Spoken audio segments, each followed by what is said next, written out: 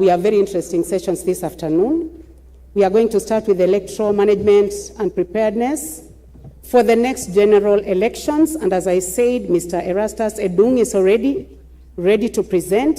From there, we will go to data protection, privacy, and cybersecurity. And we have Dr. Bright Gameli also ready.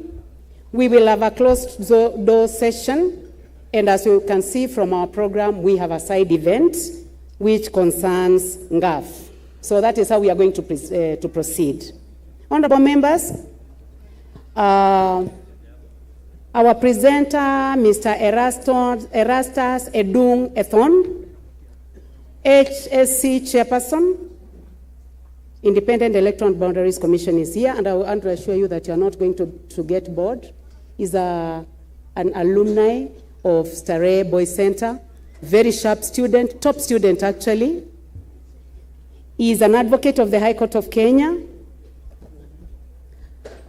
and a distinguished legal practitioner and strategic advisor. The chairperson brings on board over 15 years of leadership experience. Edecon is an advocate of the High Court. I just said that, with a proven record of accomplishment in K, for those who remember, where he served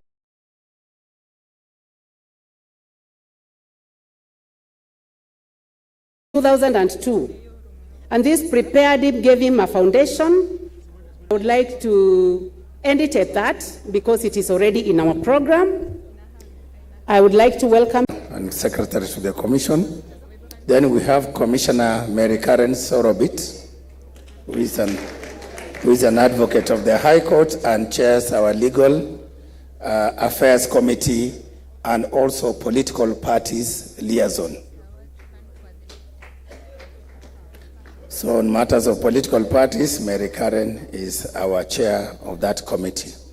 Next, we have Commissioner Anne Deritu, who is the immediate former registrar of political parties. Now she is a full commissioner, currently chairing our Electoral Operations Committee, which is a very important committee in preparations of the 2027 elections. Next, we have Commissioner Dr. Moses Alutalala wa Mukhwana. He's, despite being an advocate of the High Court, is a good communicator, and we convinced him to chair the committee on communications and stakeholder engagement. So I hope he will continue doing a good job to ensure that nutrition and human resource. Thank you very much. So we have our legal team, I think director. So I think in the interest of time, honorable members, allow us to present to you this afternoon on the topics that we had been requested to look at, and to also have an opportunity to have interactive dialogue with yourselves on matters related to our mandate. And our mandate is not only on elections. I'm sure maybe that's where the interest of most of the members is, especially given that 2027 is approaching very fast. Our mandate includes, of course, conducting and supervising elections and referenda. And last but not least, of course, undertaking boundary delimitation. So it gives me, honorable members, great pleasure to stand before you today and to share with you our level of preparedness in the execution of our mandate. Cognizant of the importance of this call and the strategic position that Parliament occupies in our society and in facilitating our core mandates. We appreciate the continued engagement and support with the National Assembly in advancing Kenya's democratic governance. We recognize the Parliament's central role not only in appropriation of resources for our mandate, but also in oversighting our work as Independent Electoral and Boundaries Commission. In that regard, we are therefore grateful that we have a strategic partner in safeguarding our electoral integrity, political stability, and public confidence in our democratic governance and institutions. We believe that our engagement today will result in better understanding of the Commission's work and strengthen the collaboration between the Commission, Parliament, and indeed other institutions of governance in the Republic of Kenya. Honorable members, I was invited to make a presentation on behalf of my colleagues on the key 3 areas, all related to our preparations for the 2027 general election. The 3 areas include the legislative and regulatory requirements necessary for the conduct of the next general election, B, the budgetary and financial support that the Commission requires in order to undertake those elections and other functions, stakeholder support, number C, and of course, we may need to give you also updates on the election operations and the boundary delimitation exercise. In terms of our legislative and regulatory requirements, we recognize that elections are central to democracy and protecting citizens' rights to vote, of course, under Article 38, or to contest for office under the same article. The credibility of elections, therefore, depend on there being free and fair elections. And we are saying, therefore, that when elections don't work, when we have flawed elections, then nothing will work in the Republic. Flawed elections may lead to instability and, of course, violence, as we have witnessed before in the history of the Republic. IBC, as you all recognize and know already, is mandated to oversee the elections and referenda, and we have an elaborate legal framework that defines and delimits our work in that regard. And therefore, Parliament, being the legislature that makes laws that guide our work, your role therefore becomes very, very critical to us. In the past, before we joined the Commission, we've had attempts at introducing a series of reforms to just strengthen and to improve the legal framework that governs our work.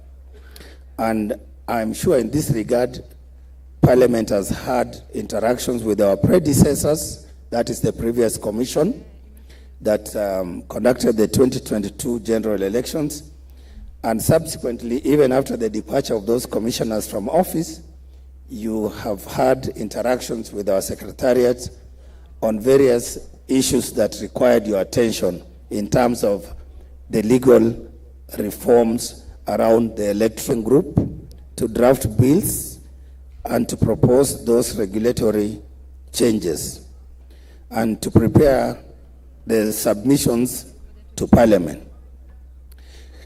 Around the same time, the Commission also was invited to make presentations to NADCO, that is the National Dialogue Committee, and indeed the Secretariat submitted those draft bills and the regulations that required the attention of NADCO and Parliament.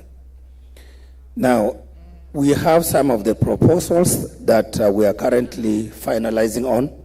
I'll just highlight some of them in terms of the changes that we want to request Parliament to relook at in order to see if they can be incorporated in the new electoral laws. We will need, of course, to relook at the Elections Act with a view to amending it. Elections Act is the primary legislation besides the Constitution. The Elections Act is the primary legislation that governs the manner in which we conduct elections in Kenya. And having gone through the Elections Act in the light of the experiences of the previous elections, we have highlighted some of the changes, some of the proposals that we invite Parliament to have a look at. We need Parliament to look at the definitions of nominations and registration of candidates for elections. There is some ambiguity in the manner in which we have defined nomination and registration of the candidates. We find that, for example, when we were undertaking the by-elections that concluded in November last year, the role of nominating candidates remains with political parties.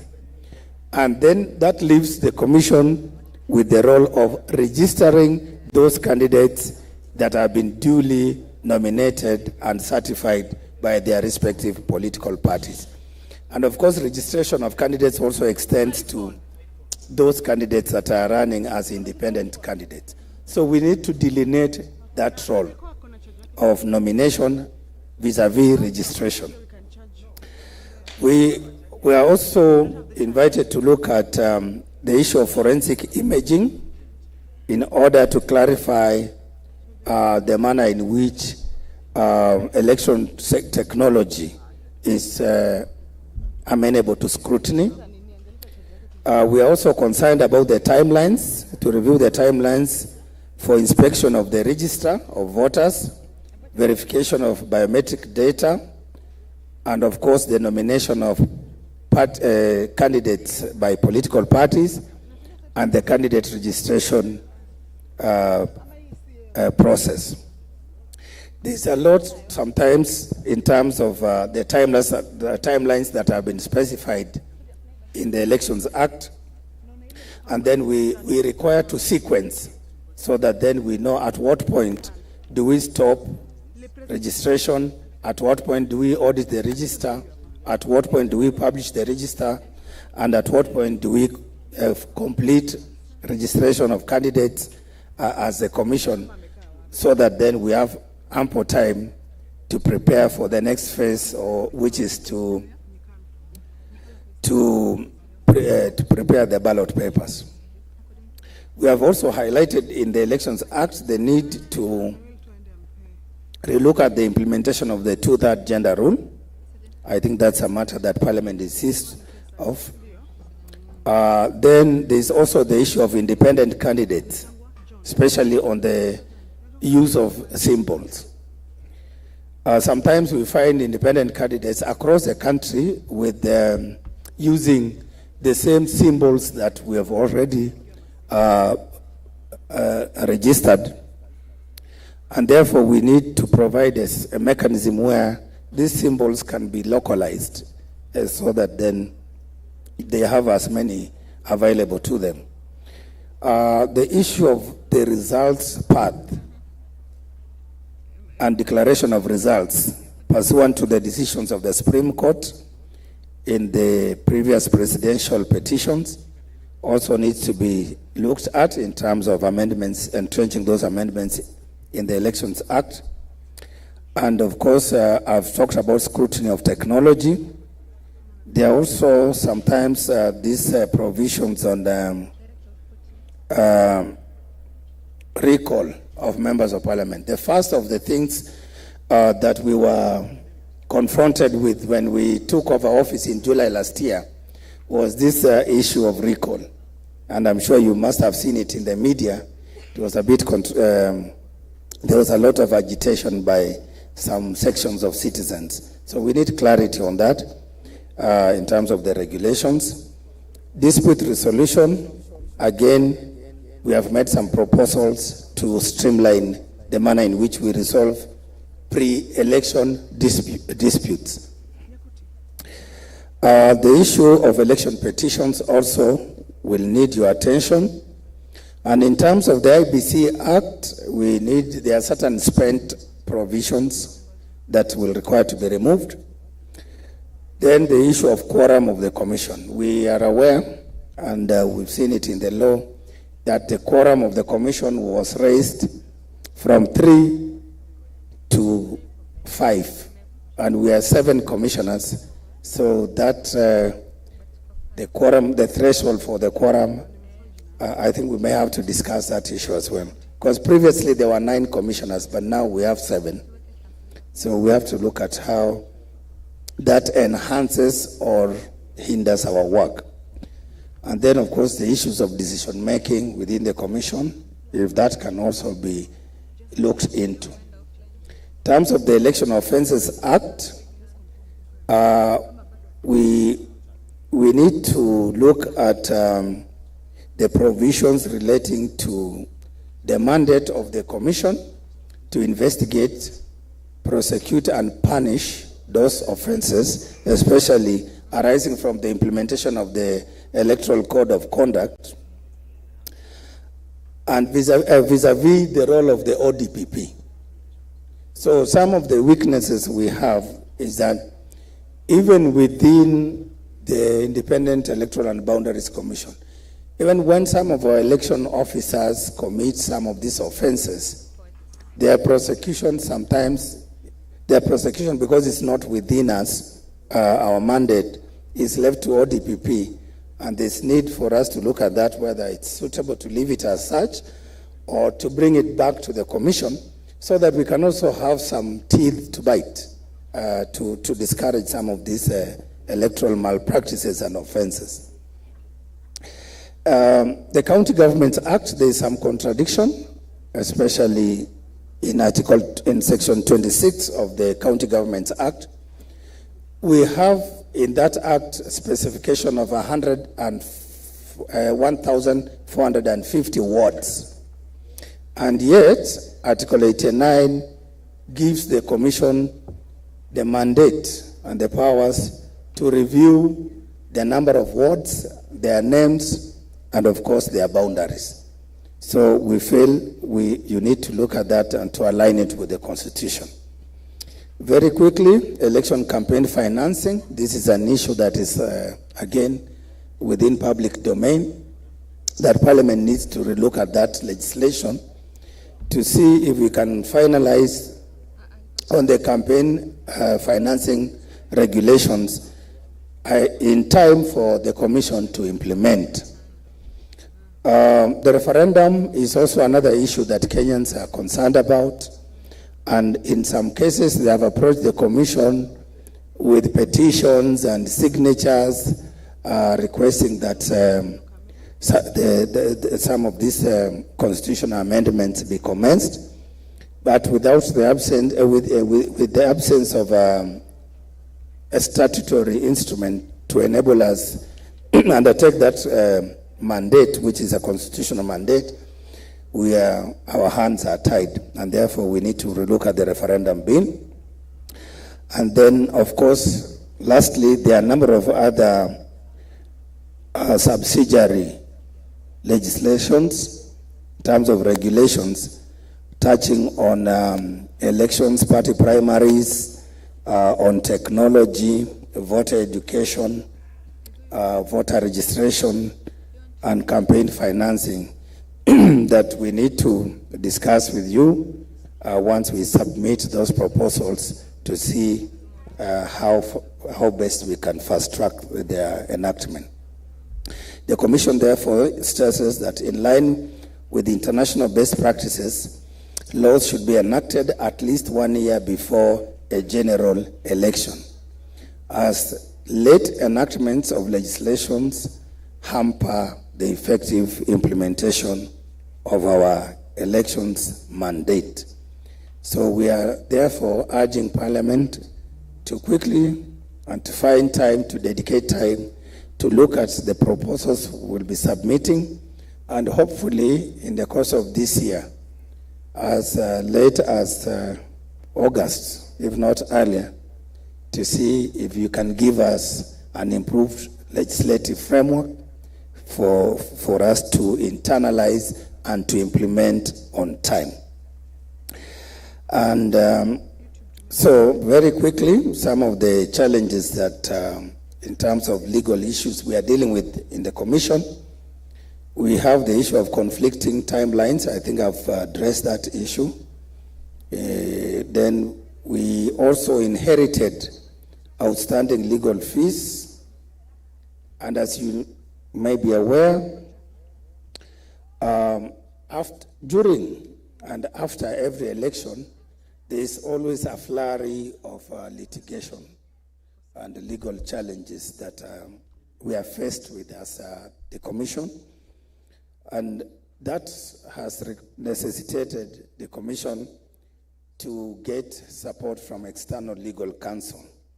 And we owe them some money going into 2027 general election. And this situation, very unique situation, has also been brought about by the limited capacity, internal capacity. Currently, we are operating with only 4 lawyers, in-house lawyers in IBC. And when during the election season, sometimes we have to go through as many as over 100 election-related disputes. And we are not only dealing with the main elections, but also disputes arising from the party primaries during the registration of candidates. And of course, those cases relating to enforcement of the elections code of conduct. So I must state clearly that internally, we cannot as a Commission cope with those litigation cases, besides, of course, other internal legal advisories that we need. Of course, in the past, we've also have not had resources that are adequate and they are specifically allocated to the Commission to undertake legal reforms. And yet, our elections, based on the electoral cycles, once we are done with the elections, we don't assume that life stops there. There's still a lot that the Commission must begin to do. We must do post-election evaluation, and based on that, we need to embark on legal reforms and other processes that will lead towards the next electoral cycle. Honorable members, the Commission therefore respectfully appeals to you to support us in relation to improving on the legal, legislative matters that touch on the elections. In terms of budgetary and financial support required by the Commission, I think here briefly I must say, we've engaged in all the financial processes. We are currently engaged in the MTEF process. We have had meetings also with yourselves, the leadership of the Assembly, when we took over office, and raised some of the issues of concern around our budgets. First for the by-elections, and then for the general elections. We have engaged with the National Treasury, and we are saying, let us look at elections as an investment that is necessary for the economic, political, social progress of this republic. And that elections must be funded adequately for the Commission to do a good job, for the Commission to deliver a peaceful, credible, free, and fair elections at all levels, whether it's by-elections or the general election that is coming up. And if we do not fund elections adequately, then we are likely to suffer in terms of the technical and operational preparedness. And in areas such as, of course, voter registration, expanding voter registration, because we are projecting additional 6 million voters based on the registration numbers. And therefore, with this population growth, definitely we need resources for us to register the new voters in town. We also require resources in order to expand and maintain and expand our electoral infrastructure, technology, and the systems that we will require for the upcoming general elections. Of course, in terms of technology, we are currently under the committee led by Professor Francis Aduol, the ICT committee. We are discussing and we are looking at what are some of these emerging technologies, what are some of these cutting-edge technologies that we can tap into in order to improve on our electoral processes. So we'll require funding for that. Election security. This is also another big item that will require funding, and based on the needs to secure the voters, our staff, and election materials. And of course, drawing on best practices elsewhere, we will require adequate funding for us to do a good job and to ensure that our elections are among the best globally. So, honorable members of Parliament, in 2026, we requested for funding. We were allocated 4.7 billion. There's a table there which gives the summary. And for this year, 2026, 2027, we have a funding shortfall of 14. And for 2027, 2028, a funding shortfall of 8.6 billion. And overall, we have a funding gap of 22.9 billion requests.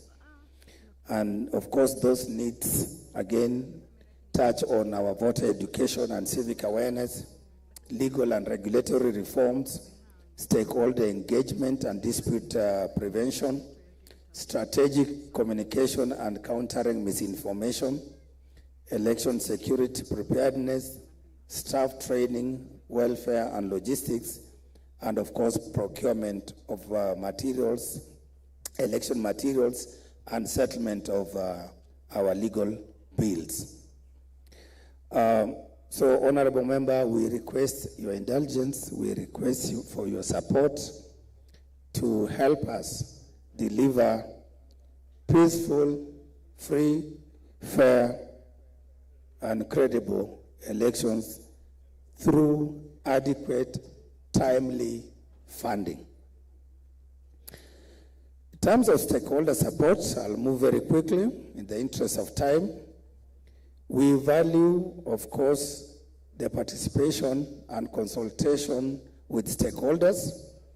We value the feedback of stakeholders, including you as members of Parliament, who are primary stakeholders, because this feedback will help us to improve on transparency, address public concerns on key processes such as the referendum, the general election, boundary delimitation, voter registration, results management, technology, and all those critical processes. And therefore, it is in that regard that we, as this new commission, have prioritized stakeholder engagement. If you recall, when we took over office, hardly a month passed, we requested to meet the leadership of the National Assembly, and the Right Honorable Speaker here granted us that audience. We also have interacted with a number of committees, JLAC, the Committee on the Implementation of the Constitution, and we have spoken as much about the need for us to collaborate in order for us to deliver for Kenyans the best elections in 2027. So, honorable members, ladies and gentlemen, We have already, besides meeting with Parliament, we have also met with the judiciary, the Honorable Chief Justice, with the Committee on the JCE, the Judiciary Committee on Elections, to also discuss our levels of preparedness and the legal reforms that require to be put in place in time ahead of the general election. We have also discussed issues of dispute resolution during this electoral cycle. We've also met with the National Treasury, I've mentioned that already, and we have also expanded our engagements to meeting with international development partners. And we have had discussions with the development partners under a framework of the governance working group on elections. And that engagement is continuing, and we hope it will bear fruit. We also had engagement with the United Nations on electoral assistance. And so far, there was a mission that came to Kenya, met with various stakeholders, and I believe that mission also met with Parliament, met with civil society, media, and the executive. And as a result of that mission, we received approval late in December from the United Nations Electoral Assistance Program that they have approved the mission findings and recommendations, and that the United Nations will work with us. The United Nations will also support us to the best extent possible in terms of looking for resources to support certain aspects of elections. We've not, honorable members, we've not left out members of the civil society. As you know, Kenya has a very vibrant civil society, and they play a very critical role in an election. That role includes, of course, undertaking voter education and civic engagement. And it is within that context that we've had a number of meetings with the civil society, and we've briefed one another on what role each one of us will play in order to deliver peaceful, credible, free, and fair general elections in 2027. As you may be aware of the risks that we face as technology and new media is evolving, we have also engaged with the media, not only the traditional media as you know it, but we have also engaged with the digital media platforms. I think, Mheshimiwa, you know the bloggers, eh? They are there, they are present. Most of them, we realize, are some of our young people, young members of society. And we've tried to bring them on board. And God willing and resources permitting, we will have this group of young people who are active in social media and in digital spaces to work with us to ensure that we mobilize the country in the right direction. We mobilize the country towards proper registration of those out of school youth and the special interest groups to register and to be active participants in the coming general election. So there are a number of all these stakeholders. I cannot exhaust all of them, but deliberately we are making an effort to reach out to them. And actually next week we will be meeting with the religious groups, one by one or as groups, and we will also be prioritizing meeting with the political parties under the umbrella framework of the Political Parties Liaison Committee. So in regard to meeting political parties, we are working with the ORPP, and I'm glad the Registrar of Political Parties was here and spoke earlier, and of course the PPLC. So as you understand, we are a tripartite group established under the law, and we are working together to ensure that we have a robust engagement with the political parties through that platform. So as I conclude, honorable members, I wish to just highlight to you a few things on electoral operations, where we are as of now. Registration of voters, we've already rolled out the registration of voters exercise that is based at the constituency levels. We discovered that that is not sufficient, and we've received a number of complaints from Wananchi and from some of you members of Parliament. The essence of that was for us to jumpstart that process while planning for the mass voter registration exercise.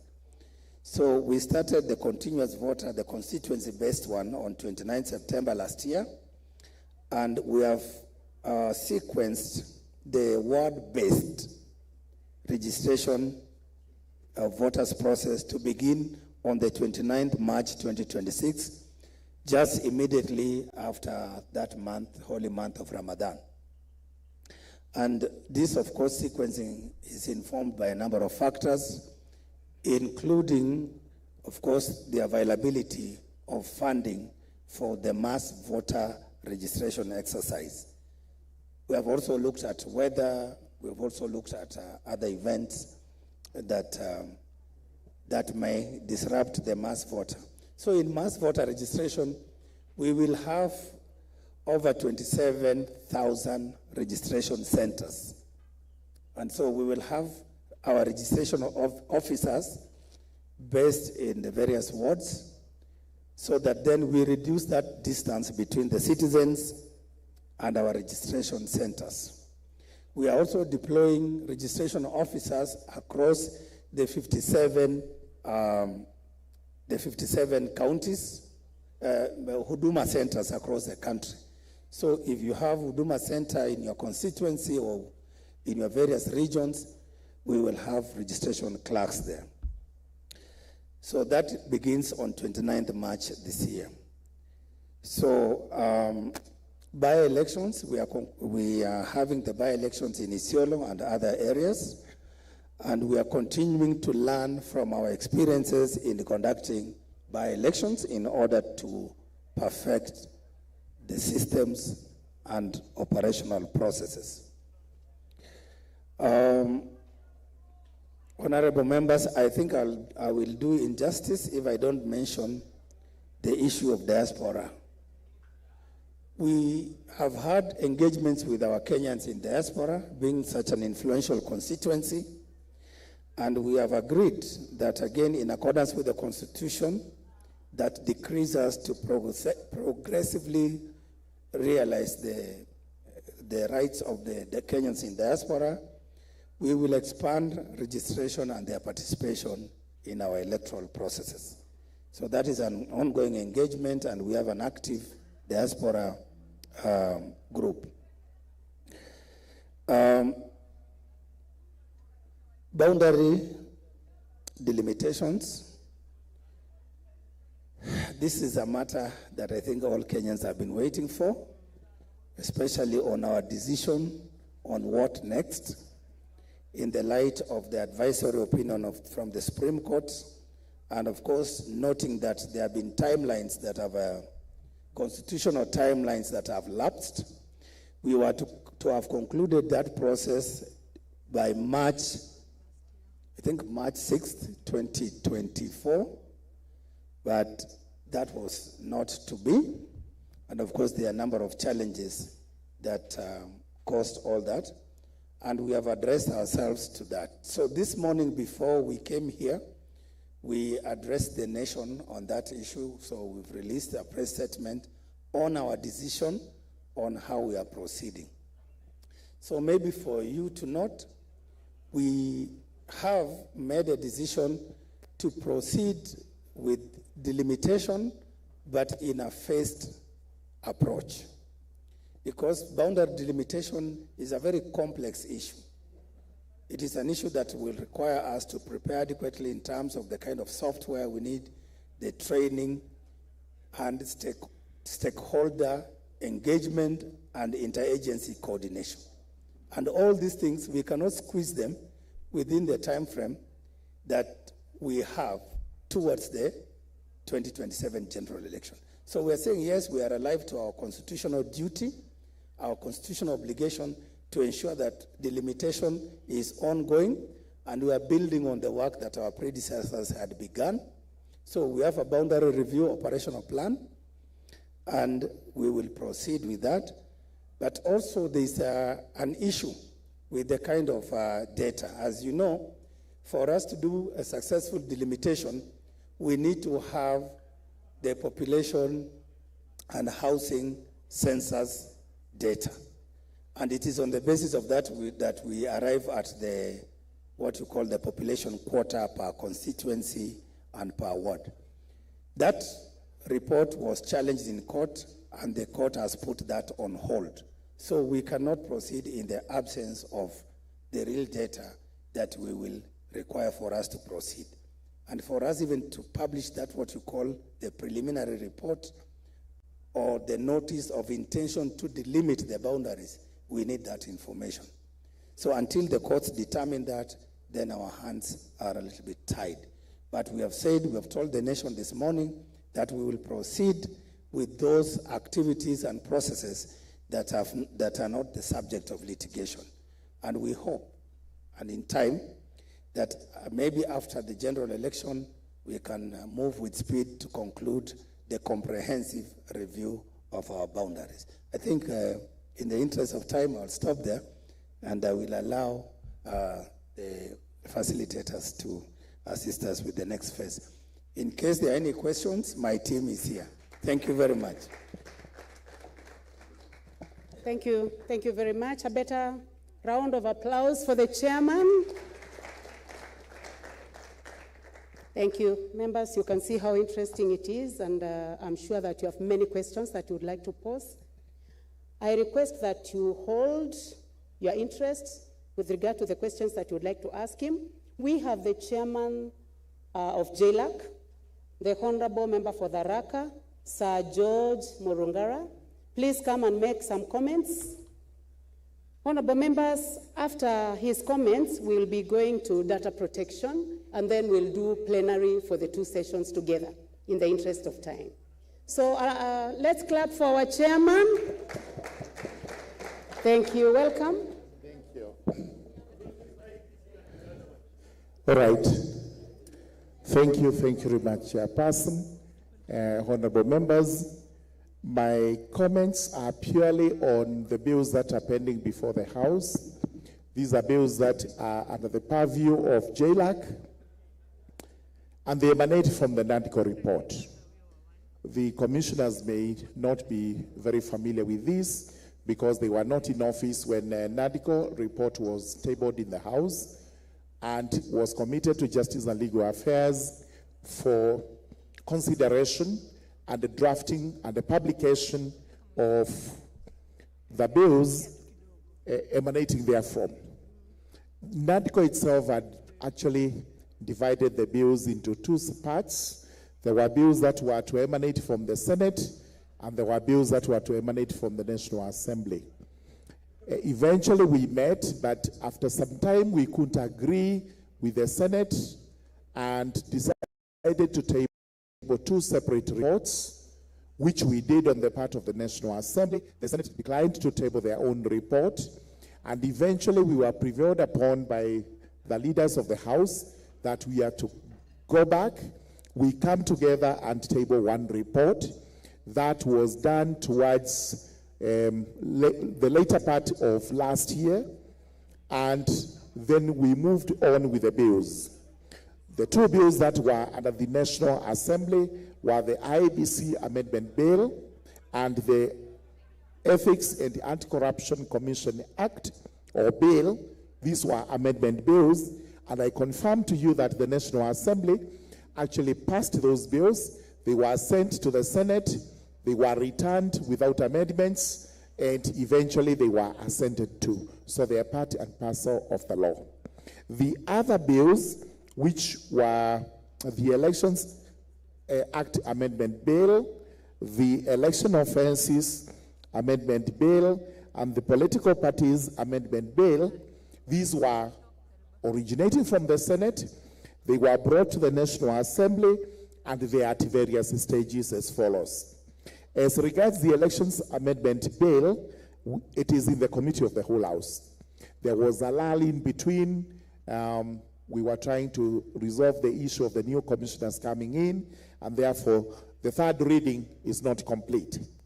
As regards the Elections Offences Amendment Bill, which was a Senate bill brought to the National Assembly, we made amendments to it and passed the bill with amendments. It means that it has to go back to the Senate for concurrence, and if they don't concur, then it means we got to do mediation.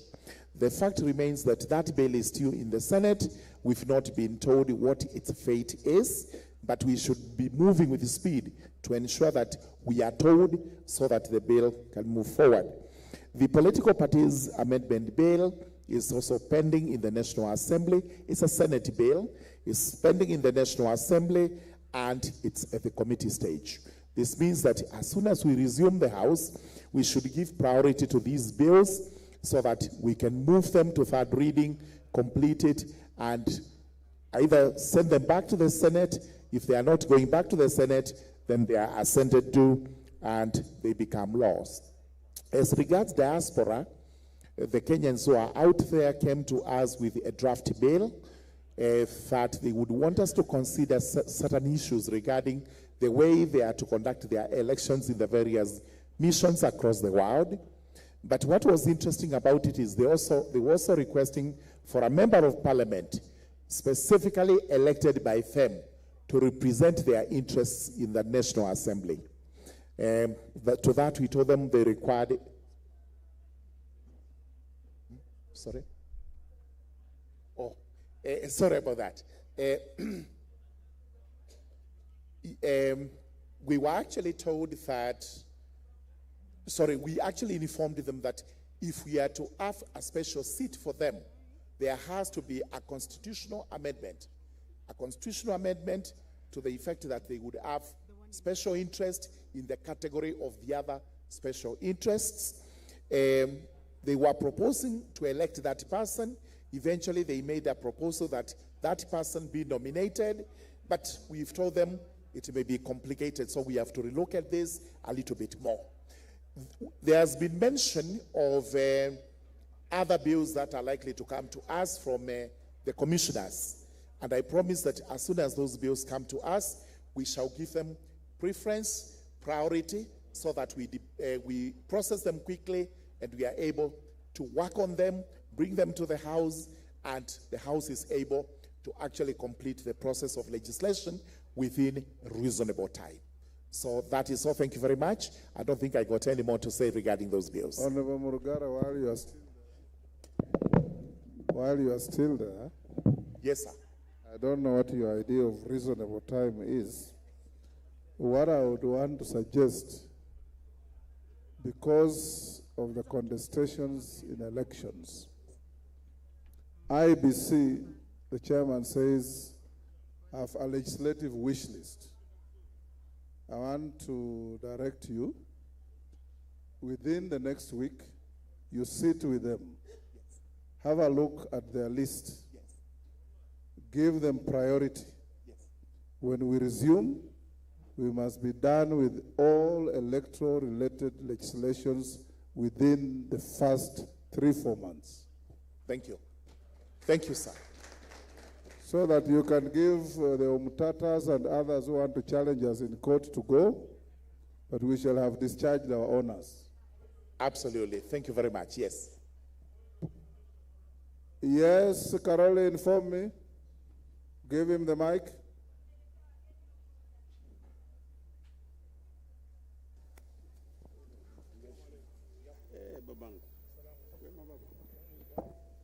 Thank you very much, Right Honorable Speaker. As the Chair of Constitutional Implementation Oversight Committee, I wish to report or inform the House that we had agreed with IEBC that they will give us a matrix of all the constitutional, statutory, and case law requirements relating to elections, where legislation is needed, where whatever is needed, so that as a parliament we can go through them and support them. And if my dear brother is going to deal with that, I think our committee should also be involved. You and Murugara work together with the chair of IEBC and do exactly what I have said. Thank you. Absolutely. Thank you. Thank you, sir. Thank you. Thank you very much, Honorable Murungara. Let's appreciate Honorable Murungara again. And thank you very much, Right Honorable Speaker, for those clear directions. Honorable members, before we go to plenary, we are now going to invite our next presenter, Dr. Bright Gameli. Yes, what's your point of order? Who is that? Honorable Julius Keses. Thank you so much, Chair, Honorable Speaker. It is my opinion that we don't mix issues of IEBC with data protection. There are very weighty issues that I would wish we interact with IEBC and the Commission exhaustively so that we have the other matter differently. Thank you. Members, that is a suggestion from member for cases. Do we take data protection and have a joint plenary, or we finish with IEBC?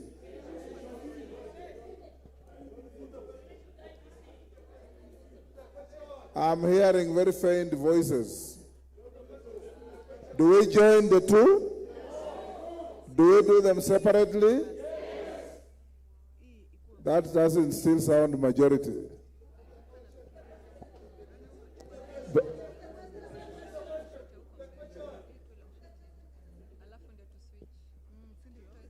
Let me not pull the question. Rachel, let's do 30 minutes plenary with IEBC. Then we go to data protection. And in the morning, members who are just meandering around, if you have a question, ask a question. If you have a comment, make a comment.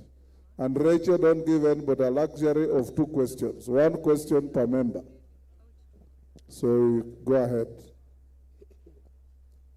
The Honorable... Take the first 10, then the chairman will respond.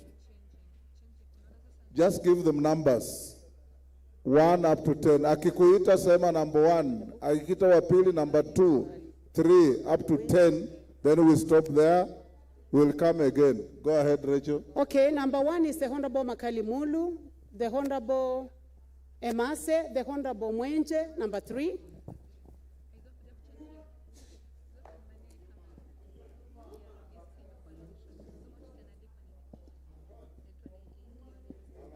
Who is, yeah. I want to go there. Who is? My eyesight is very poor. The Honorable Kirima, followed by the Honorable Mudende, followed by the member for KSS. 5, 6, 7. I need another 3. Professor, number 7. This.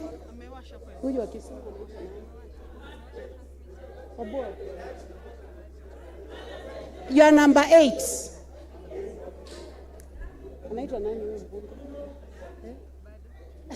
Member for Lamu number 9. Adipo is number 8. Member for Lamu number 9. East. And the Honorable Elachi number 10. I hope I did well. Members, there will be round 2. So let's just be orderly. I know how important electoral processes are. Even if it means doing data protection later, we'll give you an opportunity. So let me get it right. Who was number 1? Molu. Number 2? Number 2 is Honorable Mwenje. You should know your numbers. Number 2? Mwenje. Emase. Mr. Speaker, number 2 is Honorable Mwenje. Number 3 is Honorable Emase. Yes. Number 3 is Professor. Number 4 is Professor. Professor who? Actually, I went that end. Okay, start with number 1. You should know your numbers. Wakiita namba 2, unasimama. Number Wamudende is number 6. Okay. Yeah. Kirima is number 5. I think that is clear. Honorable Dr. Makali Molu. Okay, thank you so much, Honorable Speaker and the session chair. I want to start by appreciating the presentation. My first question, Speaker, relates to the last issue you raised, the issue of delimitation. You rightly put it that there is an issue with the data because people have gone to court. So I would want to hear specifically what process are you saying you can carry out when there are issues with the data. The second question is the issue of public trust, Honorable Speaker. By the time the commissioners came in, you are registering a very low level in terms of public trust. Now, what has changed is basically the commissioners. The technical team is still intact. How do you reconcile the commissioners and the technical team in terms of building public trust? Because I think unless there are changes in the technical team, that matter might not be addressed. The last one is just a comment on cost of elections in Kenya, Honorable Speaker. Makali Molu, you heard me very clearly. 1 question each member. So pass on the mic to somebody else. To who is number 2, Mwenje? Honorable Mwenje. Thank you, Honorable Speaker. My question One question per honorable member. My question to the IBC, my name is Mark Mwenje for introduction. And my question relates, you said that you'll have 27,000 registration centers when you start mass registration, but you did not speak about gazettement of new polling stations. Honorable Speaker, I've written a letter to the chairman himself of the commission, to the CEO, Majan, and also incorporated Karoli Omondi on this issue. Specifically speaking about my constituency, Honorable Speaker, I have 2 polling stations that are full, and we cannot register anymore because of the sheer numbers there. And the mapping has already been done. All it remains is for you to gazette those stations. But from what I'm gathering is that you want to wait to map all 290 constituencies, which we don't know when that will be. Some of us are ready. Why can't you just gazette for those who are ready for those new polling stations as we continue with this, with the continuous voter registration? Thank you. The Honorable Mary Emase. Thank you. Speaker, I had 3 questions. Can I ask 2? You have no luxury of 3 questions. Okay. Fine. Honorable Speaker, my question is on the 2/3 gender principle. When I look at Article 27(8), read together with 81B, to me it mandates the IBC to enforce compliance with respect to the 2/3 principle, even in the absence of further legislative measures. IBC has the capacity by law to enforce the 2/3 gender principle. I want to know, in your preparations for the elections, what action, what intervention, how are you planning to realize? Because if you decide not to clear any political party nomination until they comply with the 2/3 gender principle, it will happen, and we will not need to do any nominations to the National Assembly. And finally, is the registration of voters ongoing? One question per member. Registration of voters, please, because my constituents are telling me there's no registration going on. Thank you, Mary Emase. The Honorable Professor Undo. Number 4 is Undo, number 5 is Kerema. Thank you, Speaker. Thank you, Session Chair. And I want to raise this matter. And Chair, Speaker, let me go on record. I raised this matter when I appeared before Public Accounts Committee on the issue of electoral violence. In the just concluded by-elections, the amount of violence that was seen in Kabuchai, the amount of violence that was seen in Malava, the amount of violence that was seen somewhere in Embu has sent shivers among the God-fearing Kenyans. What measures have you put in place to ensure that violence that we saw is not repeated again? Because violence is going to franchise old women, It's going to franchise persons living with disability. It's going to discourage the youths going to participate in the election. Are we literally rigging the election in advance by institutionalizing violence perpetuated by the police officers using official guns? Thank you. Thank you, Professor. The Honorable Kirima. Thank you, Honorable Speaker. Allow me, Honorable Speaker, to ask my question conjoined with a comment. Honorable Speaker, my comment is this. What is the IBC doing to gain the public confidence for the people to be trained to the bottom, grassroots, to make sure that they appreciate any kind of manipulation by any form of authority, and they will say that the elections are credible? For there must be training at the base. And my comment is this. What is the IBC doing on the issue of creation of polling stations? Is that a comment or a question? My comment is this. IBC has created polling centers and stations in different counties which neighbors the counties where they have disputes in the boundaries.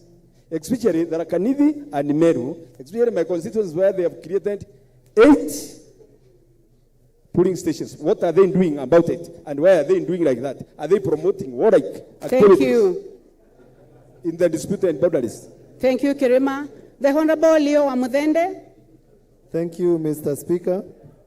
My question is somehow linked to Professor Oudo's, because I noticed IEBC in the preparation for by-election, they do it the same way as general elections. And you realize that for by-election, you have a lot of interest. You have members focusing on, say, one constituency. So are you now learning from the by-elections that just took place, preparing to have a bigger team to man the by-elections, especially now that I have 2 by-elections in my constituency, and we witnessed a lot of interference, a lot of violence, and a lot of times police were overwhelmed. So that in general elections you can have 2 policemen, but for by-elections you should consider having more. So my question is, for the upcoming by-elections, especially in Bere North constituency, are you preparing to have a bigger force to man those by-elections? Thank you. Thank you very much. The Honorable Ruto, member for Keses. Thank you, Honorable Speaker. Let me be very brief. Listening to the presentation by the Chair IEBC, Mr. Speaker, all of us will agree that we have hardly 15 effective months to prepare for general election. Looking at the presentation, my expectation, and I'm sure the expectation of all Kenyans, is that IEBC should have demonstrated categorically the plan, the schedule, and the program of activities to that time that will inform the resources they are asking. Instead, 80% of their presentation has dwelled on the ask and not the hope that Kenyans want to know, how are you prepared? There are 6 months in office, and true to say, we've never seen how IEBC are prepared. What will follow after the other one until those 15 months are coming? Because we are keen on the register of IEBC. Remember, we are aware we've lost many people who have gone to rest. When is this register being updated? So that we have confidence that those people who are going to vote are the legit voters. Because that time is very short. Thank you so much. Thank you. The Honorable Odipo.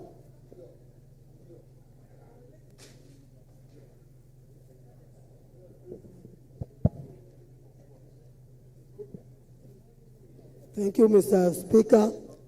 I wanted just to confirm from the IBC which results they are going to use. The result at the tallying station in the constituency, which bears the polling ones, or the result done by the national polling center. I'm saying that we had a problem before in the other election. And then just connected with that, how do you determine who is the winner at the presidential election? Do you vote by the commissioners, or is it the chairman's decision that carries the day? It is important we know this because we had a problem. Thank you very much. The Honorable Rueda, member for Lamu East.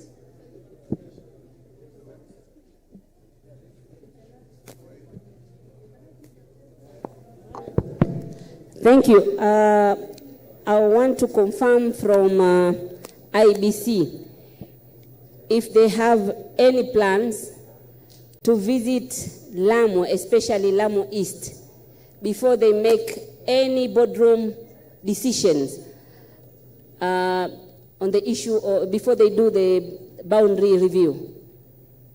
Thank you. Thank you. To thank the chair. My question is, you've been doing voter registration. Have you realized that there are so many people moving from one ward to another?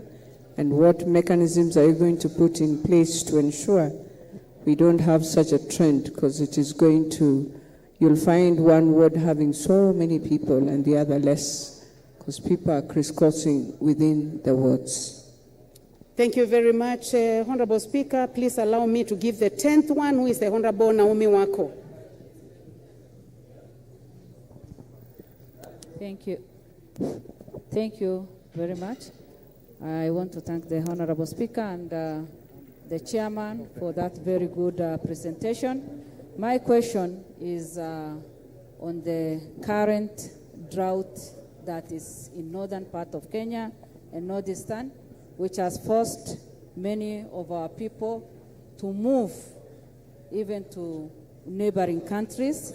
And as we do the mass voter registration, what plans do you have in place so that our people who are moving from one place to the other will not... Please, Naomi, please bring the mic closer to you so that the chairman and the honorable members can hear your question. Can you hear me now? Okay. My question is in regards to the current voter registration that you spoke about, and in relation to people from northern Kenya and northeastern, because of the current drought that is ongoing, and that has forced many of our people to move even out of the country to the neighboring countries. What plans do you have in place so that we don't, or our people don't miss out in registration? As I finish, again, we have a mass ID registration that has been going on in most of the pastoralist areas. And during the distribution of ID cards, many at the times the IBC officers are not there. Can you make plans so that as they distribute the new IDs, the IBC officers can also be there, so that as they distribute the IDs, then the voter registration can also take place? Thank you. Thank you. Those are 10 questions. Chairman, you may respond to those. You may be upstanding. Was a point of order? Yes, McLeod, what is your point of order?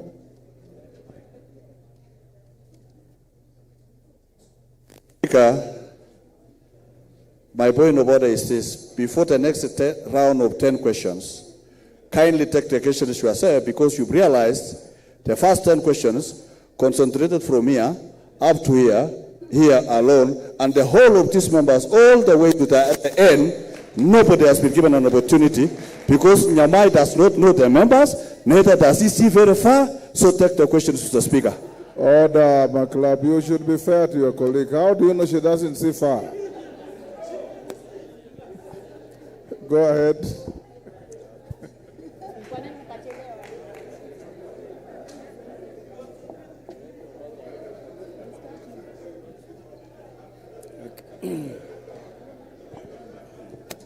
Okay, now let's listen to responses to your questions, honorable members.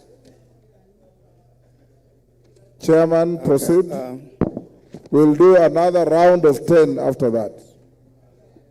Okay, thank you, Right Honorable Speaker. Allow me to answer some of the questions, but my team is also here. My fellow commissioners can also help me in some of them. I think Honorable Makali Mulu's questions are touching on the boundary delimitation. I think there is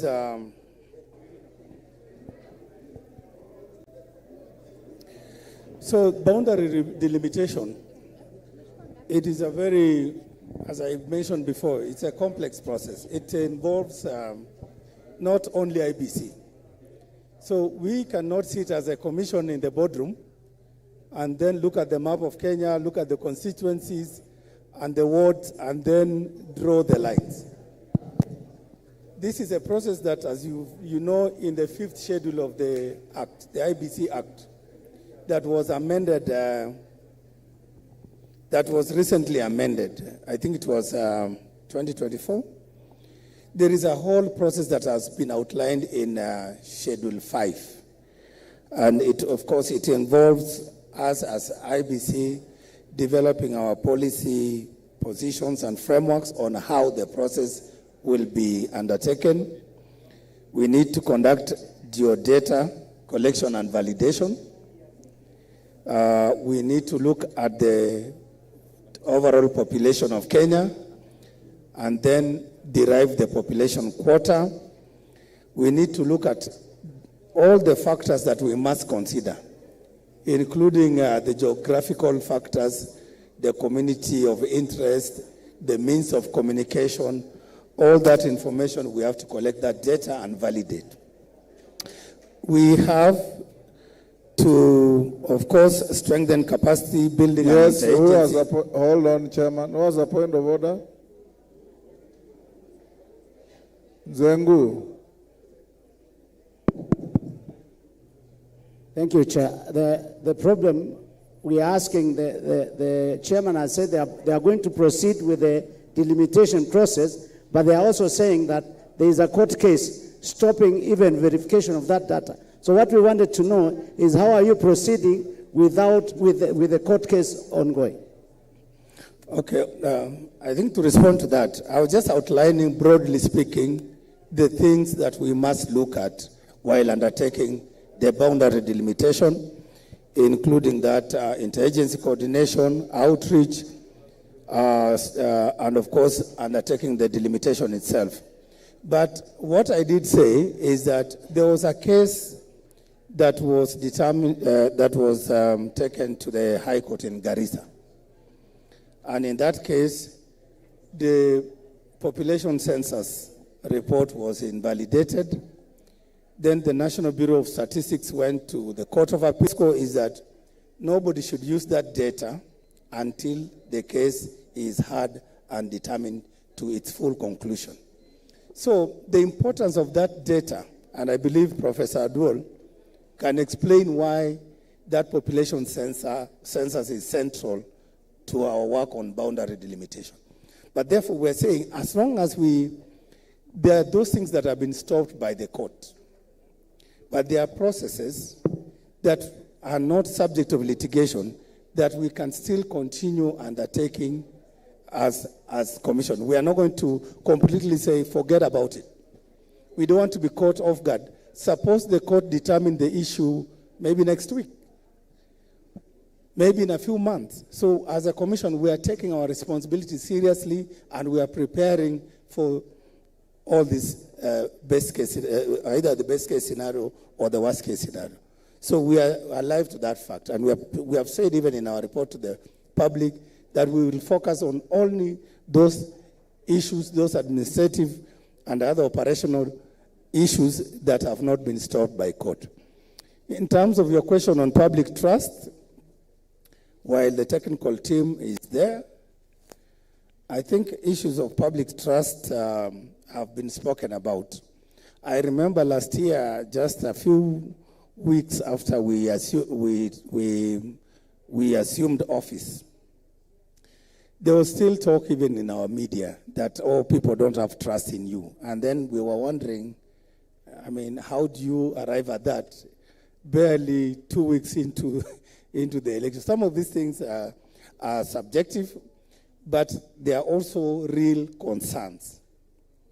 We, as the new commission, are also looking at how to reform the secretariat internally. So that is an issue that we'll continue working on, and we'll be briefing all the stakeholders, including Parliament, on what kind of reforms we are undertaking to ensure that the secretariat that we will carry to that will go to the next election is fit for purpose. In terms of Honorable Mwenje's question, because of the interest of time, gazetting of polling stations and registration centers. Mheshimiwa, this is an exercise that we don't undertake randomly. We have 2 centers. The registration centers will give us, the registration centers are meant to capture the data of voters who have not been registered and those ones who want to transfer their stations. But the polling centers are what we use during the elections. And for us, all these things, we have to undertake a process. We need to send our officers to get information from the constituencies, for example, yours, the wards. So you submit all the information, and there is a committee where there's dense populations, that means more polling stations. Where there's sparsely population, but the geographical distances are far apart, then we also rationalize those ones. So there is a process that we undertake as a commission, and it's on that basis, and considering all factors, that is when we give you the final listing of the polling stations and also the registration centers. But should you have any concerns or any complaints, you can always complain to us in writing, or you can come and we consult so that to look at the specific issue so that we can address it. As for the two-third gender principle, I think I will let Commissioner Anderito to help on that one. So maybe once you get the microphone, you will respond to that. On electoral violence, Mheshimiwa Oundo, I think this is a matter we discussed last time when we appeared before your committee. And that was before before we undertook the by-elections.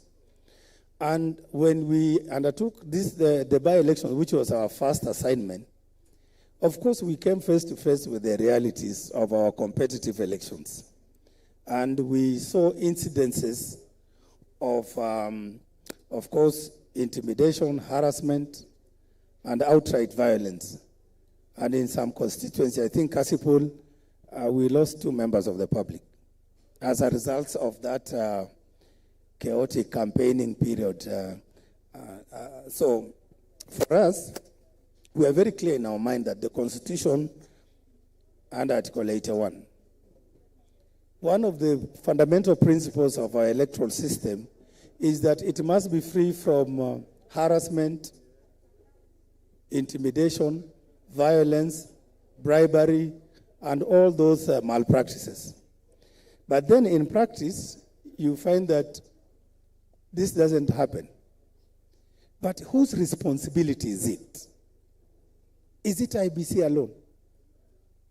I've had situations where sometimes at the heat of the moment, and I can even name some of those wards and constituencies where there were incidents of violence, you find that the blame or members of parliament who have gone ahead to mobilize the goons and arm them with machetes and crude weapons against each other, they are the same members of parliament who are calling on me, the chairman, to do something about it. And you just wonder, how did this problem come about in the first place? How did it manifest itself in the first place? Who's responsible for this? So I think elections is not about IBC alone.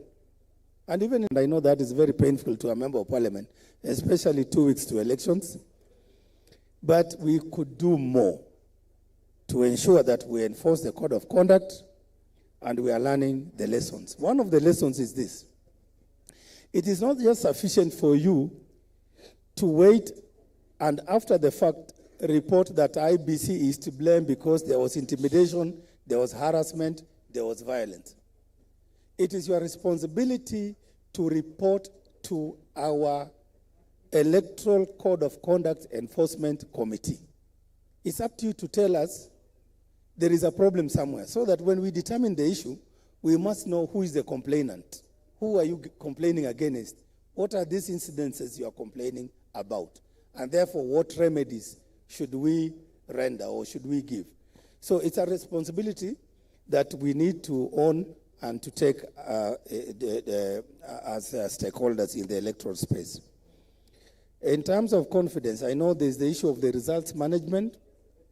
I think the issue of the result part has been litigated and it has been determined by our courts.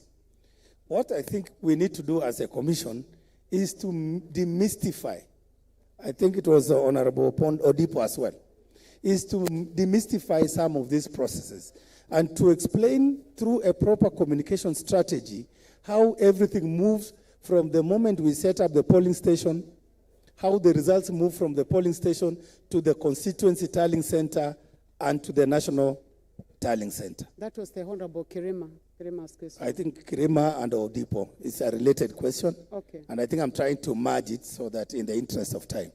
So for me, I look at it as more of a communication problem. We need to show Kenyans how this thing moves. We need to simulate so that then we understand in all this, there is nowhere, even in law, apart from in Article 138.10, there's nowhere in law that, even the chairman of the IBC plays a role in managing those results. The role of IBC chairperson is, after we verify the National Tallying Center, is to announce the result to the nation, to give back the returns. That's why we are called returning officers. We return to you that which you have already given to us at the polling stations. And I know in terms of the finality, the courts have pronounced that the results at the tallying centers are final. So our role at the verification center is just to ensure that the candidates have gotten 25% in the different counties, and of course the issue of 50+1. In terms of, think of by-elections having more officials and more police, when I went to Kasipul, yeah, I think I'm...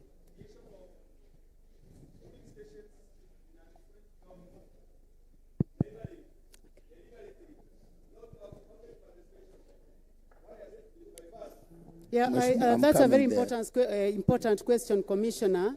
It affects so many counties, Speaker, including I'm Kitui saying and that Tana my River. question was about the creation of polling stations in a different county altogether, which has not been there since 1963 due to the dispute, but has been created without public participation, without involving other people, due to undue influence. What are you doing about it? 8 of them. Commissioner Nderi. The chairman said that question will be responded to by Commissioner Ann. So we'll give you a minute to do that. Yeah. Yes? Delemengit? Thank you, Honorable Speaker and Chair. It's a point of order. Yes, a point of order. I'm also feeling that... What is out of order, member for... I have a feeling that the Chair is evading answering the question. Is the function of the IBC to make sure that there is credible, transparent elections. Again, I would like for the Chair not to use the word I think. I want you to be firm and give direction as IBC. Thank you, Honorable Chair. Okay. Okay, I think. Go on, Chairman. You've heard the sentiments. Kirima, hold your horses. Anne will answer your question. Can I But proceed? Anne, you hold, your chairman will motion you when to answer. Okay. I think, Commissioner Nderitu, you can address that, the questions around the polling stations and the two-third gender rule implementation, and what the challenges we had, the previous commission had on that issue. Okay, go ahead, Nderitu. Okay, thank you. I hope I can be heard. I will start by that question of the two-third gender rule, whether the commission can implement the two-third gender rule. The first thing is that we can only implement together with the political parties. In the 2022 general election, there was a ruling between IBC and Katiba Institute that obligated IBC to ensure that the list of candidates that go to the ballot meets the two-third gender rule. And I know for sure between IBC, the Office of Registrar of Political Parties, and political parties, we had a mechanism, and we implemented up and until when the parties went to court and stopped the implementation. And because the ruling still stands, in spite of the temporary injunction that was given by the courts, I think it's still possible for us to work, all of us together, to ensure that the political parties are compliant. And I request, because you are the same people who are in political parties, that you don't go to court then to stop IBC from implementation, because it actually was an injunction from court that stopped IBC from fully implementing. So the answer is that it is possible, but through collaboration of political parties and all politicians and everybody that is in the sector. I think I've answered that. The other question is on polling stations.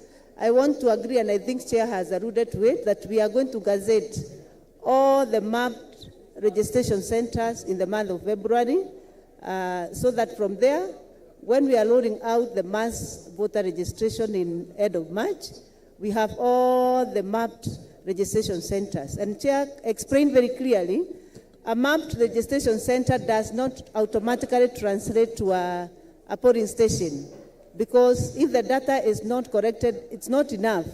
The voters are not enough, they don't meet the threshold, then we revert back to the polling stations that are enough to make the cap of 700. So if it's not possible, then we cannot translate it. So we have about 3,000 mapped registration centers and that have been mapped by the stakeholders, and we are going to gazette all of them for purposes of data correction. After that, we shall come back to the issue of allocating the polling station based on the data corrected. I think that should come out very clearly. There's also the question of polling station mapping, the Tharaka-Nithi, the constituency, the border polling stations. I don't think you are the only one. There are a few cases of border polling stations that some voters cross over from one constituency to another. And I think it's a question of us coming and mapping the polling station and engaging the stakeholders, so that the stakeholders are told your boundaries, this constituency boundaries reaches here, and your polling station, this polling station is in this constituency. Yeah, we are going to do... To exclusively manage your voters. You must also help your voters to tell them where they will vote if they have to vote for you. The last question that we needed to respond to is the question of election timeline. The timeline, we are going to also launch our operational plan that we shall invite you, and we have all the timelines of the elections. So we are doing the election operational plan that will include all the timelines. That's why we never been able to put in our presentation this afternoon. Thank you. Chairman Endelea. Okay, thank you, Commissioner Ann, for responding to those questions. And I think on the issue of result management, I think there was Mheshimiwa was concerned about that. I think the issue of the result path has been clarified, and we have been given guidance by the Supreme Court. So, and again, I was saying, because even right now, Mheshimiwa, there's a case that some group took to court, again on the same issue of the results path. And for me, from the way I look at it, we need to communicate better so that Kenyans will understand these issues were settled, and this is how the results move from one level to another. So that to avoid this unnecessary litigation and, of course, misunderstanding. I think the issue of, there was a question by Honorable Ruwaida, Lamu East. I don't know whether she's still there. She's still here. Yes. I think it has been explained. We do not make decisions on boundaries for constituencies and wards in the boardroom. This is a stakeholder-driven process, and which is why we were even arguing that we need time. By the time we come to Lamu East, go to Lokchogyo, at the same time Kilgoris, Central, all these to listen to every Kenyan, then we need time for that. And so it's a consultative process that at the right time, we will come to Lamu East. We will not do it at the boardroom. I hope I've answered you and I've assured you. Then, okay, there's a hand up there. So thank you very much. Honorable Speaker, can we take another round of 10? Yes. Now, focus a little more on the those who are behind. Mr. Speaker, number one will obviously be Honorable Makilap. If you could just allow, there's one question that we have not answered. Question by Naomi Wako. The question by Naomi Wako has not been responded to. Of course, I think the issue of the drought in northern Kenya and mass voter registration. We actually discussed the issue of the impact of the drought in the registration process. And part of the reason why we moved registration of voters from November, December, the mass voter, to March, was because we considered that during those months, there may be some rain, there might be some relief. But drought, of course, it's a national issue that the government and, of course, you members of parliament and leaders from that region should also consider addressing, even as you work with us, to ensure that we sequence the events in order to have even those pastoralists and special interest groups captured in our data. And, of course, the issue of distribution of IDs, we are working with the National Registration Bureau. So we will ensure that the reason why, for example, after they issue IDs up to a certain level, then we launch the mass voter registration, we capture that data, and then again begin to plan for the next mass voter registration. So there'll be a series of them, depending again on how much we have allocated for registration of voters. And of course, there's also the element of civic education and civic engagement. Thank you. Thank you very much, Chairman. Honorable members, we have noted that it's difficult to see members seated behind the cameras from here because of lighting. Honorable Speaker, the Honorable Member for Sirisia's hand has been up. Pick 10. The Honorable Makilap, the Honorable Chair Budget, the Honorable Tongoyo,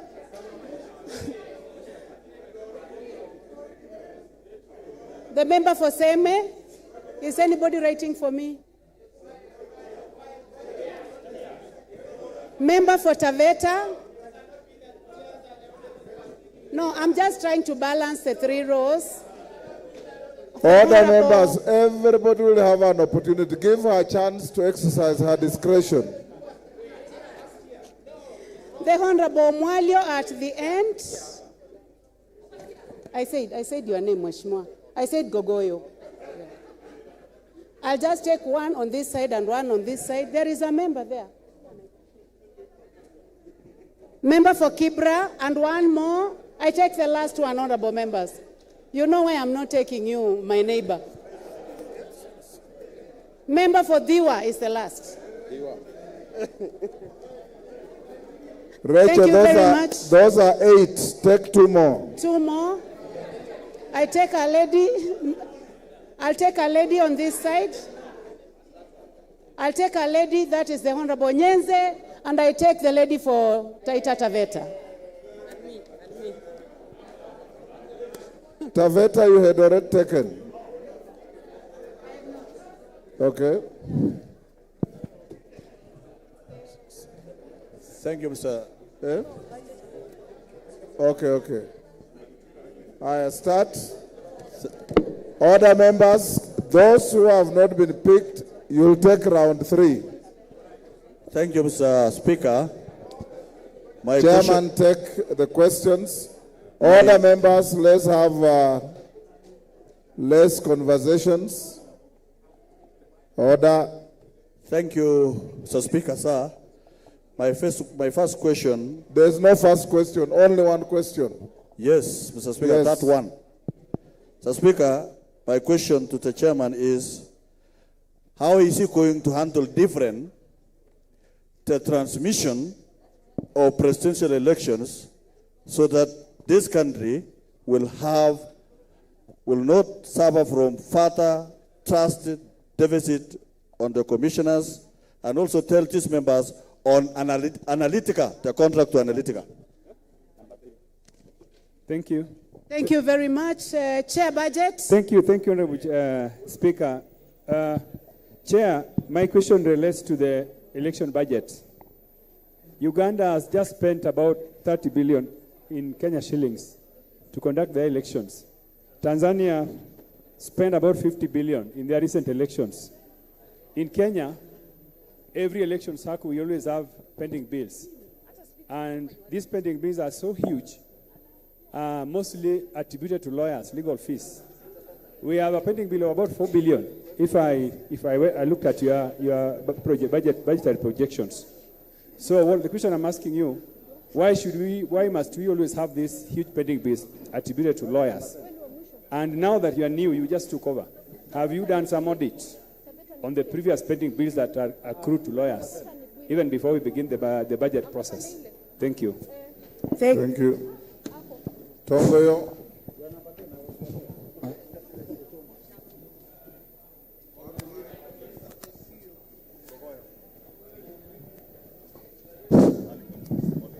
Thank you. Chair, my question is... Ngogo, is it you or me? It's me. Ngogoyo. Honorable Speaker, we have both Gogoyo and Tongoyo. Gogoyo. Okay. Gogoyo. Thank you. Chair IBC and the Commission, I have one question.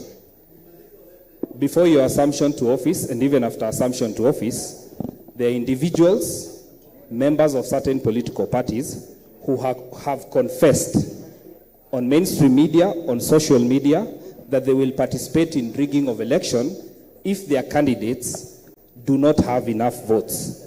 What actions or what have you done, and especially to those ones who have done it, who are state officers, well-known members, who are members of certain and specific political parties? The Honorable Tongoyo. Thank you, Madam Speaker. I've got 2 questions. Speaker, they are so brief. They're short. One is actually on, it is on the public domain, Mr. Speaker, that the Prime Cabinet had talked about a possibility of the 2027 election being nullified if we go under the current arrangement. What is the position of the chair? What is the comment on that? There was no legal basis for that. Thank you. You don't even need to go to him. There is nothing in law that warrants us to even discuss that. Okay, now the question is, Honorable Speaker, Honorable the Chair, the issue of relaying the results of the presidential results, of course, the court had ruled that the finality of election is the polling center. And should be so, of course, in all 6 elections. For the presidential election currently, the results are relayed from the polling center to the returning officer at national. Why don't you leverage on the same technology, same practice, so that we reduce the human interaction to have at least the results, at least for governors or maybe senators, relayed from the polling center to the returning officer at county levels to reduce in issues of time and human manipulation. Like it happened in Narok, actually the certificate were issued in the street somewhere in Nairobi. I don't know whether that one has been picked, Chair. Yes, it has. Yes. Are there a plan? And if yes, what is possibly the constraint and the challenges? Who is the next member for Seme?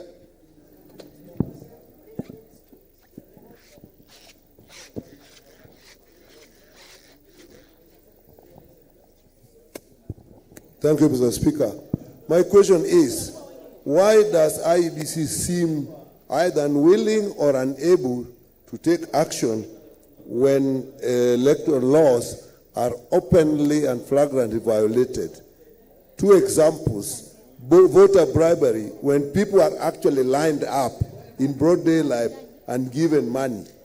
Two, when there are campaigns before the elections are actually, the campaign period is announced, full with billboards and posters, and this go on, and the same people later on actually go and contest, and nobody brings out the issue that they had violated the law.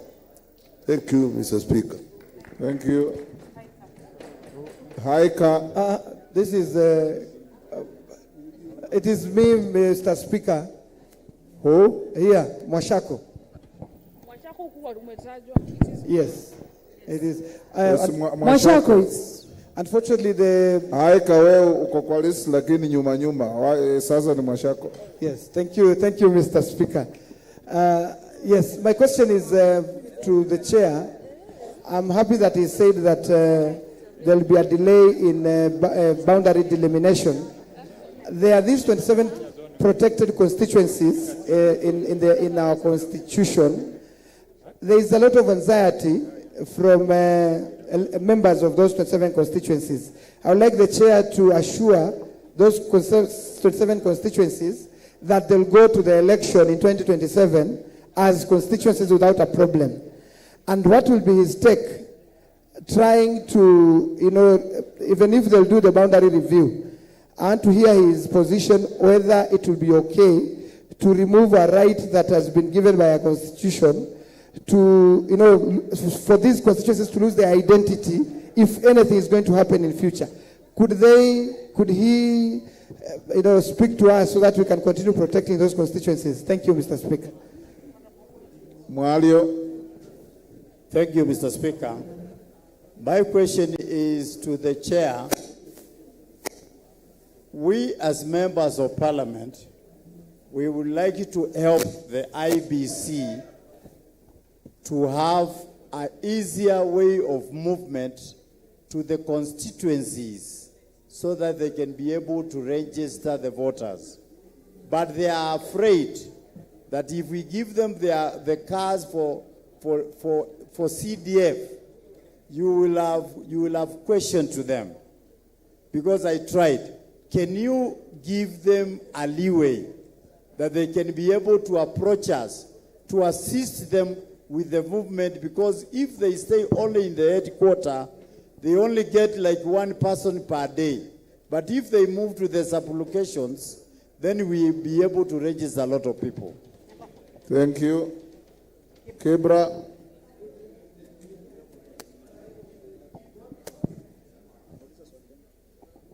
Thank you, Speaker.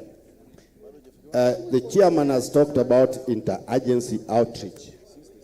Yet there are thousands of IDs of the Kenyans lying at the headquarters, regional headquarters.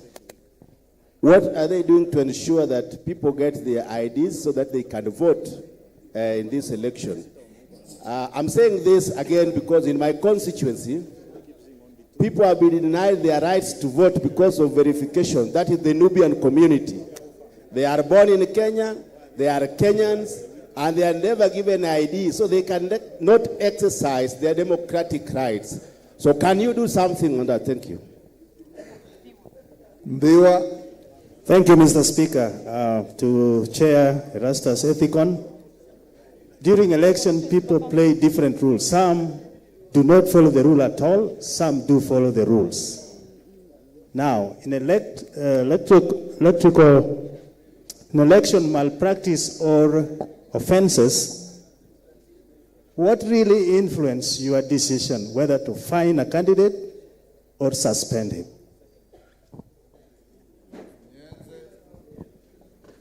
Thank you. My question is on the presidential elections. With the advancement in technology, what is so difficult in actually considering the polling station results as the final results? Then we take the shortest time possible to announce the presidential results. Thank you. Aika. Thank you, Mr. Speaker. Just to inform the IBC chair that I chair the Committee on Diaspora, therefore my question would be on diaspora. Mr. Speaker, as per the presentation just made on matters voters and registration, it has been stated that for diaspora, registration will take place in January 2027. And that is if there'll be budgetary allocation. You know, if there'll be availability of budgetary allocation. So then my question is, what if the budget will not be favorable? Will there be that voter registration?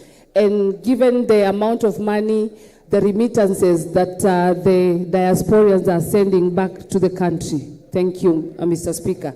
And if you can allow me, I have one more question. IBC has been, there was a time you are updating every weekly, daily, the number of voters who are registering.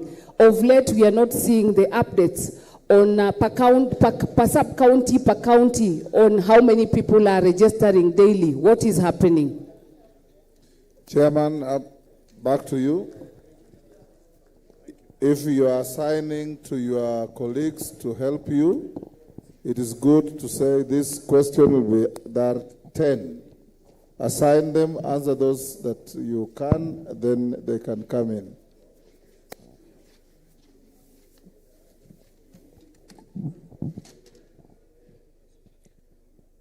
Thank you, Honorable Speaker. I think I will assign some questions to my colleagues. I think, once again, Commissioner Nderitu, you can elaborate on the issue of registration of voters, touching on the updates, why the updates stopped, and when are we resuming, then the issue of diaspora.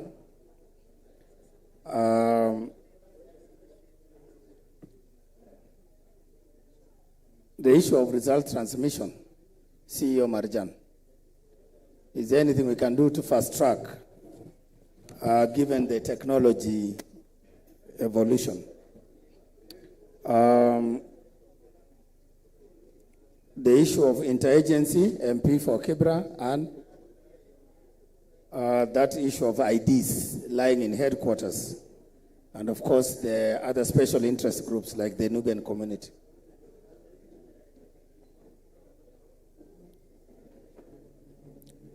So I will begin with some, and some I will assign directly to my. So the issue of result transmission, I think if we look at our electoral processes and the electoral laws, our elections are actually largely manual. And we rely, for the case of presidential, we rely on Form 34A, which is consolidated at the constituency level to Form 34B, and then it's that Form 34B that is brought to the National Tallying Center. And this is because we need not only account for the results at the tallying center, but we also need to verify That requirement of verifiability, that is why we have the National Tallying Center. So there's nothing that changes there. Just to make sure we have a look together with the party agents. We have a look at the results once more and to satisfy ourselves that they are the correct. So we will do, because this question of result transmission has come up a number of times, and I think we will need to explain that process. So if we could have another session with the members of parliament, either at the committee level, we can be able to demonstrate to you how the results moves up to, from the tallying center up to the national tallying center, up to when it's announced.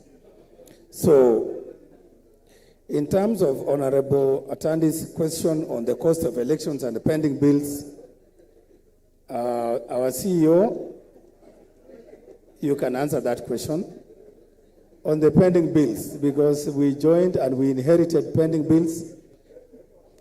And of course, I'm sure you can look at that question on the cost of elections and pending bills.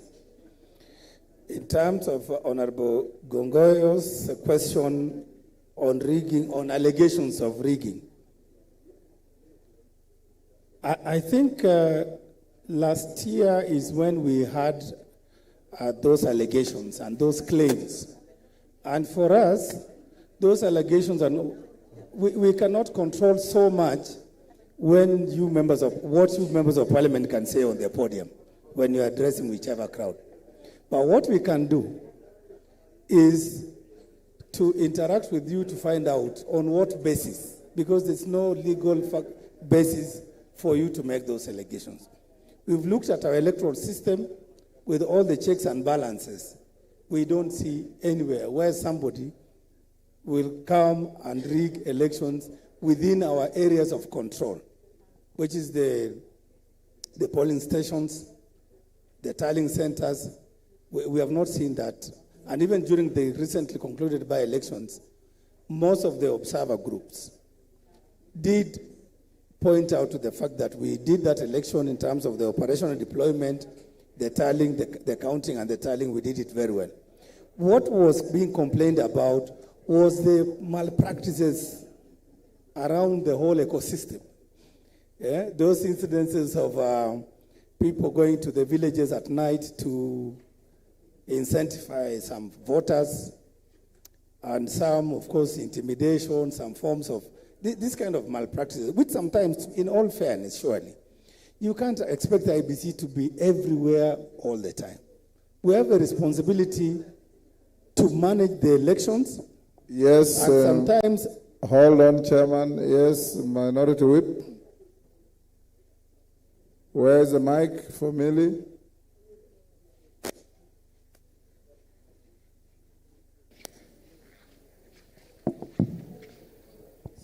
Thank you, Mr. Speaker. Mr. Speaker, I would ask the chair to spend some time with members and they'll tell you the challenges that emanate from your end.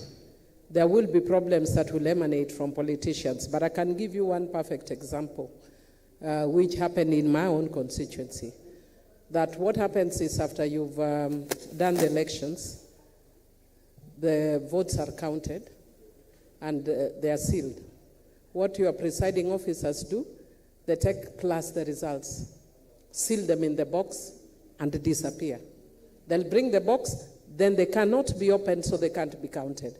So what do? They look if they think you are a stronger candidate. They do that in all they just buy your officers. So they do it in your strongholds. So my results were counted less, I think, 6 polling stations, because they were all sealed.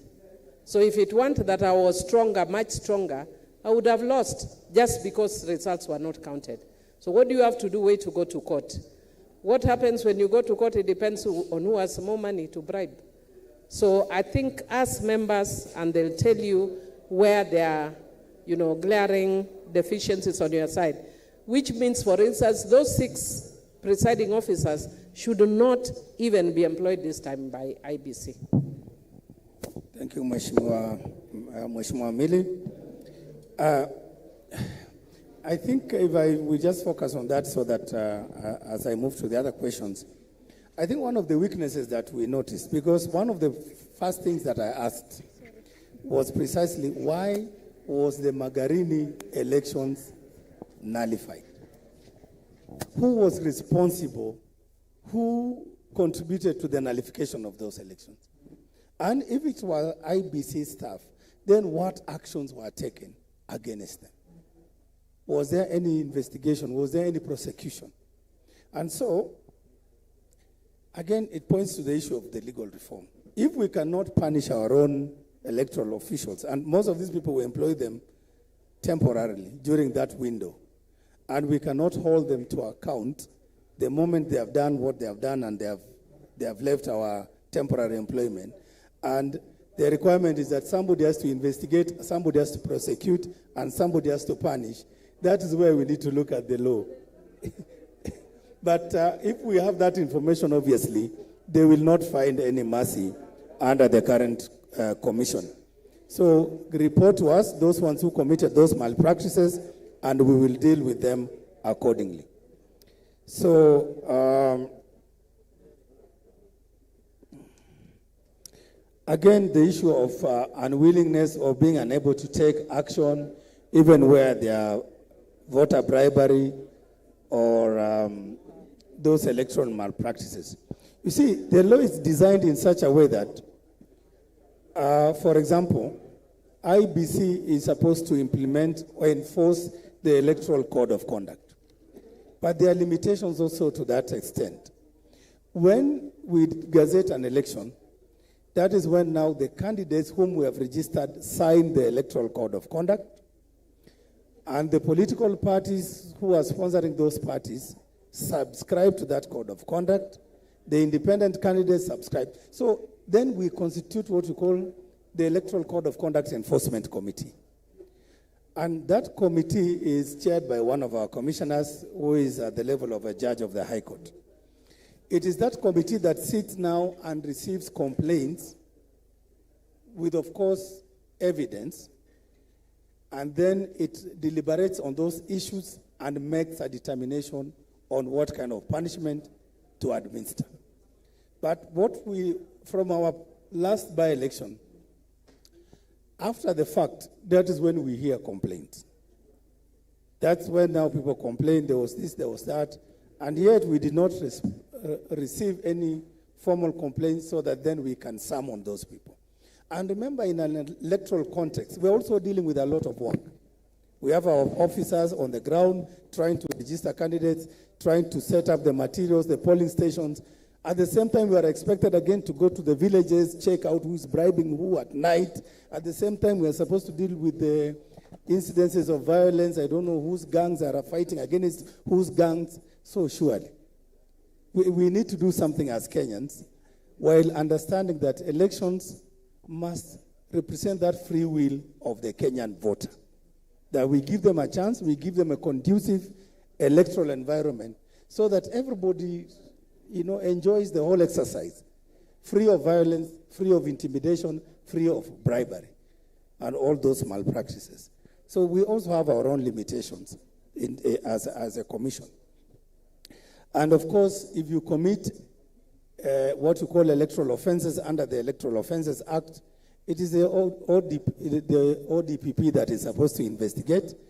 We are also party, we report incidences, and then that also takes another process, another course of itself. So we are also limited in as much as we want to police and to make sure elections are done in a conducive environment free of violence, intimidation, and bribery. The issue of protected constituency, I don't know whether Professor Adol is here. Professor, please answer to that. The issue of helping IBC to use CDF government vehicles to improve movement. We will appreciate that. But then, of course, there are challenges around us that happening. Of course, previously we used to use government vehicles to conduct... Kombe, what is it? Is this Kombe? They are responding to questions already asked. What is it?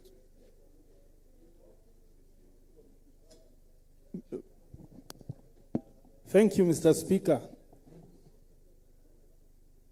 I have heard Magarini being mentioned. You've heard? Magarini being mentioned. And the culprit is here. Mr. Speaker, may I take this opportunity to thank IBC. You are out of order. Take your seat. Take your seat.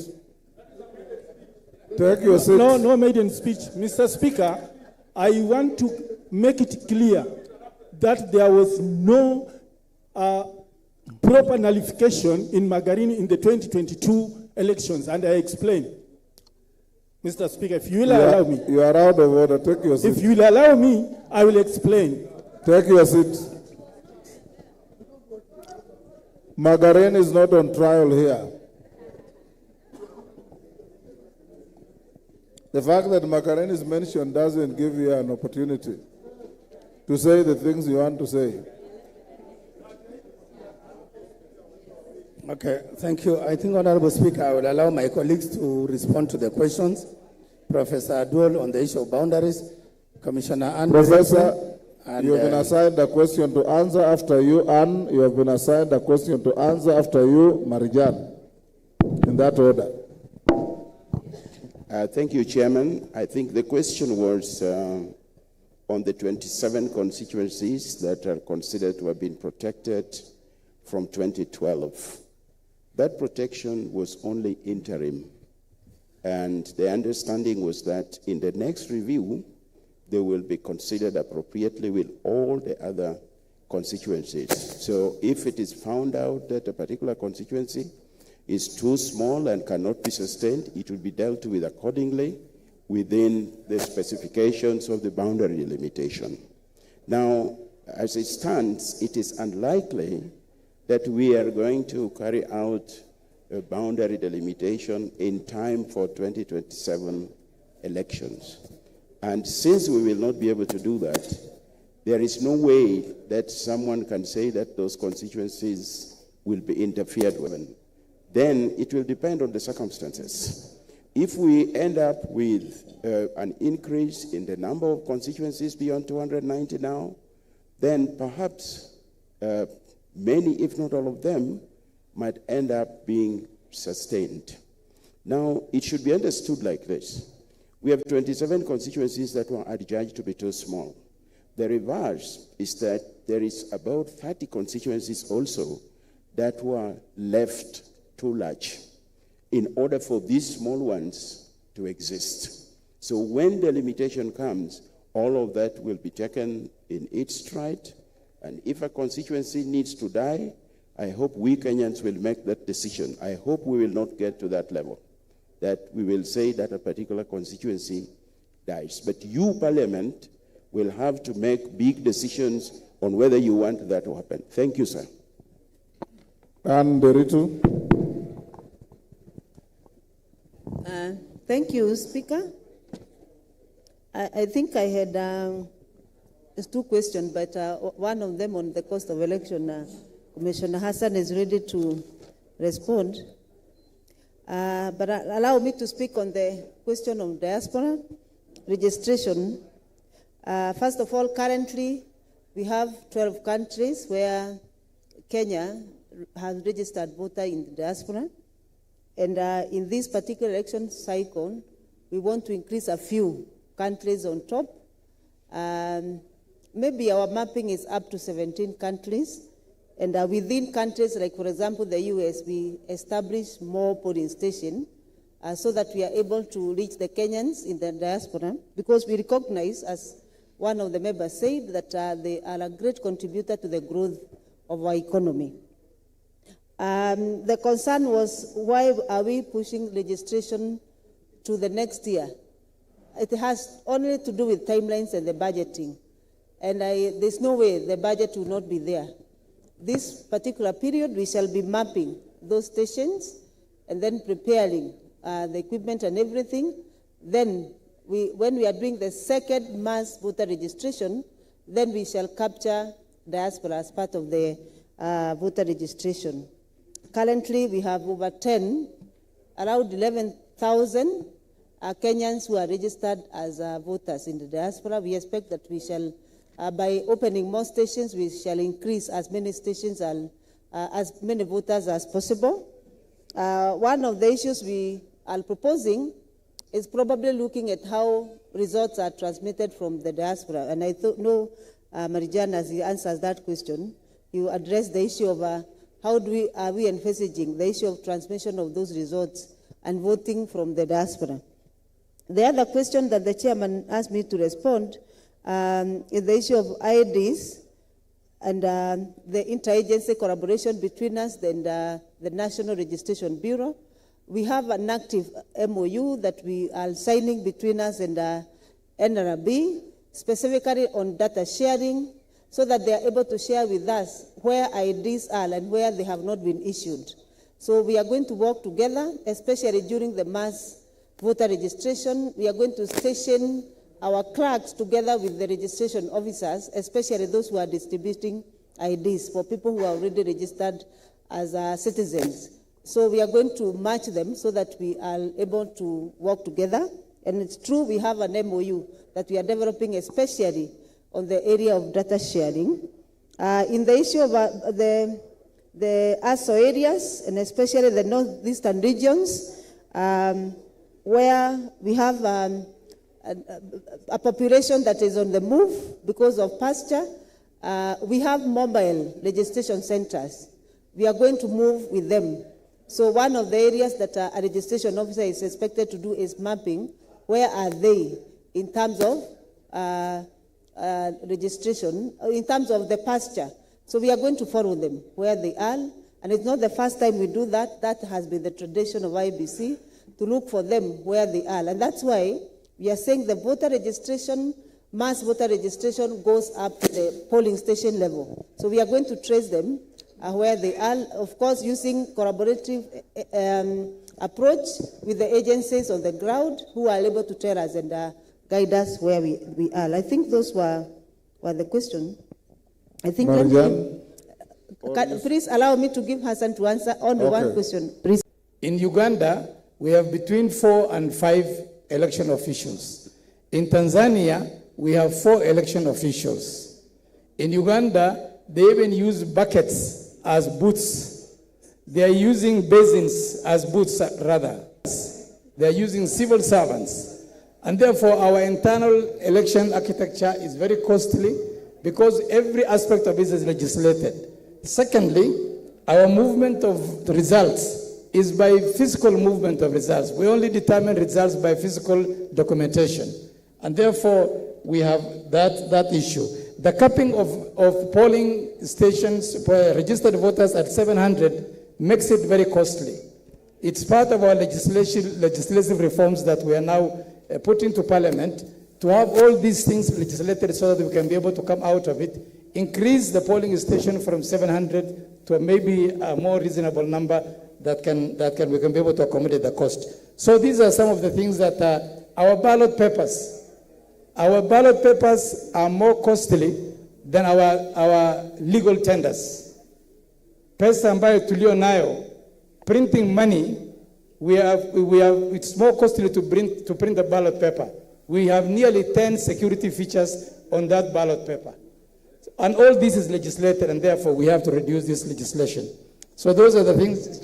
Secondly, Mr. Chairman, Honorable Speaker, of security. We have talked about security and violence at polling stations and polling elections with reference to Mbere North and Kasipul. I think the stakes were very high. The entire country was focused on these 2 by-elections. When it comes to the general election, it's our feeling as IEBC that the election is going to be more peaceful. Please have that in your mind. We shall have a more peaceful election. We're in a very robust discussion with the National Police Service, and we will guarantee a free and fair election. Please, let's have that in our mind. Thank you very much. Wanjala, what's your point of order?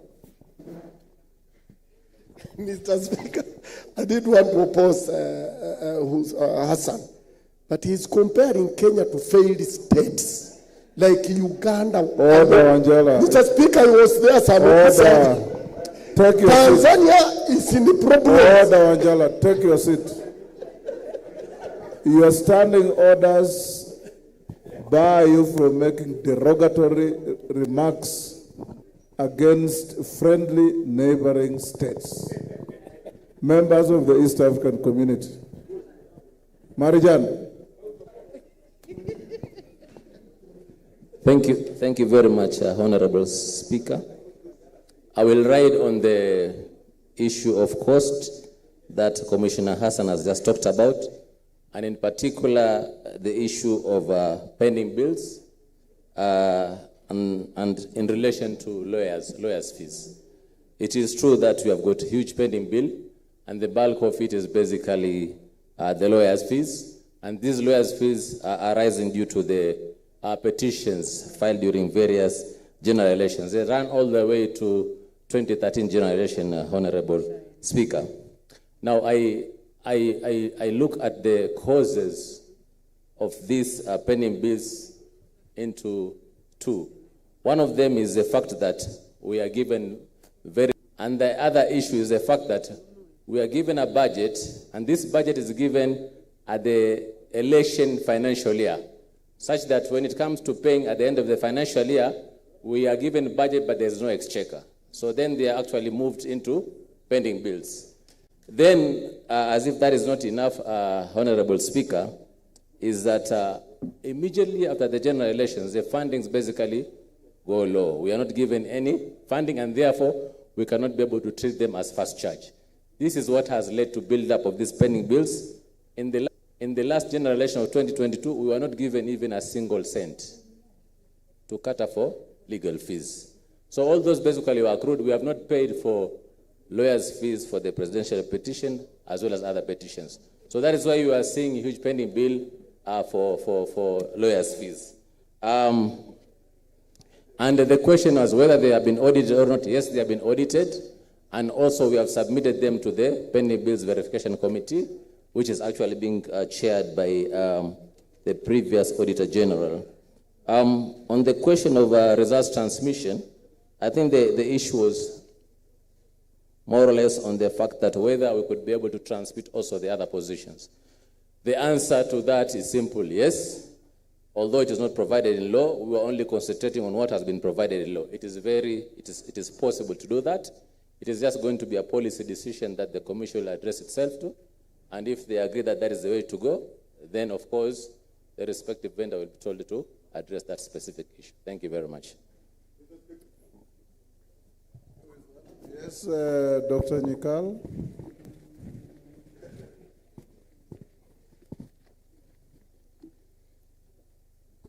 The chairman indicated that I raised the issue of things like voter bribery, premature campaigns. And his answer was that it is expected that as people who are campaigning, once you have signed to the conduct of elections, I think we should. I think we also, besides legislating as leaders, what culture are we entrenching in our country? Are we therefore normalizing some of these things? Are we, or do we have to do something about it? So there'll be that case for legal reforms to give IBC more teeth. The last by-election, we were under enormous pressure from citizens to even disqualify some of the candidates. But when you look at the Electoral Code of Conduct, you can't just wake up and without any evidence to disqualify a candidate on the basis of sentiment. So we need to improve on that code of conduct and the electoral offences law, but we also need to ask ourselves, beyond legislating, what else as leaders, what culture, what legacies are we leaving behind? I thank you, honorable members, for this wonderful members. I come back to you. Do we take another round or we stop here? We take another round? Yes, Kaluma, what is it? Just hold, let me hear what Kaluma wants to say.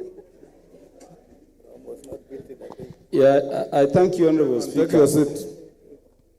Yes, Peter Kaluma. Yes, Speaker, there is a matter which I think is being treated very casually before us. And so, Speaker, I thank you for giving me this opportunity. Speaker, you know, I was attacked during the Kasipul by-election. And Speaker, I'm not wearing this cap because I love being in a cap. But I missed death by less than a centimeter. If the boulder that was hit on my head had moved directly back here, I was dead instantly. And Speaker, I was attacked by the person who was a suspect in the killing of Honorable Were, for whom we were having that by-election. Honorable Speaker, I was attacked in the presence of 2 OCPDs with over 15 police officers, all of whom were armed. Under the Elections Act, Honorable Speaker, police officers in a polling station during elections are officers of IEBC, not National Police Service. And Honorable Speaker, these people are arrested and they are just released on orders of nobody, including the gun of my bodyguard is taken away by them and they just return it. And they are ordered released. And IEBC to date appearing before us, yet I nearly died. Gentlemen, that day it was me. I'm a 3-term member of Parliament sitting in the Speaker's panel. Tomorrow it will be you. Tomorrow it will be you. What has IEBC done in terms of the oversight over their officers? The police officers are there that day to address such issues. And Honorable Speaker, I may not be worried much myself, I can secure myself. But Honorable Speaker, because of what I'm seeing, I want to request you, let there be more security provision for the new MP for Kasipul. I really fear for his life. Lastly, Honorable Speaker, because I'll deal with my matters, the matter of verification of the voter register is not being answered properly, Honorable Speaker. And Honorable Speaker, in my first 2 terms, I sat in Justice and Legal Affairs Committee. The last voter register inspection and verification we did was in the Senate chambers. And there is the problem of people registered multiple times. We had a case of a single individual registered up to 38 times. Same ID number, same individual, same name, except serial numbers. We have issues of dead people who are not cleaned. My view, Honorable Speaker, is that it is impossible to clean the voter register. I wanted to get the views of the chair whether we could collapse this register, because the process of verification of voters is just the same, like registration. And we register people anew so that regionally, ethnically, our numbers can be duly reflected in the votes of the country. I thank you, Honorable Speaker. Yes, Chairman, on the issue of double, triple, quadruple registrations, IBC, I thought with modern technology, you can be able, at the press of a button, see how many registered voters have been registered several times. If I press a button on my phone, I'll be able to see how many people have saved twice or thrice and be able to collapse them into one. Are you telling us, IBC, that you have no such capacity or technology? Who is to answer, Chairman, or one of you? Marijan. Because if you have somebody registered 38 times and is still in your register, then it's a terrible indictment on IBC. Given the successive budgets you have been given to upscale and upgrade your technology. Thank you. Thank you very much, Honorable Speaker, for the opportunity to provide clarification in this specific area. First of all, verification of register of voter is clearly defined that it is a fact. Registration of voters is clearly defined that it is the fact that voters present themselves to IBC for a period of 30 days to go identify their biometrics, to make sure that their biometrics are working. We give 30 days for the purpose of verification. We have not reached there, but by the time we complete the register of voter, then the voters will be given an opportunity for 30 days to go and verify themselves. Where there are going to be issues, they are going to be addressed there and then. The issue of double registration, Chair, it can happen, especially if we are doing offline. But it does not mean that those records are going to remain like that, because we do the process of deduplication. In deduplication, we use the biometrics to make sure that we've got only one unique record. What Honorable Member is referring to is the report of the auditor that basically shows that there was somebody who basically registered 34. It is true, but it's only one unique record that basically remained. The rest are actually deactivated. That is why when you say, do you have a system that can be able to identify? The answer is in affirmative, yes. And what is basically presented there is only unique. The rest are basically deactivated. So it is possible if we are doing offline, but if we are doing online, it cannot happen. This time we are basically doing online. We are not doing offline. Previously we did offline. We are using the BVR kit. Nowadays we are using the KIMS kit, and we are not doing offline. We are doing online. We are connecting to the central database directly, and therefore duplications cannot happen. Thank you very much. Yes, Hassan. Come, Kunji. Give Hassan a mic. Thank you.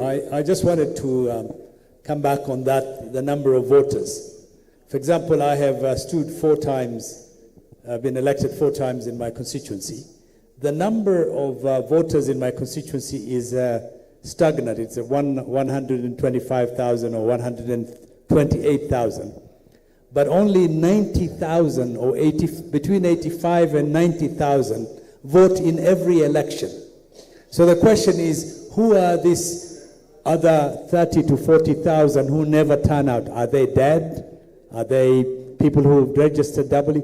That has never been answered by IEBC. So I think they really need to look at this inflated registrations in some of the urban centers, in which where this could be abused. Maybe someone else is using the dead person's ID number to come and vote. So they need to look at that. And then one point that has not been answered is about the issue of violence. I was blown up in an assassination attempt before a general election. My opponents probably wanted to knock me out, but I survived. But no investigation has been done with the IEBC or any of the institutions to find out who did that and what are the lessons learned so that we protect others from similar situations, just as Mheshimiwa Kaluma has said, that we are not dealing with violence during elections in the serious way that it needs to be dealt with, because the violence perpetrators get away with it, and they can do it in every election because there are no costs, there is no punishment, or there is no deterrent. So I think the IEBC must take the issue of violence very seriously. Thank you. Chairman? Yes, I thought you had indicated that we stop here. Now I see many hands. Yes, Mishi, record. Yeah, thank you, Honorable Speaker. Honorable Speaker, I just wanted to ask the IBC if they have a mechanism to verify those names which have been given through the party list before they guarantee those people for nomination. I'm asking this because I've seen in several areas that somebody has been nominated to represent person with disability and yet it doesn't have any disability. Somebody has been nominated to represent gender, a position for a woman, but a man has been given that position. A position has been nominated for a youth. Gender doesn't mean a woman. No, yes, gender, it depends. Yes. For the arithmetic, it can be a man or a woman. If a chance is for a man, is a man. If for a woman, is a woman. But a chance for a woman, you see a man has been given that position. and so many other reasons. Somebody representing workers, and yet he has not been nominated organization for the worker. So what mechanism do you have to ensure that those party list names you are given, you verify those people even before you accord them those nominations? Thank you, Honorable Speaker. Member in a red jersey, is that Bowen? Who? Bowen?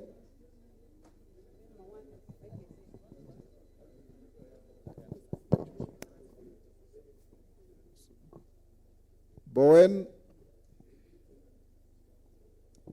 Thank you, Mr. Speaker. Mr. Speaker, I just want to make a comment, especially on how the IBC, they are working on to make sure that their register is integrated with the births and deaths system, so that where there is deaths, Honorable Speaker, in between, the system should be able to delete automatically that photo from the voter register. So I don't know if their systems, the IBC systems, are integrated together with that systems. Thank you, Mr. Speaker. Thank you, Parashina. Thank you, Mr. Speaker. Through you, I would like to just ask a simple question. You have really given directives on legislative issues, but the presentation of IBC, they have talked about the issue of budgets, or they might want to be given to them. If we live here without knowing that whatever they are asking was okay, based on the argument from our chair of budget, it means that up to now, IBC, they don't have enough allocation or money to carry out the election process, which for the public interest, a simple question is, those gadgets that are needed, anything that is needed before elections, is it available now for even the officers to be able to interact with the system or items to us to have a credible election? Thank you, Mr. Speaker. Thank you, Kombe. Don't go back to your elections, ask something else. Thank you, Mr. Speaker. Mr. Speaker, my question is a very simple one, but it's somehow confusing on the other hand. The possibility, Mr. Chairman, the possibility of a candidate getting 0 in his own polling station, that Mr. Speaker, is really disturbing me. It happened twice, and I don't know the cause of it happening twice. 2007 for and you 2017. For you? For me. You could have been the only voter and you spoil your vote. But we leave it to... Yes, Posing? Posing? Yeah, thank you, Honorable Speaker, for seeing us at this end. I think you have a strong eyes, and we thank God for giving you those eyes. Speaker, can IEBC be present all the time?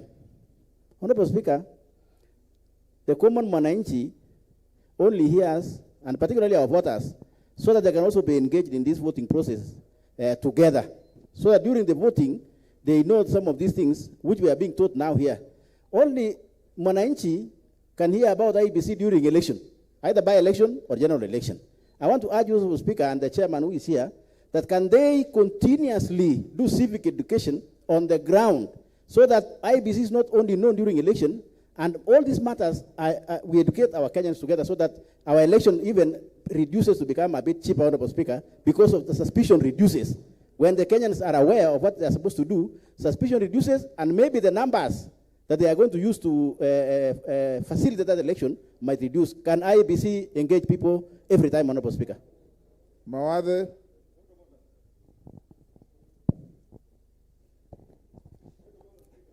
Thank you, Mr. Speaker. Hold on, Mawade. Who has a point of order? That is? Member from Boni. I'm not member from Boni. I'm Mr. Mboni. I'm David Boni. Sorry. Speaker, I'm just wondering, because I've been trying to catch your eye and Honorable Kaki was here. Who? Honorable Lecho Kaki, Nyamai. She's your neighbor. She's Yes. the one who has run the Yeah, she was here, and she told me she cannot give me the mic for reasons I know. Me, I don't know the reasons. So, and now, Speaker, now even you now, you are actually jumping me. I've been here even before Fosin was here. Yeah, so I don't know. Member for Kitui Rural. Yes, can I ask my question? You are casting aspersions on the chair and you are out of order. Take your seat. Take your seat. Mawade.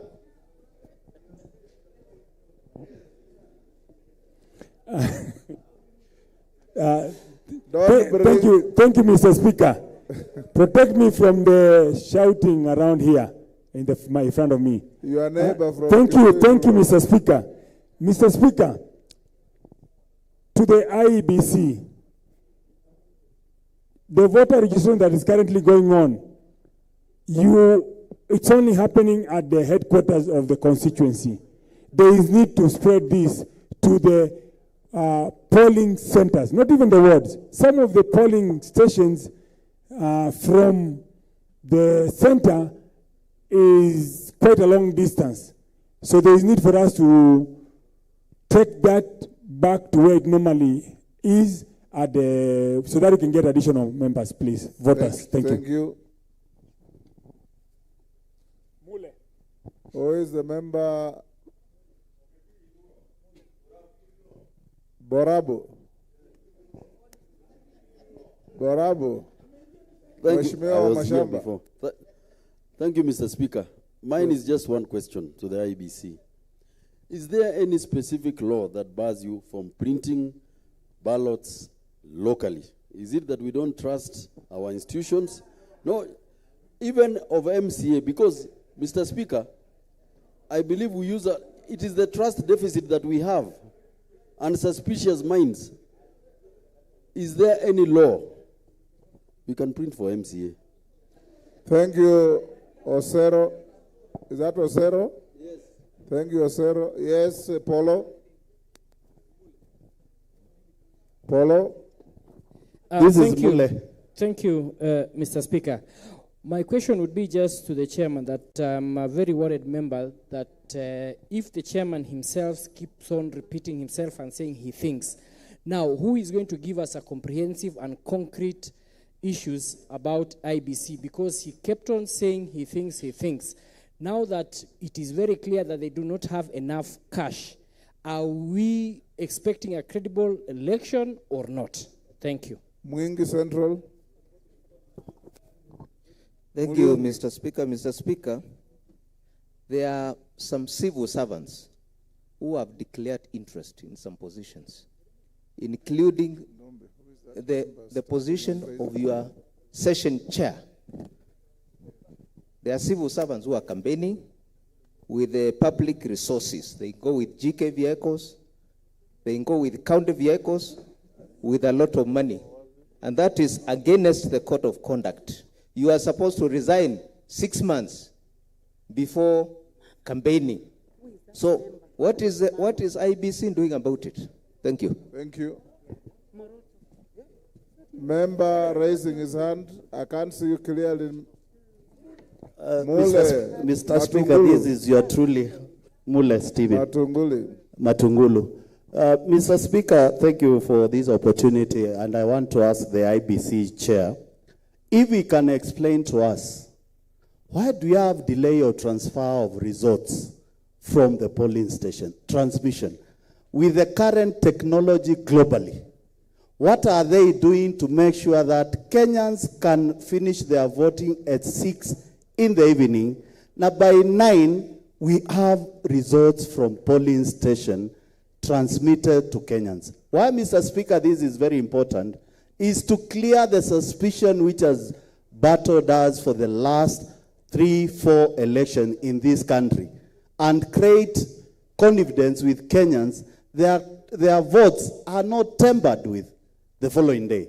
If they clear that, I can assure you, Mr. Speaker, we'll have the most peaceful transition of election 2027. Chairman, can you now answer that? Who is that with a Tarabush? Betsimba. Yes, sir. Betsimba. Asante sana. Yes, boss. Go ahead. Asante sana Mheshimiwa Spika. Swali langu liko la kwa mwenyekiti ni siku ya uchaguzi. Siku ile ya uchaguzi wanasema kwamba kila chama kiwe na agenti mmoja ambaye anaangalia kura 6. Kwa nini ama ni sababu gani inawazuia kwamba kila mgombea awe na mtu ambaye anamchungia na muamini? Hiyo ndio swali na kwao nawapatia. Nashukuru Chairman. I think now we have taken virtually everybody. Can you respond to all those? Some are overlapping. Some are on the same issues.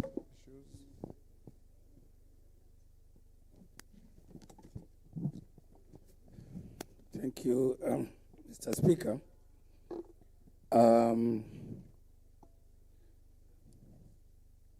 I think I'll attempt to answer, but I can also give to some of my colleagues.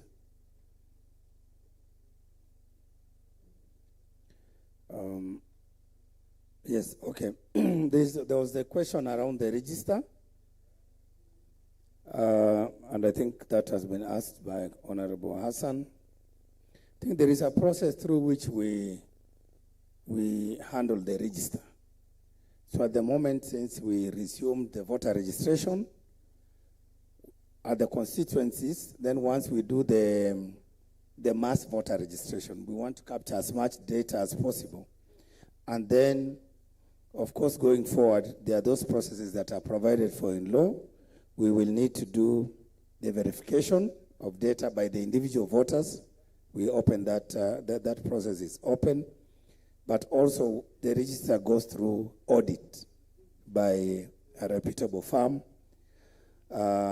which will check now for us the register to ensure that we clean it properly.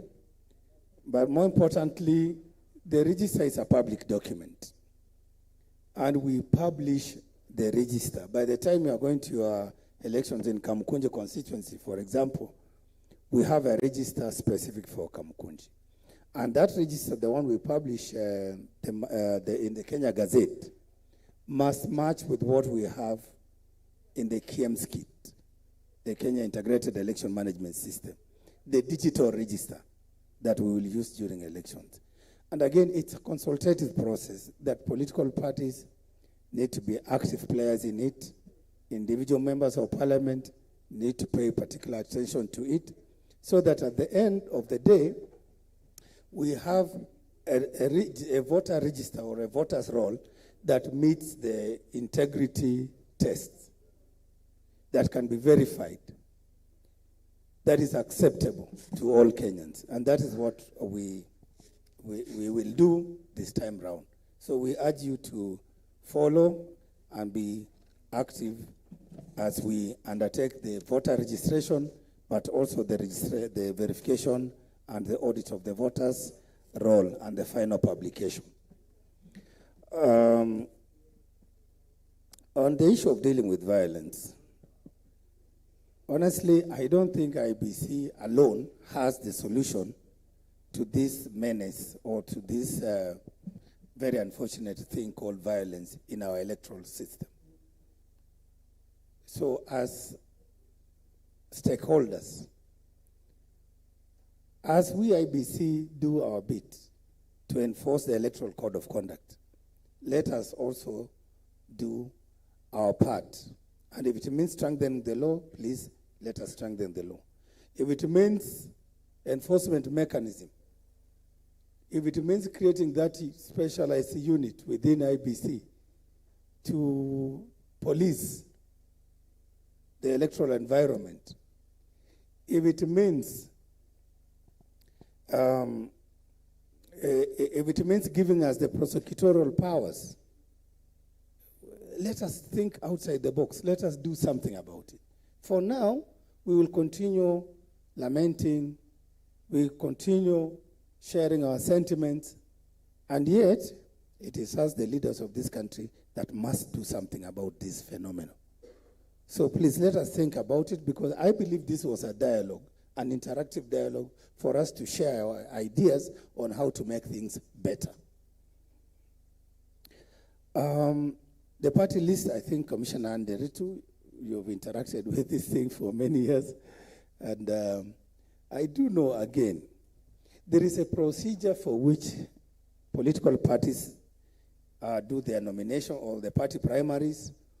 There is a procedure within which they decide who to put in the party list, and there's a process through which we publicize and we publish. So I think Commissioner Nderitu will explain in response to Honorable Mishimboko's question.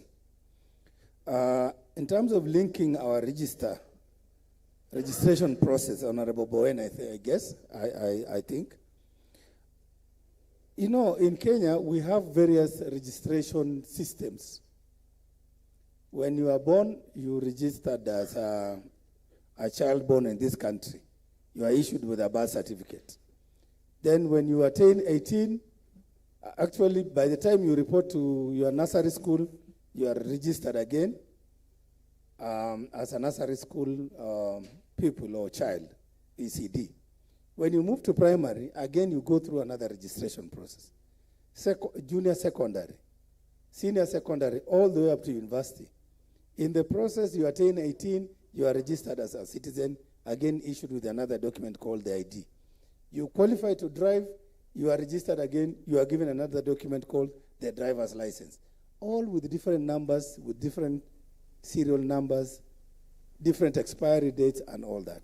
So I think as a country, again, let us rethink the manner in which we register our populations, the manner in which we register our citizens, so that then if we can harmonize, then we will eliminate some of these costs.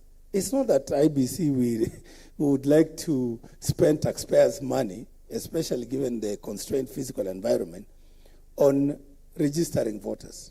If we can have a system, one system, that can guarantee us that by the time you attain the voting age, automatically you are registered as a voter in the country. And I think other countries have done it, and we can borrow from their best practices. But we need to harmonize that with the changes in law and, of course, practice. So at the moment, we are actually working on that MOU so that then our systems can read one another, so that we can share data. And of course, there are other systems as well. But if we harmonize that in terms of the legislation and practice, then we will eliminate those costs and the inconvenience around that and ensure integrity of the register. Honorable Parashina, my brother, I believe you have spoken about the issue of timely resources and the adequacy of the resources. So, Mheshimiwa, that was my appeal the whole afternoon, that whatever we need, if you can provide us on timely basis, so that if it is undertaking procurement, we do it on time. If it's the kits, we get these kits on time. And you know, in Kenya, of course, one of the major risks we face is this litigation left, right, and center. The moment we start major procurement like this, there'll be people, vendor wars, and all this. There's this whole ecosystem within the city. And these are the challenges we need to look at, even as we plan to provide funding and to support the Electoral Commission. Of course, issue of printing ballots locally, you heard when Mheshimiwa was asking this question, of course, not all of us support it. And if you put this question to Kenyans, again, people have different opinions. And it all boils down to that issue of trust.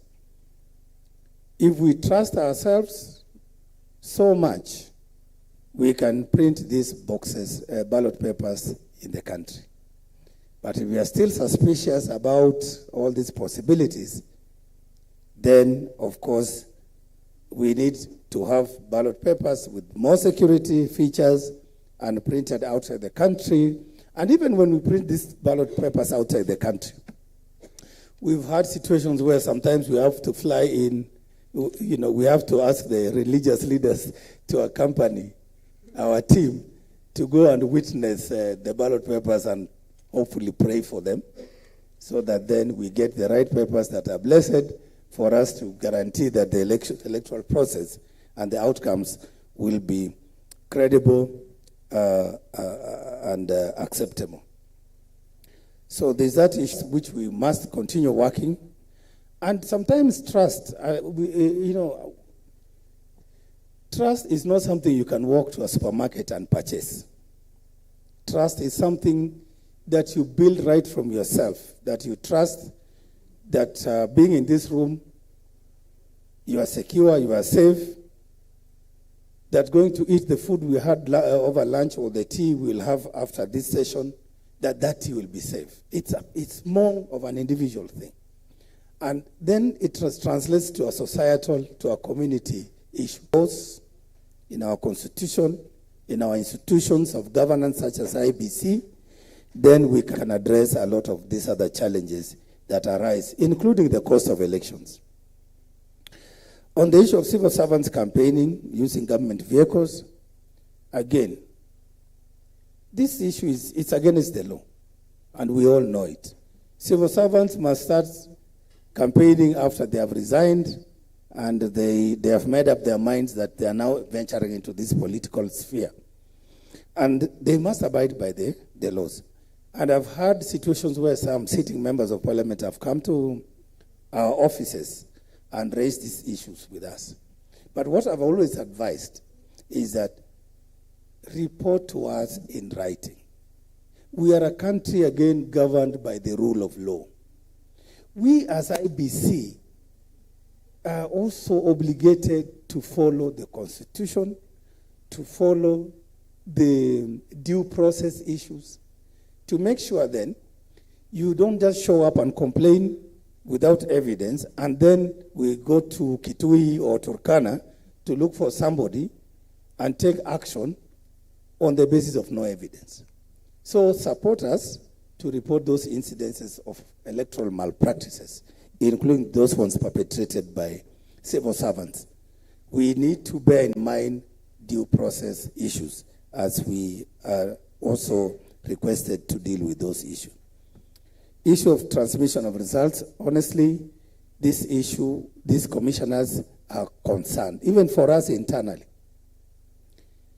This is an issue we wake up every day to discuss with our secretariat. What is it that we can do differently to ensure that this time round, 2027, the result, that there will be no delays, even for those ones that we are transmitting through online, through the electronic system, and that the physical forms, Form 34As, Bs, and all that, you know those forms because you have interacted with them before. How do we ensure that this system is harmonized so that we get these results as quickly as possible? We are working on it. We are thinking through. We are discussing with even service providers in terms of technology. And we will be briefing you of those decisions that we will have taken as a commission to just ensure that we improve on the systems insofar as result transmission is concerned. And if we call upon you to change some aspects of regulations or the law, please do assist us as well in order for the country to register an improvement in result management and transmission. Thank you very much. In case I've left any question out, I think my colleague Anderetu will respond, and then we can move forward. Thank you, Chairman. I think there are also a few other questions that Commissioner Talala and Mary Karen here can address, which were asked. Yeah, but let me respond to that one of our party list. The question was whether we usually verify the party list. The answer is yes. Party lists are submitted as closed party lists. The question was, why do you allow party lists that don't reflect what the law says? PWDs, you end up with somebody who is not a PWD. Yeah. Gender issues, it's probably a woman to take the slot, you end up with a man. That is what Ms. Shimbogo asked. Okay. In terms of responsiveness of the party list, I think we look at all the requirements of a party list against the law.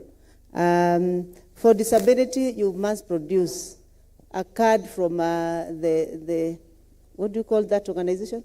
National Council of Persons with Disability.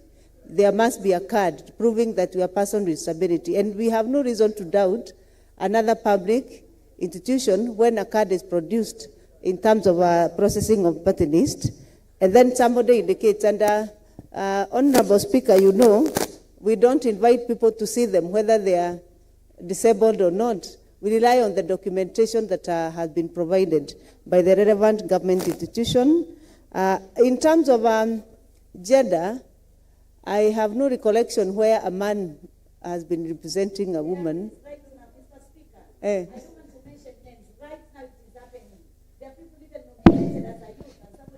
Above 40 years. First of all, in fact, Mr. Speaker, whatever I've said is happening now, and we have those people. So what we are asking, whether you will have other measures or other mechanism to ensure that you give the right persons according to the category they've been nominated for. Because if you're just going to be relying on the papers and you know how Kenyans are, then we are losing up. I think it's upon also any person who actually immediately after nomination who can raise to the commission, because it should be cancelled. Really, a man cannot represent a woman, and I agree with you, we rely on documentation majority of the time, where somebody has indicated is female, and their ID also, for some reason, indicate then he's female. That is fraud. And fraud can only be detected when a person now appears.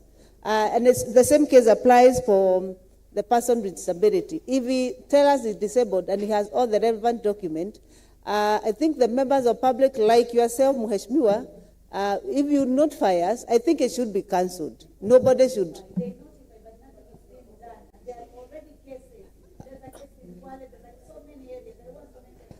We shall ensure in the next election we are very responsive so that any case that has been brought to our attention shall be addressed. Yeah, but I don't think, is there an active case? Yes, Mule, what is it? If you want to repeat your question, you asked why transmission can not be done as quickly as is practically possible to remove anxiety in the country.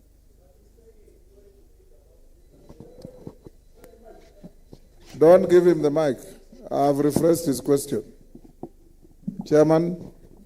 Okay. Take your seat, Mule. Can I finish? Finish. Yeah, by saying some of the names, genuinely, some of them is mistakes.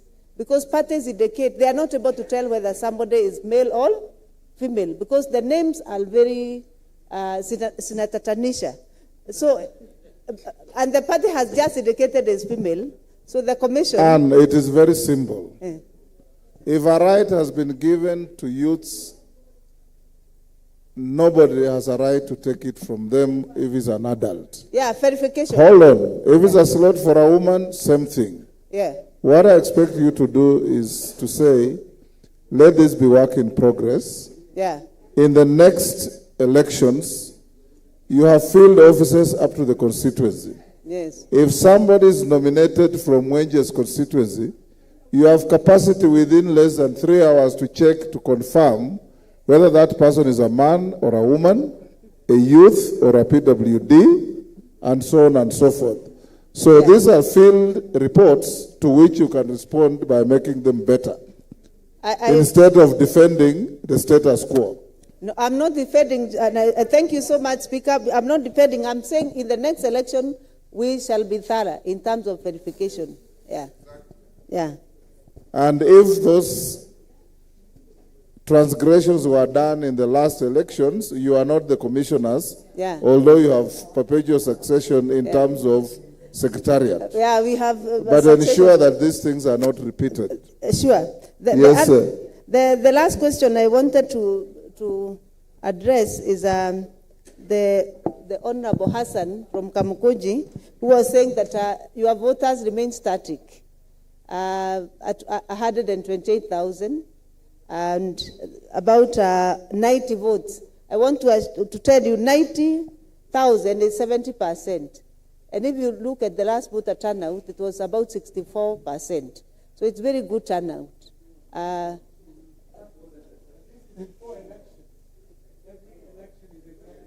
But this time round, because we are doing mass voter registration, it is very important that we mobilize voters in that. His question was, yes, he has about 128,000 voters. But for the last 3 elections or so, there is a constant graph of a turnout of just about 90,000. Yeah.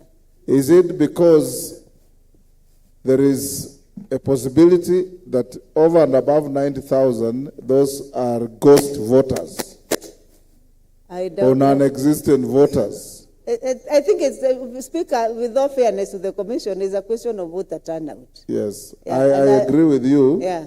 And Hassan, if this has happened in 3 elections, knowing how studious you are, you would also have found out whether the 128,000 exist or not.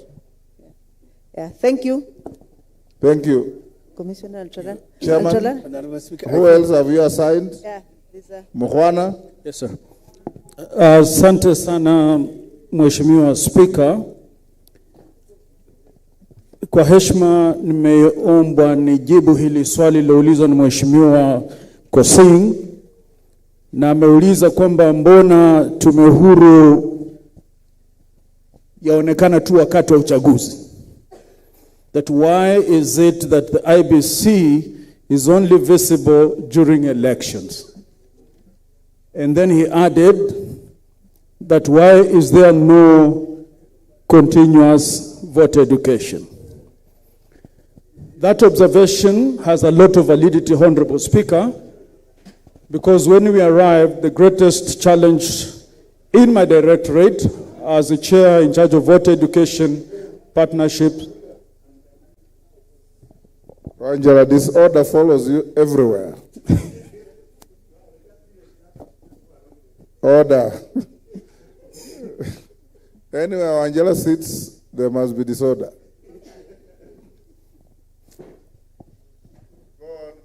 Thank you, sir.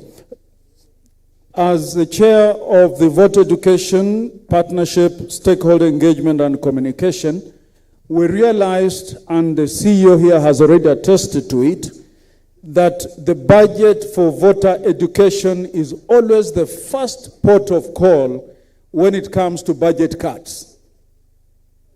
For some reason, with profound respect to our decision makers, they seem to view education for voters as not being so important, and they would rather we go to the real thing, which is election operations.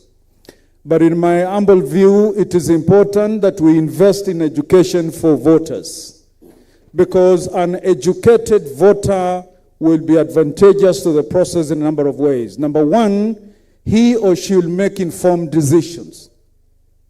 Number two, a voter who is well enlightened in civic education appreciates his or her civic role in participating in national activities.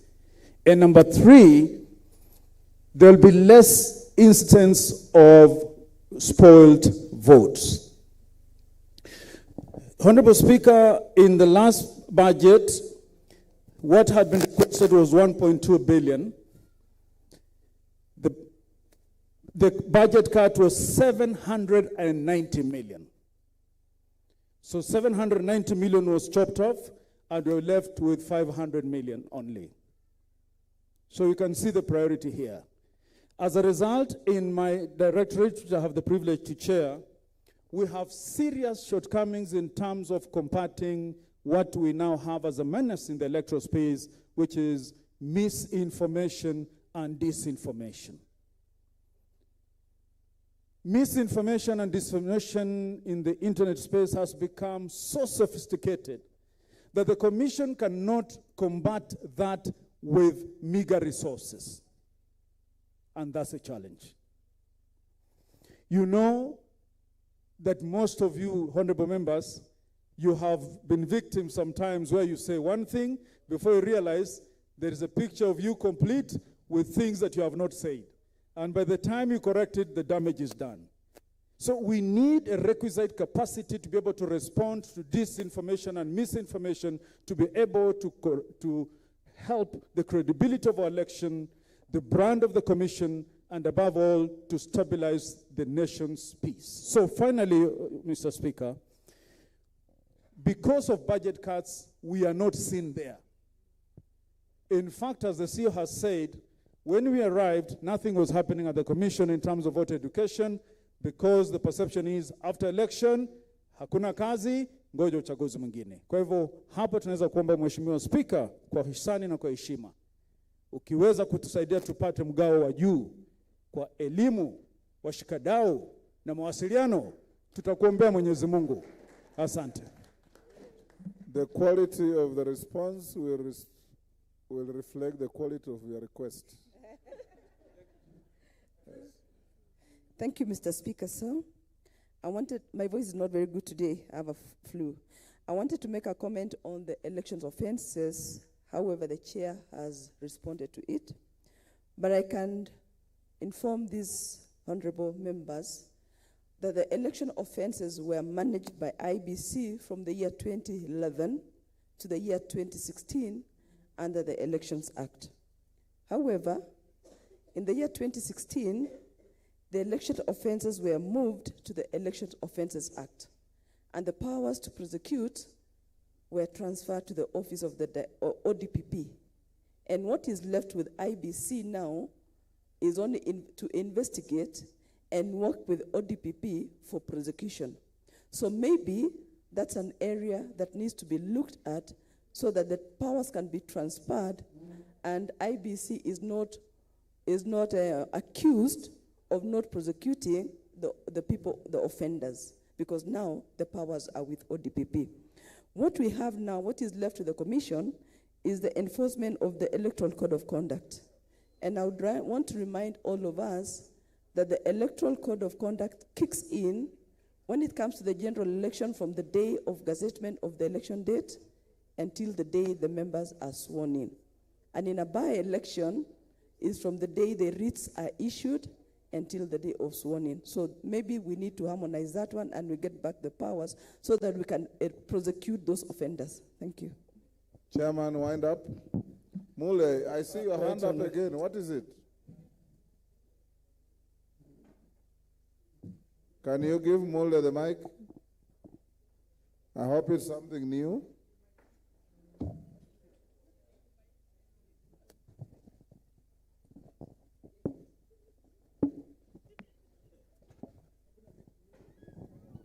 Thank you, Mr. Speaker, for this opportunity. Mr. Speaker, I'm most satisfied with the answer the chairman has given regarding transmission. Mr. Speaker, I've been elected 4 times, and 3 times I was with you. Mr. Speaker, I just want to tell the chairman, by the time I leave my house to go to the IBC tallying center, because I have agents in every polling station, I already am aware of the numbers I've won with. Mr. Speaker, if we want to save this country from the mistrust, Chairman, you have no other business but to assure Kenyans you have a full, competent, and trusted system of transmitting results. For example, Mr. Speaker, if results are counted from 6 in the evening, by exactly 8, Mr. Speaker, the chair of IBC, through his officers who are in every polling station in this country, should have a mechanism to transmit those results to the commission, and the results can be verified by them. Point made. Please, Mr. Chairman, Speaker. Pardon? There is no point to reinforce what is so obvious. Thank you, Speaker. Thank you, Right Honorable Speaker. I think as we wind down, we have. Mr. Speaker, sir. I think Mr. Speaker is up now. I'm sorry, but my question was not answered concerning the agents during the voting day. Yes.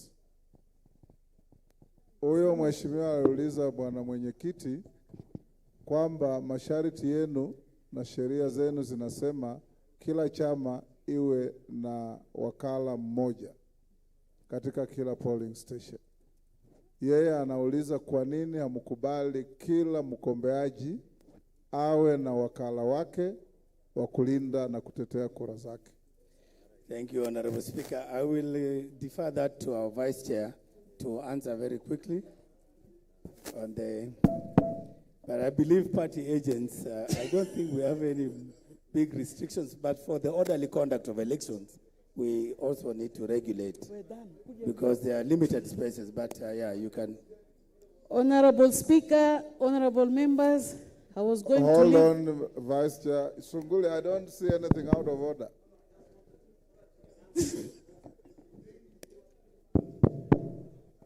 Sorry, Mr. Speaker, so that she can answer it more completely. Kaluma, you are chairing the next session, and I see you walking away as if you are leaving. Okay. Sometimes, Mr. Speaker, it is insisted that we have one agent per coalition. And there are areas where the same coalition has two candidates. It happened to me sometimes back that the URP and the TNA were in the same coalition. I was in TNA, but only URP was allowed to have an agent. So how do you reconcile the fact that agents are not personalized? I think the most rational thing is that the candidate on the ballot paper should have their agent. And that other thing is actually democratic fiction. It cannot happen. It should not happen. Thank you, Honorable Speaker and honorable members, my chairman. I was actually going to leave here sick today, not having had the chance to speak. When everybody has spoken from the commission. So allow me to just comment on the question that the Honorable has just asked. And I will say this, Honorable Speaker. As a commission, we have been deliberating on so many issues. And on this one, number one, we all understand where elections take place. The polling stations are mainly primary schools. Now you can imagine a situation where we have 34 or 36 candidates, and where each and every candidate must have an agent inside the polling station. However, this is not to say that it is not possible. I want to request that in the spirit of the voter education and stakeholder engagement, Honorable Speaker, together with your team, you are our first client, and we will sit down to ensure anything to do with the elections, we will come up with the best and enhanced systems and policies. On the issue of result transmissions, the chair clearly indicated. But allow me to just say that number one, currently, as per the Constitution, and you are the people to tell us if we are not maybe telling the truth, the law is binding us to our elections being manual. By that I mean, yes, by the time you are leaving your polling station or your constituency, as a member of parliament, you already know the results. The law says that RO must physically deliver the form to the tallying center. We all know the challenges of logistics in our constituencies and counties. So not unless we change the laws, which I believe you are here to support us, we will always be the last to announce, even if everybody knows who is the winner. The other thing is the issue of counting. Professor here, our elder, I am in the committee of ICT, and all of us led by the chairman. We have ideas, we have innovations on how we can improve technology to transmit and count results. When the time is right, we shall come back and have that conversation. Now I will not go home sick. Asanteni sana.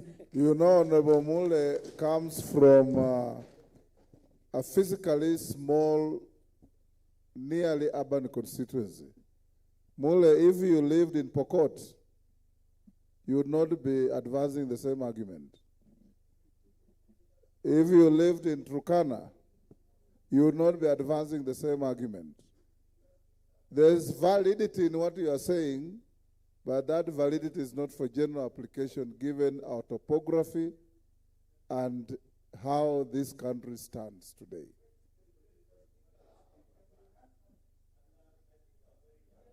And you remember even last elections, is KJ here.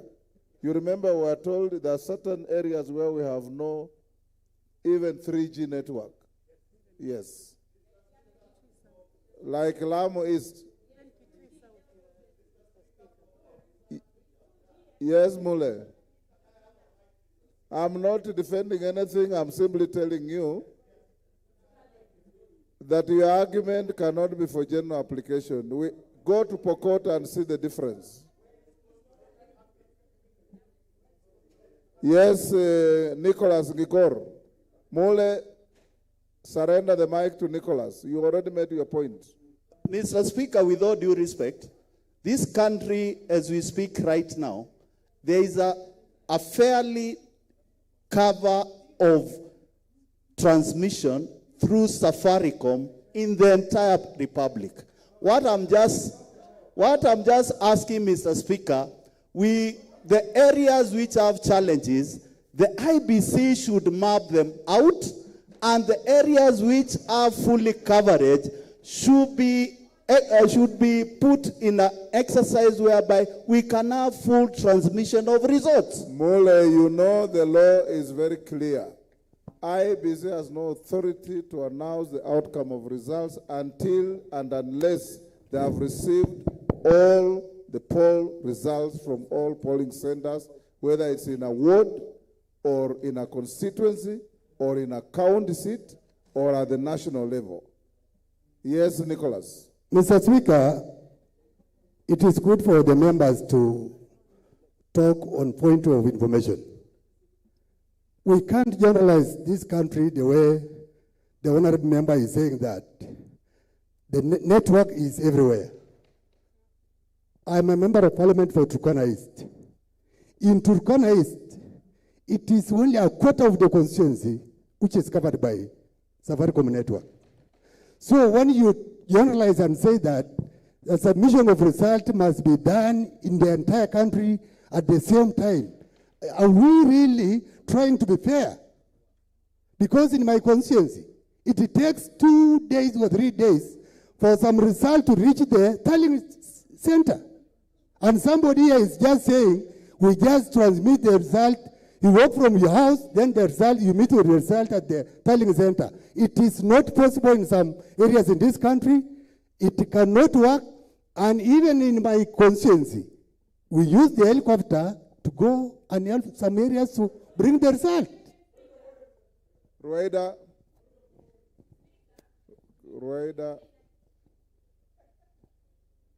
Sijui kama hii bunge inajua kwamba ile kontena ya mitihani kwangu kiangu haikufika. Mnajua hiyo kweli?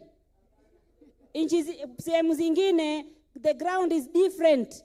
Njoo Speaker, mimi naomba hawa ambao hawajui kule kwetu kunakaa vipi, uwalete waje waone kumekaa vipi. Elachi.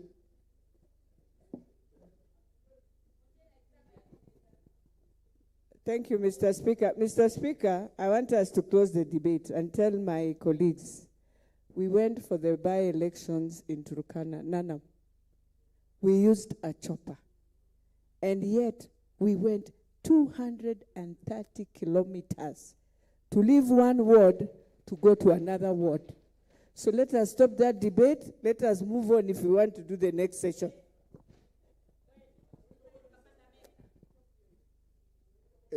Order, Mawade. And I'm also reminded, and I recollect, in the presidential petition in 2017, the Supreme Court ruled, among other things, that the IEBC cannot and will not announce the results until they have seen all the physical forms. That is a judgment that has a force of law. And I want to remind my brother Mule, you know, we have soldiered on the same side for as long as you can remember. I know your constituency. It is very even, very urban, very easy to move. That constituency is not the same as a constituency in Pokot, in Turkana, in Lamu, and I'm even told by your colleague from Kitui South that her area has similar challenges. I'm told Super North has the same problems. These are steps we have to take. There is no one size fits every foot. IEBC, you have a duty to ensure that you do the right thing as quickly as is practically possible. And where you have mapped out and we have challenges of communication, advise other agencies of government to see how they can improve so that we can be able to raise the areas. But it is not right to sit here and think that Embakasi South or Matungu is the same as Kachiliba or Emugwen or Keio North or some of those constituencies. Let's be fair to all Kenyans. Yes, Chairman, I think we're done with you. You can take your seat. Thank you, Honorable Speaker and members. You have heard the sentiments of many of the members. Like I said, it should be work in progress and must be good progress. Our dream is to go to an election. I don't know if any of my members here has ever been to Ghana during election time. Millie, you have been. Elachi, you have been. You will not even tell that there is an election. And in a presidential vote, my friend Mahama was defeated by 19,000 votes. Nobody threw a stone, nobody walked on the streets, nobody shouted at another. I hope Kenya will one day get to this. And we count on IEBC, whether it's your tenure or another tenure, to build and raise the level of confidence to where the winner does not get away exalting themselves and the loser does not feel vanquished. It is just a process of democracy. That is the country we want. And you are the referees. So all these things members are saying, take them into account, sit in your boardrooms. As a House of Parliament, we promise to support you with the resources to deliver a credible election as is envisaged under our Constitution. But let's give a fair opportunity to Nicholas from Turkana East, to Posing from Pokot, and to those who come from constituencies where it takes you 5 hours to move from one end of your constituency to another. Thank you. You are released to go back to your offices. Members, we still have... Members will now move. Where is Kaluma? Come to the chair.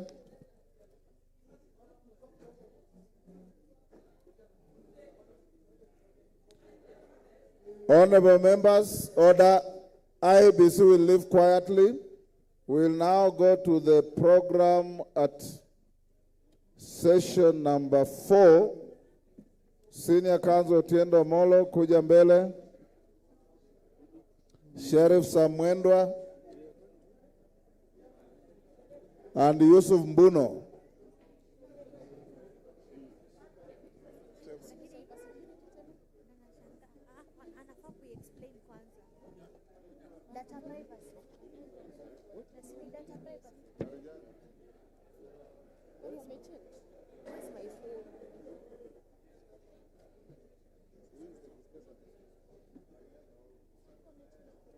Honorable members, take your seats. We're moving to the issue of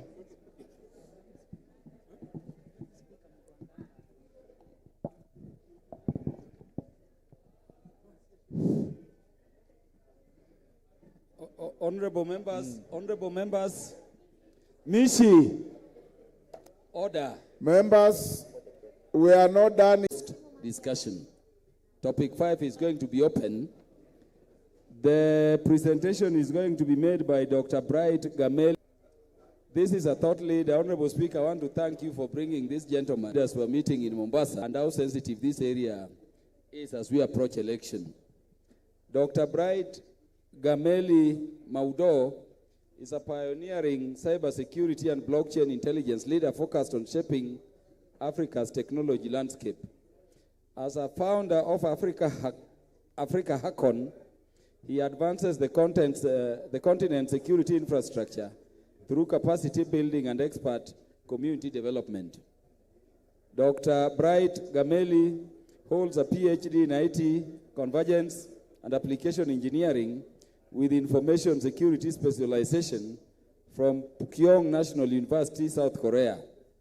Dr. Muador serves on the prestigious advisory board, including EC Council Global, CyberSafe Foundation, and USIU ICT Board.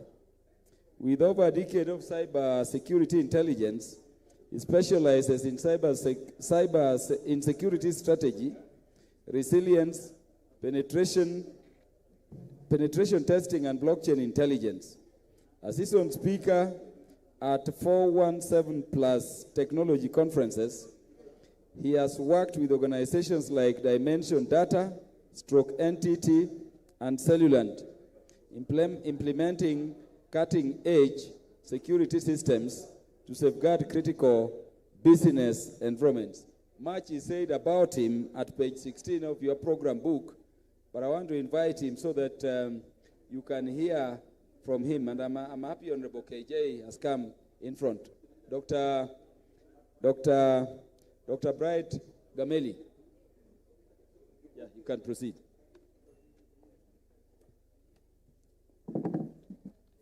Mamelachi, you are so mobile. Take your seats and listen to this gentleman. Those of us who are in Mombasa and listen to him felt it's important that he talks to you as well. Go ahead. Good evening, Mr. Speaker, honorable members of Parliament. Good evening.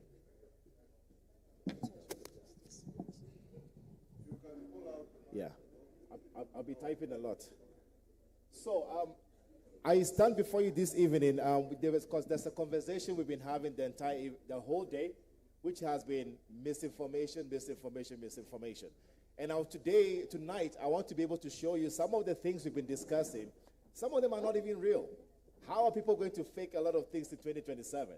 So I think I'm going to change my presentation a little bit to focus on technology, AI, and how some things can be changed without you knowing. These glasses that I have here is actually AI powered. So I'm able to record anything and everything as I'm walking around. And I can actually just duplicate everything you say. For now, I'll take it off, but I want to show you a video. If you look at this video right here, you cannot tell which is fake and which is real. If I had enough time, I could have duplicated anybody's face and voice just because of 10 or 15 seconds of them presenting. So the top one is a real one, the bottom one is fake. And in the age of AI and also cybersecurity, and when election is coming, we need to be able to actually be able to distinguish what is real and what is fake. I wish IEBC was here to be able to actually see some of the tools that we can use as citizens, or even you yourselves, to be able to actually make sure that we don't have fake videos actually that is going. So there will be a lot of tools and a lot of list of tools that I will be sharing with you. I know you cannot remember all of them, so I will share the presentation. It has a list of all those tools that you should be able to see. What we are seeing right now when it comes to cybersecurity, my entire life is about hacking. I hack anything and everything. I don't think there's any system that I've not been able to penetrate in this country. When I say that, in the country, in the continent, around the world, we do that. I have two of my colleagues around. Fraser is here and Trevor. We have a bunch of people that we even infiltrate some Telegram groups in Kenya who try to hack government systems We report them, by the way. We religiously report them to the various departments, and they're trying to do that. Some of them are doing this to be able to disarm what you have, to disarm systems that we have. And people are going to be doing that. Oh, something that was not mentioned about me, I'm a senior technology advisor to Honorable Attorney General of Kenya. So I try to be able to actually help to see how can we use technology to be able to do things. Currently, if I ask a few questions right now, please raise your hands if you've used the same passwords multiple times. Okay? Raise your hand if you have connected to a fake wireless network before and you're not even sure. If you check your phones right now, there's a new wireless I have introduced into the room called LN Resort, but with a dot. Majority of you will connect to the fake one because that will be the free version. That's the one that will serve your internet. That's the one you're going to connect to. But the thing is, if you connect to the fake one, I can see everything you do. Right now it's broadcasting with this phone. So I can see people are joining even. They don't even know. And if I was to be very malicious, I would disconnect you from original Wi-Fi, connect you to the fake one, and you will actually have no idea that you're actually getting connected to a fake Wi-Fi. This is very easy. My phone is very easy to do. There are much better resources that can be able to do this. And I'm going to show you a few of them. So also the thing is we click on links in the emails every time. How do we able to tell if a link has any fake details? How can we tell if it has malicious content? Because some of you who are here, who are members of National Assembly, you will be targeted. Somebody will send a fake email to your secretaries. Somebody will send a fake email to your department because they want to hack you, take over your emails, and send emails as you. Oh, by the way, it's very easy for me to impersonate you to her, and it will come as you. Can we try that? Please, I like volunteers. So I'm going to take your Gmail. I'll force an email from you whilst you're seated here. I'll let you say anything, and it will go to anybody here. Can we try that? Yes. Okay, great. I love such things.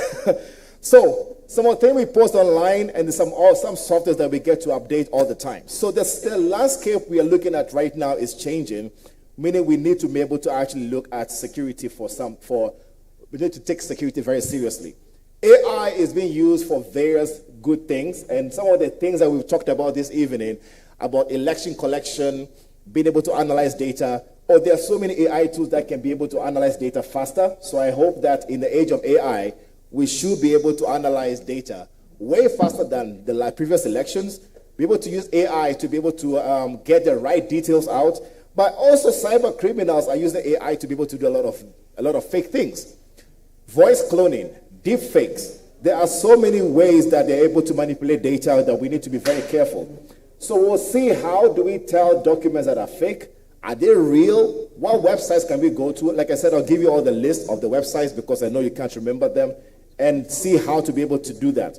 There's a person who actually sent $35 million to the fake bank account because the CEO, he got an email saying, could we please check, we're doing an acquisition of a company. These are the bank accounts. He said, no, can you get on a Zoom call as the CEO or the COO? I want to verify if this is actually you. He was the only real person on that call. So even a Zoom call can have fake people, and you cannot really tell if it's them. Are we together? And he sent $35 million. It took 5 days for him to realize that actually happened. The movie G20 was actually showing exactly how AI has been used in political propaganda. So it's on Netflix. Take a look at that movie. It will give you a very good detail as people who are in Parliament to be able to look at that. U.S. Secretary of State Marco Rubio was actually impersonated some time back the similar way. What are the ways people are going to try to actually hack you or manipulate data about you? Names. Both names can be used to be able to actually fetch information. We leave so much data online that we don't even know. And today I'm going to show you some of the ways you can do research about yourself. Honorable Gladys Boss, you need to be able to find out where has the picture been used. You don't know if somebody is trying to actually write something negative about you, but you have no idea your picture has been used on that page. Right? They're waiting for the right time during elections before they bring it out and say, hey, she said A, B, C, D, and it was never you. So I'm going to show you some of the tools to find out where have your picture been used. And if you have time, I would like you to do it yourself even right now. So we have IP addresses, we have your browser fingerprint. We are always accepting those cookies. What does the cookies do? Does anybody know? The cookies that you accept all the time, you don't have to, by the way, is basically trying to make sure they are using the moment of your browsing. So let me give a typical example. You go to Jumia. You are trying to shop for food or for, say, bananas every now and then for your restaurant. So the cookies that you've accepted is harnessing every detail of your browsing moment.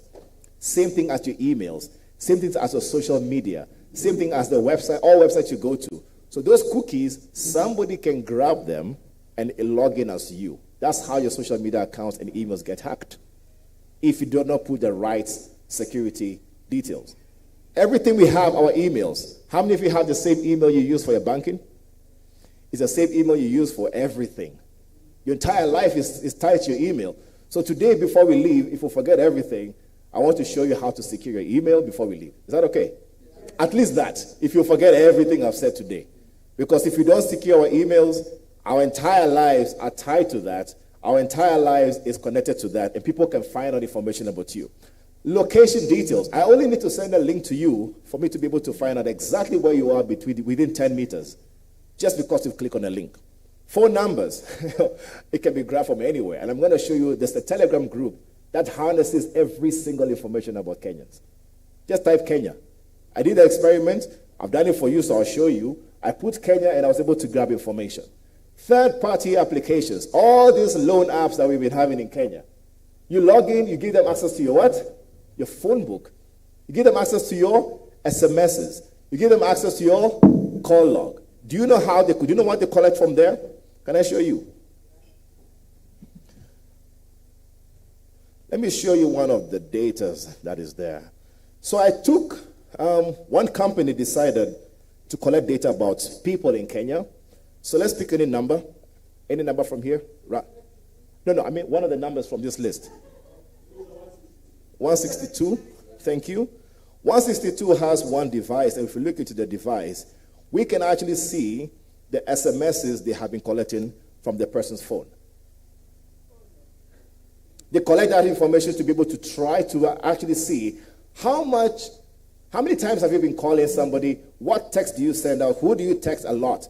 And this is just text messages. I've not even formatted it properly, but you can see details of what people have been sending. So when it comes to data protection, we need to take a lot of legal action against such companies. All right? And this is just one. So how many other companies are picking information from us with these various apps that we give them access to? Your telemetry, your basic date of birth, and your facial recognition, I'm going to show you how that works. So I'll go through a live demonstration to just show you exactly how a hacker thinks, how they work, how they manipulate your details, and how can you protect yourself. Is that okay? So I'll try to go as slow as possible, and the tool list, I'll give it to you as well. So the first thing any hacker wants to do is to be able to use Google. If I say site KE, and I say file type XLS, and I put, say, salary, this basically says, go to every .ke website. I want every Excel sheet that has the word salary in it. Are we together? This is basic. This is the basic of basics. So if I click on this, the Kisii County budget is somewhere deep-rooted on the website. However, this command allows me to be able to download that, and this typically has people's salary details. Hello? There are faster ways to do this. This is the basics of them. So you basically can go into websites deep-rooted and find out what data is hiding behind something. To them, they're hiding it. To you, you can use Google to get this information. But my most important thing is to find out exactly details about organizations. What is leaking? There is something we call a stealer log, a stealer malware. Stealer malware has been infecting you for so long you have no idea. Let me explain. Stealer malware has been going on that when you go to some website and it asks you to put your username and password, it extracts that password and stores it somewhere. And they sell it to people in the dark web, in the deep web, these days in Telegram groups, where they steal your data. Can we check for some of them? I'd like us to volunteer companies in Kenya. Is that okay? So the first thing they want to do is to basically find out some of those details is they go to a tool like this. So for example, if I want to fetch every email for who? Let's give a company, a website, even let's say IEBC, right? It's .or.ke. Okay? If I go to iebc.or.ke, this tool in the next few seconds will tell me every single email that exists on the internet. So I can collect them. They all become targets for me. If I want to hack them ideally, I'm wearing the hat of a hacker right now. I will target every single person because the more, if I send all that data to them, at least one person is going to click on that link. Are we together? I'm talking about how hackers do it. So they fetch all this information to see whom can they target. However, there are tools you can use to be able to find out who's the CEO, what positions the people hold in that organization. Are we together? If I was to go to something like, say, there's a possibility that the same emails could have leakages. So do you remember the Stealer malware that I told you about? Hello? It could have been affected them. So some people who have gone to iebc.com, for example, let me see, their passwords could be leaking. So a few people who have gone there, somebody's password is this, and their password is what? K7@7, right? If I go on, we can see a lot more of people whose passwords. And analyzing this, I can see exactly how the website has been constructed, what files exist on the website. If I go a bit technical, you can now see the structure of the website. Again, these are basics of things that we get to see. So it's not their fault, it's their computer that they have been using that has been hacked or they have been able to see. So their details here has to be cleaned up from the website. Can we continue? Yes. Great. That is one place. The other place is if I go to a place like this website. Can I get another company? Pardon? Let's go. Safaricom. Safaricom is boring. There's too many details about them. Let's say KPLC. Right? Let's go to KPLC, for example. Some people as KPLC or third parties who are logging as KPLC could have can have the data leaking. So hackers use such website, but it doesn't cost too much to get this website. Where you're seeing employees, third parties, but customers, there are 28,000 accounts that are leaking. So if I randomly pick, if I want to try to log into somebody's account, all I need to do is select a few of them, and I press unlock.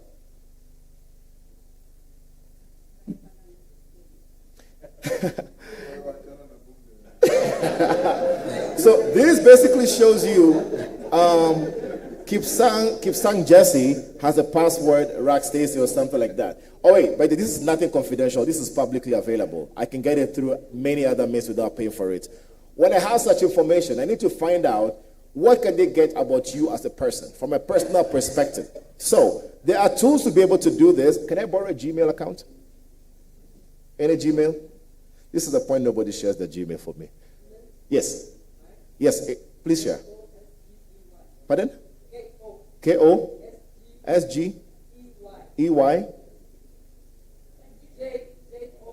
J-O-S-S-E-S. Like that. Okay. Any other person?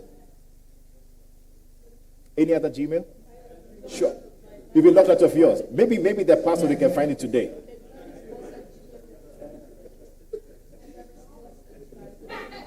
Like that. Okay. So if I pick this email, hello, there's a free website called Have I Been Pwned. You can go to this website to see if there's a possibility that your third-party company that has been hacked has been breached. So Gladys Boss, your password that you've used somewhere, there are 8 companies that have used this, that have been breached, and they have the password leaking out there. You want to see it? Okay, we can see. Maybe that one of the passwords could be yours. I will not have to show all of them, but I can download for you the details and share with you after this. So if I go to this website, it's a tool that we have paid for. That password is somewhere here. Let's look for one of it, and it could be that. Let me make it bigger. That was the password they used on one of their portals. Here.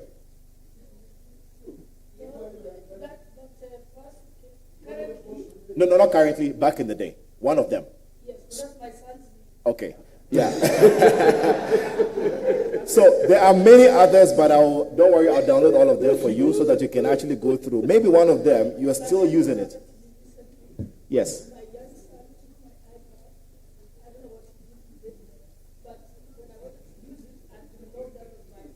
Yes.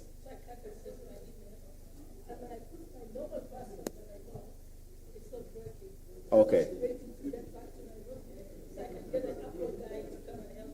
We'll see how to help you. We have a full team here, so we'll see how to be able to assist you on that. Yeah. Oh, yeah, yours also so here. So, if I check this,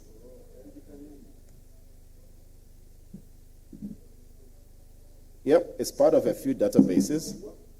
In 2023, when that company was hacked, the password was that. Yeah. And there are many others. But you know, I want to find out details of exactly who are you before I even try to impersonate you. I can try to find out details about you. By the way, there are many tools to be able to do this. When I want to map out whatever I can get from just your Gmail, there's a way to be able to map it, and I'll show you how it is. This, I will not show your Airbnb staycations. I will not show that, don't worry. Otherwise, this tool can tell you where you have been, where you have commented on, places you've been, and then also what are the activities that I can fetch from your email, right? The details of your email is what I need to be able to use to see how can I impersonate you. So hackers do these things and automatically fetch that information, how to put it together, and then be able to actually get to know what they can use against you. So we will run this. It's taking some time.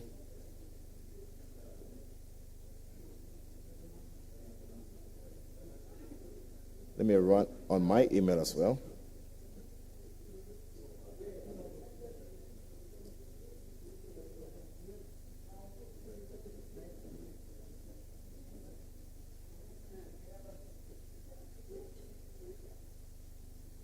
Okay, as that is getting to work, let's see, there is one place you can actually get to see where has my picture been used. So we call this reverse image search. There's a lady in Kenya who woke up one day and was getting a lot of messages as to how much to escort me for 3 hours, for 2 hours. He's just like, wait, what? Only to realize that the ex-boyfriend shared a picture on an escort website saying people who are coming to Kenya should get escort services. You all know what that means. So we had to do a reverse image search to find out where has her pictures been used. So this is one place.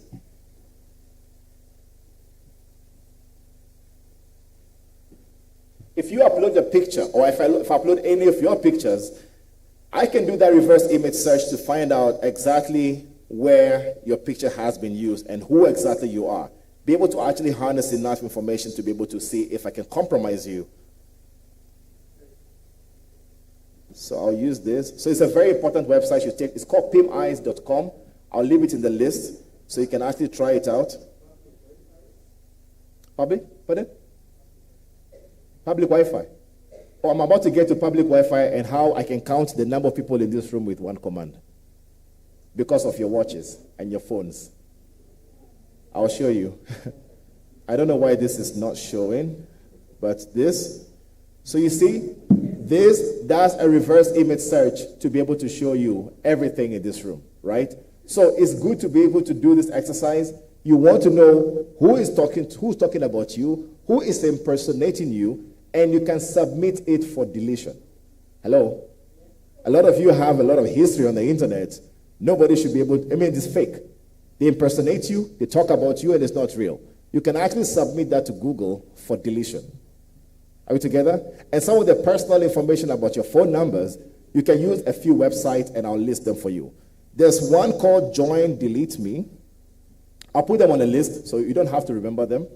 There's another one called Optory. And the last one is called Incogni. You can submit your name and details that you find. They'll do an analysis and you pay a few dollars and they'll be able to submit that to the Google and the Facebooks and everything to remove those information about you. Hello? Because as the kind of work that you do in the space you live in, there's too much negative information. and there's a lot of misinformation. The coming elections, there's going to be a spread of all of this. When we're trying to see all of this information, I really wonder why this is not showing.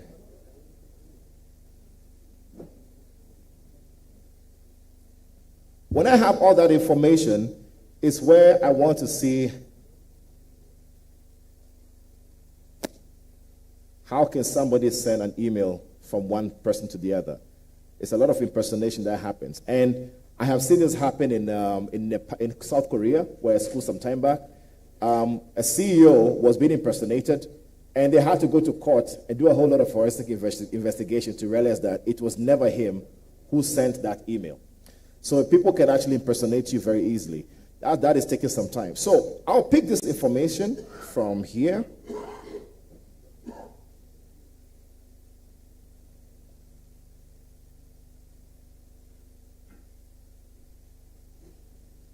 Where am I? And I will say, basically, send an email from you to I have an email that I want to use for this experiment so that everybody can see, so that you can also take a look at that. I'm sending it to myself, and let's put a subject. Subject is dinner time. Okay? Parliament on crime. Kindly know that we are watching you. Another way could be that I send an email from you, but every time I reply, Honorable Gladys Boss will be the one to get it. Okay? Think about that in a case scenario of, say, finance. Finance send an email, but every time they're responding to the hacker or the scammers. So they're always sending details to the wrong person, and then they send it happened in Kenya. They almost lost 15 million. Said, oh, this is the new invoice. So they pay to the wrong bank account. That has been going on for so long. There's actually a billionaire in Kenya who lost £1 million right here in Kenya because of such a thing. So I can now force an email, say, it came from you. However, I am the receiver. But when I want to reply, it goes to who? Exactly. Subject is invoice. Oh, sorry. Kindly find attached the invoice for processing. Sometimes they don't even need to know the details. They only need to know both names. So they're trying to because somebody gets triggered when they see the two names, right? So they want to see, how can I put the two names in an email that can make it easy for somebody to actually open the email. So here, I can say, maybe, what email, how does your name show on your email? Just Gladys Boss. Okay, so say, okay. So let's say Gladys Boss are the two details. I can take that and say, the recipient of the email is still me, but the name is just written Gladys Boss. Subject of the email is deal done. Just consider it done. Right? So, hoping that everything works, because sometimes things will work off stage, and when they get on stage, they fail. So, I'm going to open this Zit Night Owl. Some might go to spam because I'm doing it pretty fast. And as you can see, oh, that came in. Parliament on crime. But it was not you. You're checking your outbox. It's not there. No. Unless I reply to this.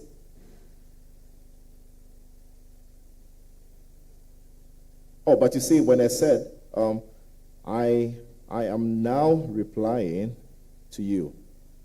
You can confirm in the next 10 seconds if that has come to you. Now is the only time you will see it in your outbox, on your inbox. Are we together? And by then, damage has been done. So we have to be very careful as to where is the email coming from when we open them. The other one is, oh, there it is. I even typed the name invoice wrongly. But you see, it has come through. Yeah. It can be done to anybody. You can see the second one here. Let me increase the font.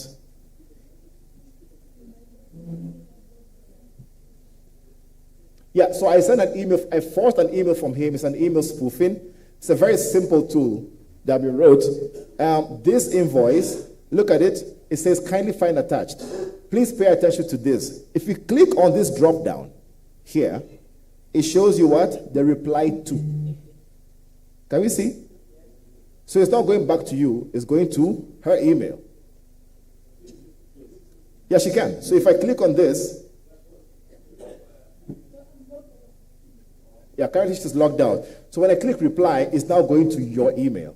And this happens a lot, especially when it comes to finance, sales, and HR. Those are the departments that do get spoofed. Are we together? Last one is just to show the name Gladys Boss. See, if you see deal done, you will think everything is real, right? So you open it, and the first thing you see is a picture. Let me tell you something. Let's go to iebc.or.ke. Do you think everything you're seeing here is real? It's real, right? I mean, we can browse the website. I mean, it's a normal IEBC website, right? Okay. In the next 10 seconds, I should be able to put one command, and because I want to fake that detail, I can try to edit the page.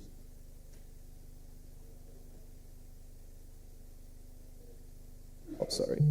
It's here. When I put that, I can literally change anything you see.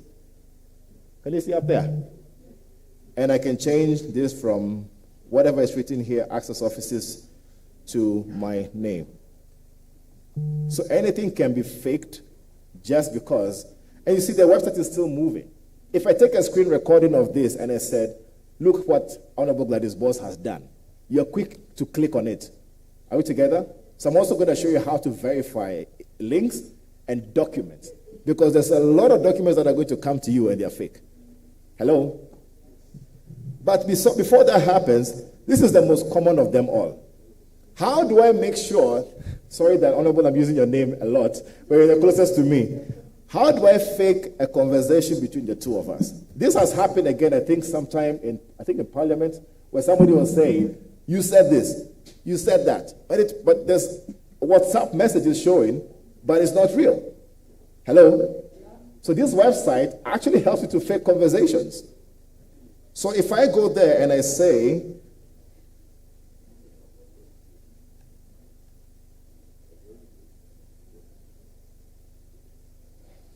has said, deal done, and I even put a picture of you, it shows like that. But I can go to person 2 saying, I will be there on time. I want to mark it as read, and I add that. And I can do the back and forth. I can even change the battery time. I can change the time when this conversation was had. So we say the conversation happened at what? 10:04 p.m. And then we download such things that we post on social media and we believe it's real. It's fake. So how do we verify pictures, documents, and all of those things if they're fake?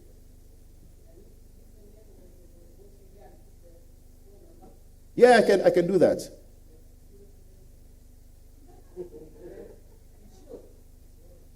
That's my number. Anybody can fake anything. Oh, this is just WhatsApp. SMS is there. Instagram is there. Facebook is there. All of them are all here. TikTok. And everybody's believing those details.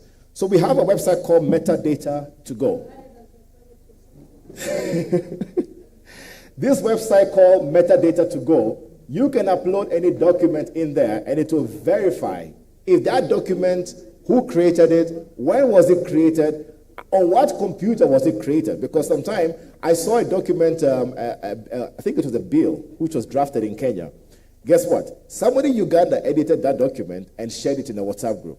I only used this website to check and I realized, I'm like, no, the person who changed it was named, the person was called Songa Chris. I'm a Songa Chris, but you're Ugandan. So why are you sharing a Kenyan document and as you're saying, clause this is the real document? This actually happened in Kenya.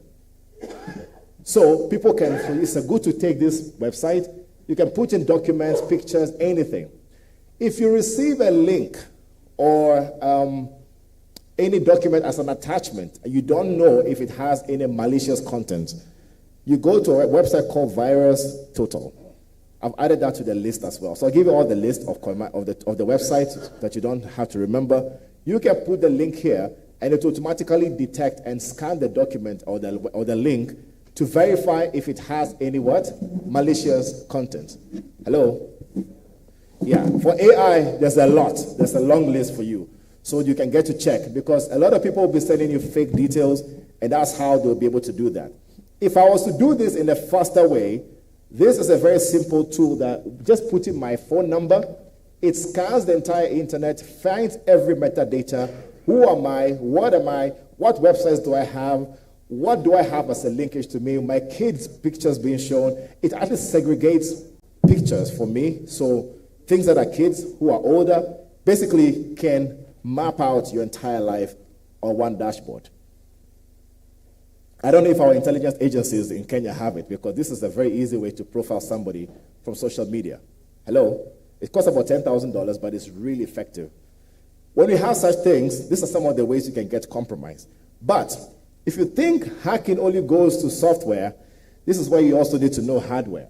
I can control the AC in this room with this. I can control power projectors and everything, digital signs, with a simple tool. If you pick out your iPhones, because I know majority of you have an iPhone. Look at your iPhones. Pardon? Oh, look at it. Just keep looking. You'll see currently there's a pop-up of you to connect to a Bluetooth device. Apple TV, right? Do you know why I did that? I'm triggering your Bluetooth device to come on, because now that I'm there, I can scan for all the Bluetooth devices in the room. So I'm forcing your Bluetooth to come on. Hello? That's not the worst part of it. When I see these Bluetooth devices come on, so now there are about 250 devices within range for me. And I'm using a very weak adapter. I can go about almost a kilometer. Hello? But this is what happens. When people want to listen to you, recently a vulnerability has been discovered, and pardon? A vulnerability has been discovered with these things that we have. We all have one, the AirPods and the earbuds and everything. If I want to listen to the conversation, I want you to actually have a conversation there when I give you this, and I want to record you, right? I didn't show this in Mombasa. This was new at the time. So I run this tool.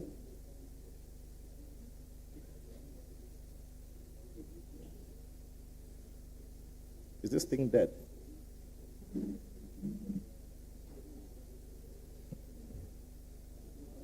And if you watch this, we can actually have a conversation. Yes, this is a secret conversation we're having.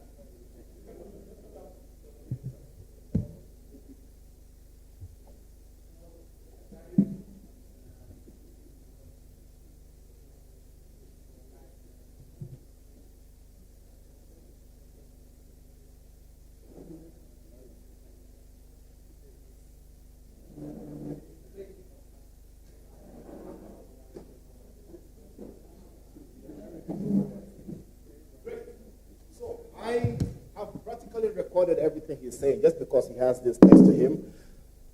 There are better ones to do this, but let's now get to listen to that conversation. Can I use this mic?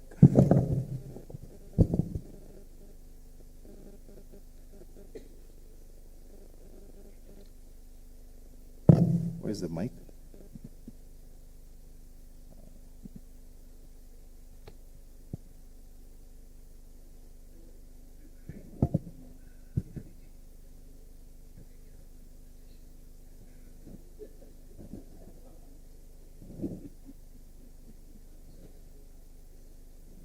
It's not that audible, but it's somewhere here.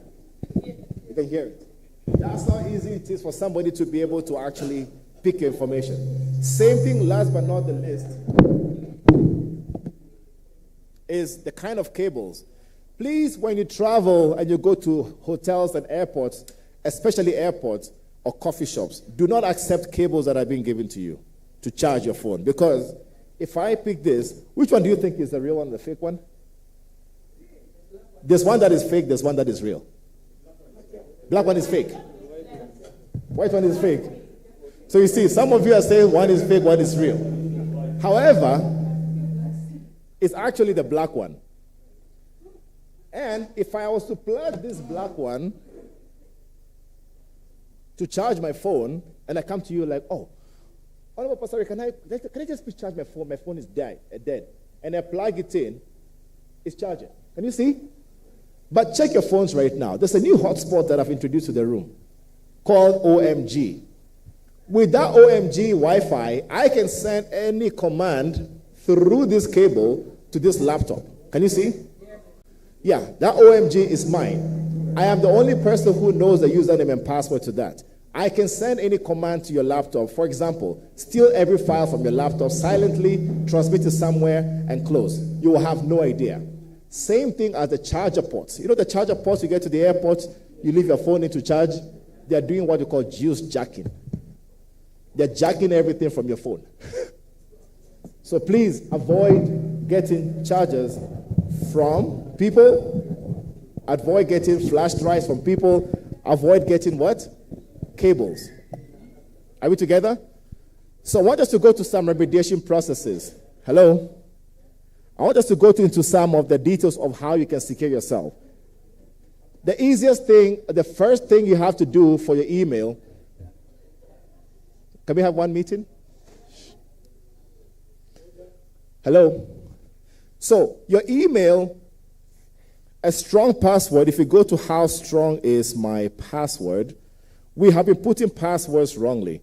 So, these websites can tell you how strong a password. So, if I put a password, say, let's say lady boss, how long will it take the slowest computer to crack it?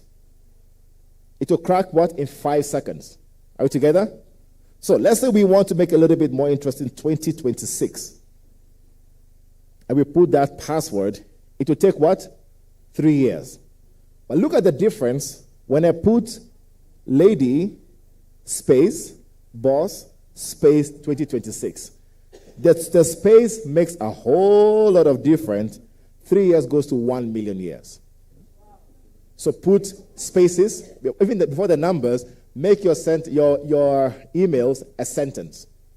Are we together? But there's one fact. We are human beings. We cannot remember everything we keep, right? This is why you need to keep what you call password managers.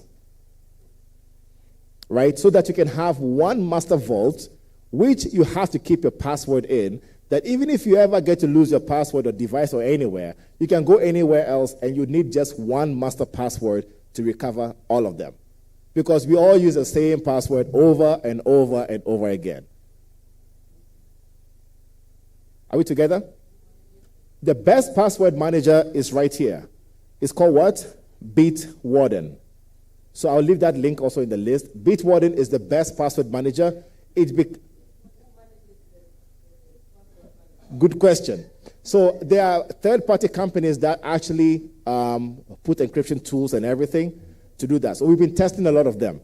We test them to see. The one for Google, you're being sold out. Google will give out your password very easily, so I can't trust them. There's another company called LastPass. They keep getting hacked every day. Even last week, they were hacked again. So I even put in the list of commands, do not trust this one. Okay? I've put it down. Do not trust this one. You'd rather use the one called Bitwarden, because Bitwarden can help you to be able to keep your password safe. But a strong password needs to be able to have 1, 2-step verification. Great.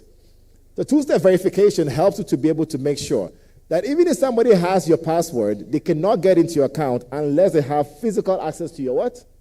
Your phone. But that is not enough, because Fraser and this fella here, they have ways to bypass that.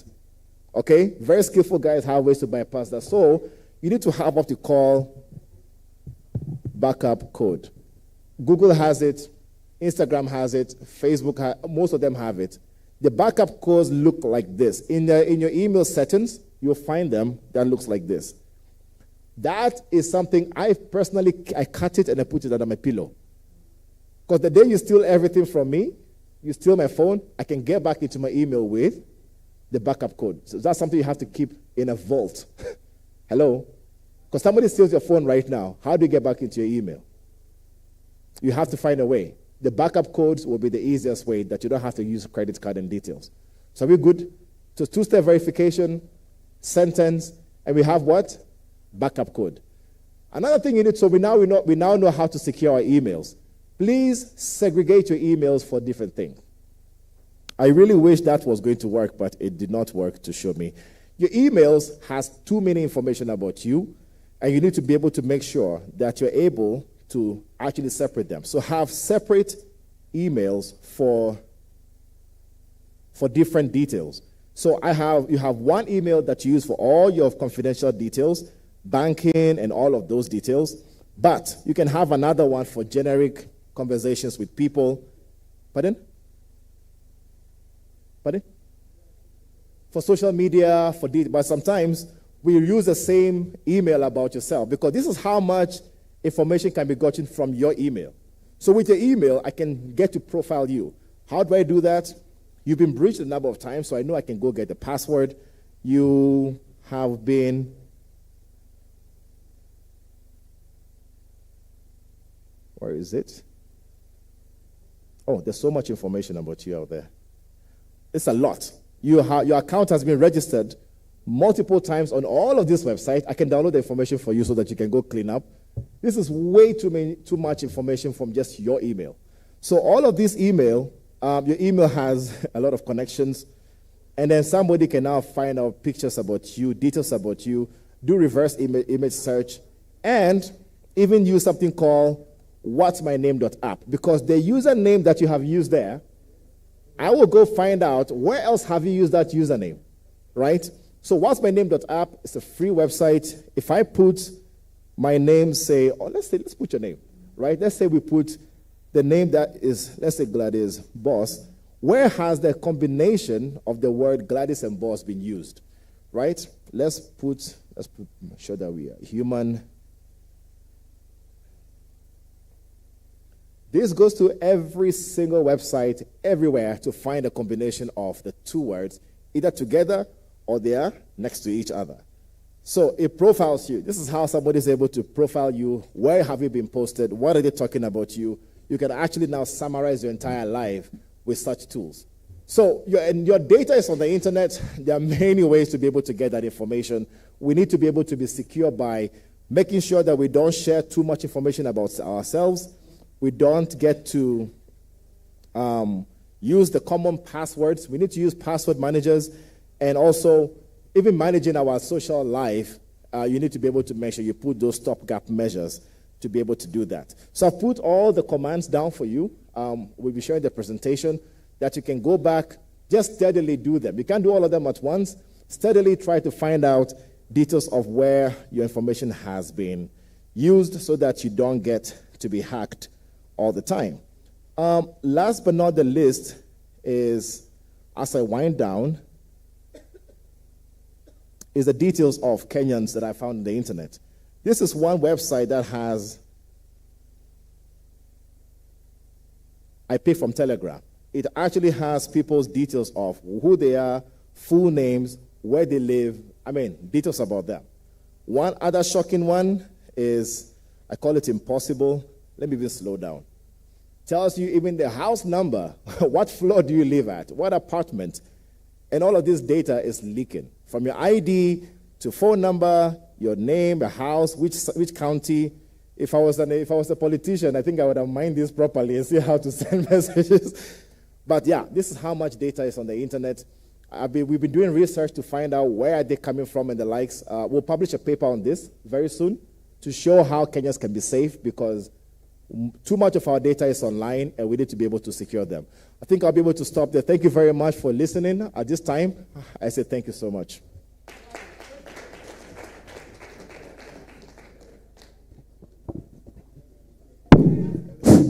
Yes, sure. Thank you, Bright. Do you want to ask him questions or we allow KJ a minute or two? They ask first. Yes, so let us give KJ 2-3 minutes to say something. You can do 2.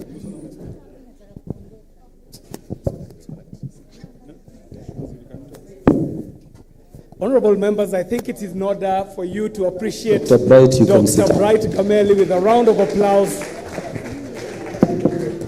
Now, the first thing you need to understand about Dr. Bright is that Dr. Bright is what is called an ethical hacker. And the operative word here is ethical, meaning that outside there are people who are hackers, but they're not ethical hackers. And what you need to think about in this space is that when you think about the online space, you're thinking about the websites where you visit. And where you're visiting is the internet, the normal internet. However, as big as the internet is, there is yet another world that is called the dark web. And this dark web is as deep and as vast as what you're seeing on the internet. Meaning that there are people like Daktari here who are sitting in the dark web doing this and not doing it ethically. Now, I've got members of the Committee on Communication, Information and Innovation, and they'll tell you that when this committee came to office in this session, in this parliamentary session, our first order of business was to investigate an issue about data collection by an international company that was called WorldCoin. So as we were busy approaching the elections in the last, in our last election, somebody landed in Kenya with some orb-shaped devices and came and said to Kenyans, give us your data and we shall pay you something. And they say to them, we shall pay you in cryptocurrency. So Kenyans were lining up at KICC and they were handing over their data. Not only were they giving out their names, their fingerprints, they were also giving out very specific biometric data. And when our committee did an inquiry, we had to call in these gentlemen and this committee of parliament, and I have the honorable member from Nandi Hills.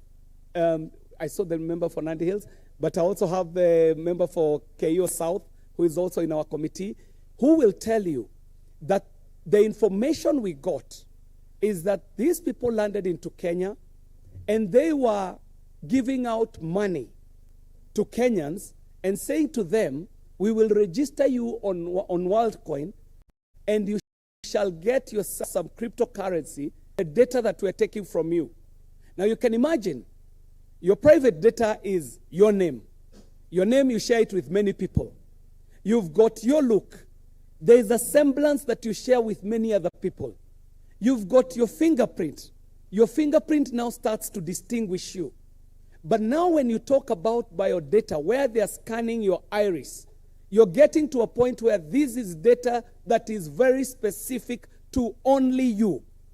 And Kenyans were lining up at KICC, surrendering their biodata for the inducement of a very few coins. Now, this is Dr. Bright, an ethical hacker.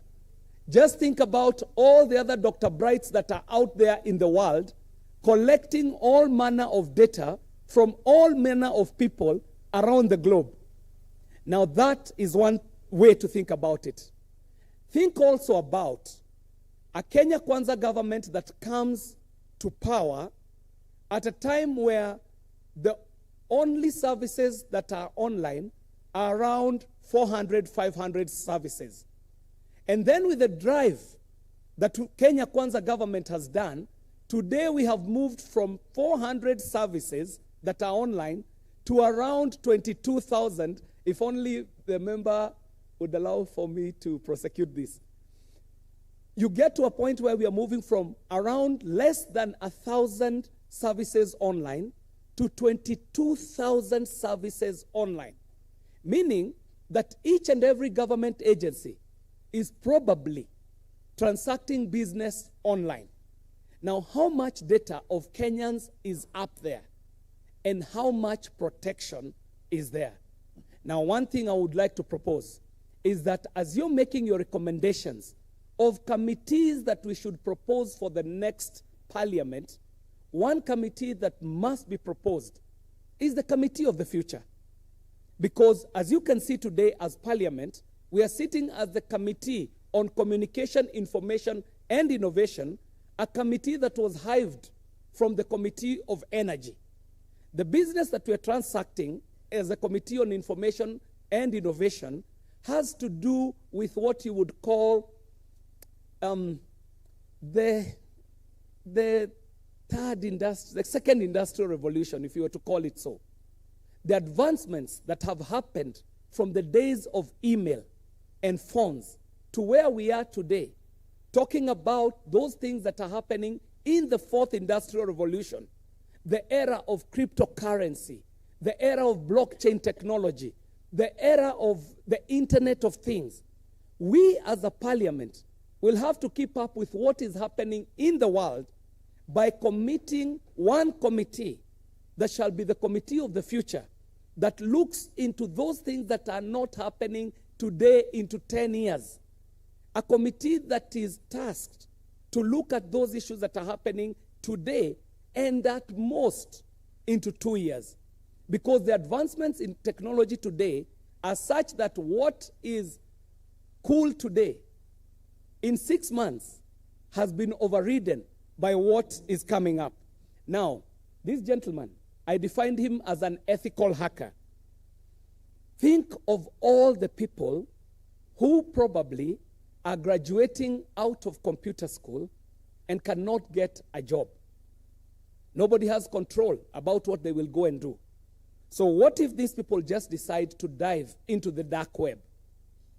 You have a name, you have a look, you have your own personal data and properties, you've got online presence, and then you've got young children graduating out of school who do not have an opportunity to serve the community as ethical hackers, who might fall on the other side of the community today. So we have to think about how Parliament would be considering those things that are relevant to today. Best example, finance bill. Ladies and gentlemen, you all know that the conversation that was happening online on the finance bill had very little to do with the finance bill that you're prosecuting in the House. There were young people who were making different finance bills. Others were trending clauses that were not in our finance bill.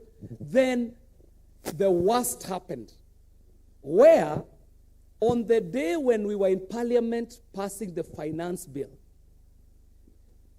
beyond the Kenyans who are interacting with you online, they introduce, what would I call them? They introduce where it is not a person coming at you online, they have introduced robots. So bots. Bots are introduced, and they're given your number as a member of Parliament. And the bot now is sending messages to members of Parliament in the thousands in a minute. You do not have a place to explain to people, even to start and explain that this finance bill has 197 clauses. You're telling me, reject, do not amend. You're asking these people, what do you want me to amend or change in the finance bill? It has 197 clauses. But they're saying to you, reject, do not amend. Before you know it, when you get into the House, prosecute the matter on the finance bill. By the time you're coming out, the traffic has changed online, and it is no longer reject, hashtag reject, do not amend. it is now saying hashtag something to do with the president. And this is being driven onto the phones and to the technology of young children in Kenya who are not like you, who are online natives. Online natives is to mean that this is a child who logged in and has never logged out in their life. For you, there are times you log in and you log out. Now, that's not where the story is. I want to end it, Mr. Speaker. Honorable KJ, 1 minute to end up. Yes. I want to end it, Mr. Speaker, by saying to the honorable members here, what Daktari is presenting to you today is a reality. It will not change. It will even get worse, so to speak.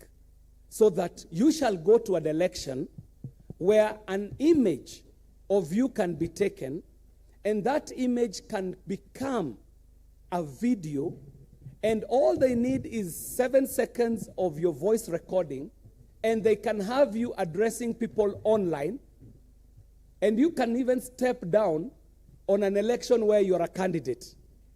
So they just set you up, have your face, have your voice, and have you declare that you have stepped down from the election that is happening tomorrow, which is a reality. So it means that if Parliament has to survive into this fourth industrial revolution, Parliament will also have to be alive to the reality of the technology today. That what you thought was a phone that you would use for communication only has been abused by people who can get in as hackers. And that is bad enough. But then where we are going next is a place where these attacks will not necessarily have to come from humans. As we speak today, there are bots that can be deployed. And these bots would be operating autonomously, not under the control of an individual, and they would reach to you through whatever communication device as has been presented here today. So, ladies and gentlemen, for you, as you go, all you need to take from Daktari is that first, you probably need to check what your online presence today is. When you get to know what your online presence is, then get to be conscious about when you get online. Remember, you do not own Facebook. You do not own Twitter. That is the program that is on your phone. You do not own the connection between Twitter and the satellite. It is not owned to you. Then now think about the satellite that is flying over your country. You're in Africa, a continent that is not manufacturing satellites. So that if you're talking about democracy into the future, you've got to ask yourself, what model of democracy shall we as legislators of today be modeling? And what protections do you have to put as an individual, as a family, as a corporation, as a state, as a country, so that you can live with a semblance of safety in today's world? The best thing to do is to learn. Find out what you need to know, because with knowledge, you can have defenses against it. I like to take it the way Mr. Speaker takes it. Mr. Speaker tells us it is not all doom and gloom. When man was coming into the first industrial revolution, coming into the second industrial revolution, there were threats. Those threats were so real that at the time when they were making the motor vehicle, coming from the horses, they could not tell what they would have done with all the dung that the horses were leaving in the streets. But that is why, as it were, coming from the steam into the engine, coming in from the engine into the interwebs that we are, and now into the fourth industrial revolution, the threats remain, but also there are guards against the threats. Ladies and gentlemen, I want you to appreciate Dr. Bright Gameli with a round of applause. It might be in your interest to take his number.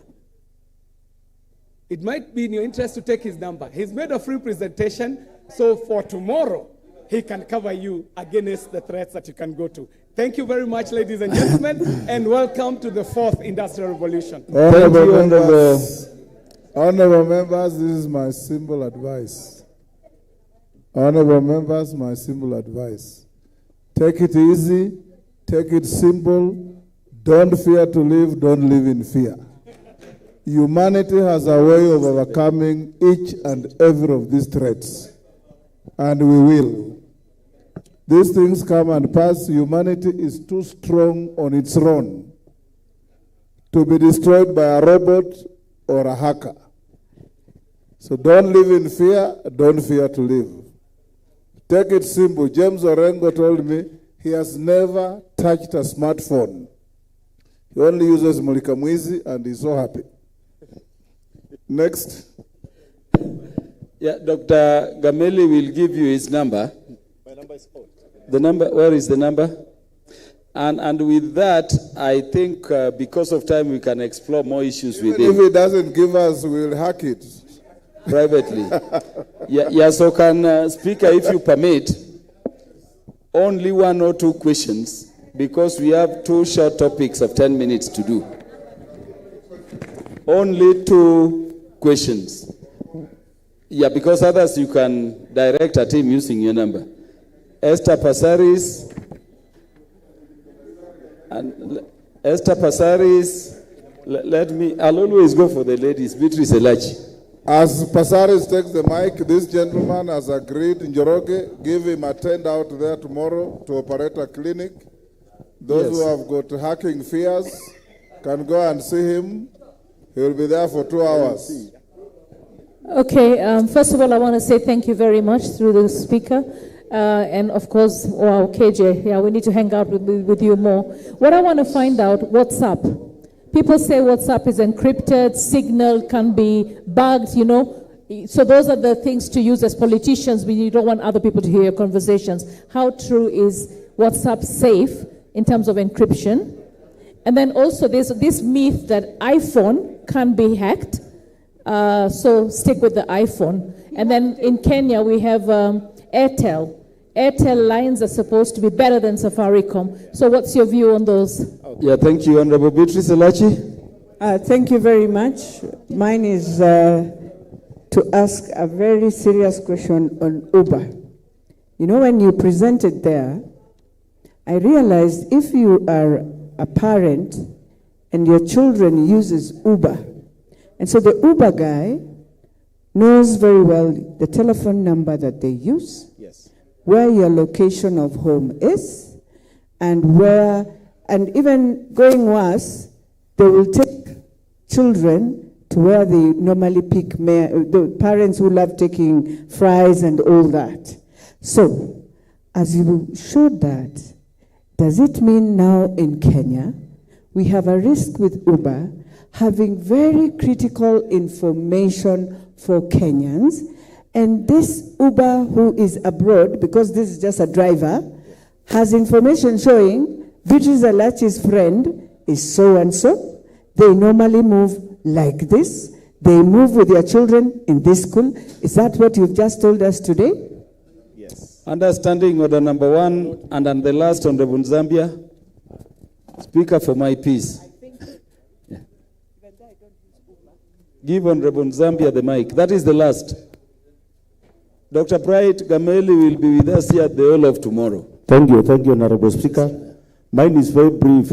As we are seated here, I think we have so many learned young people in this country, and I would suggest, because it is very possible to trace, for the last 10 years, all those students who have done IT, computer science, and that discipline. And through the Ministry of Education, we can trace all those students and actually try to know where they are and what they are doing. Because as you are trying to talk about the cybercrime and all that, we need to have a solution. Thank you, Honorable Speaker.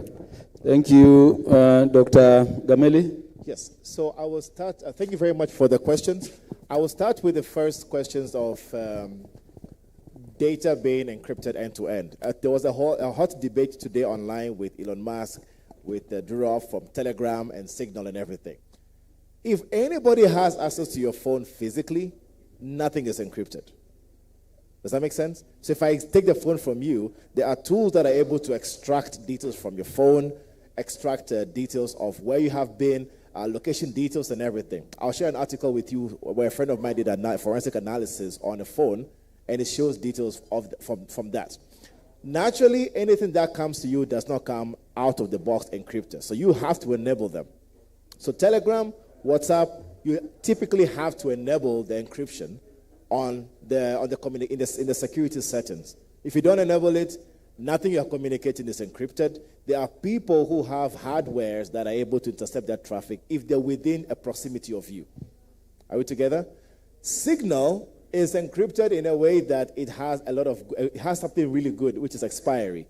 So the encryption that comes with Signal is able to encrypt data when you're chatting, but it's also able to delete data automatically. But at the end of the day, it's all technology. They have to log somewhere. They have to store somewhere that they can actually process what you're doing, so nothing is really entirely safe. The only thing that is, which goes a bit offline, is a phone that I have. I have it in the back there. It's called a zero trace phone. So zero trace phone has been developed specifically to make you go anonymous offline. So the tools there, you will not use your email for Instagram, but you can still browse Instagram. You can still browse TikTok and the likes without your email and your phone number being registered. Are we together? They have specialized applications they've created to make you not share too much of your information. So this is what we call zero trace phone. If it was for Parliament, we would have created a server specifically for Parliament and use one app, which means any communication is only within Parliament. No third party is having access to what Parliament is discussing, and that is actually verified to be encrypted. It was actually developed by NSA and CIA agents. Otherwise, they can see all you're doing. Airtel, Safaricom, they're all the same. So there's nothing much we can say that one is secure than the other. Data of the portals they have. So I don't usually blame the telecommunication. I blame the third-party companies that fetch your data to keep. I'll tell you, for example, most of the loan companies don't keep your data safe.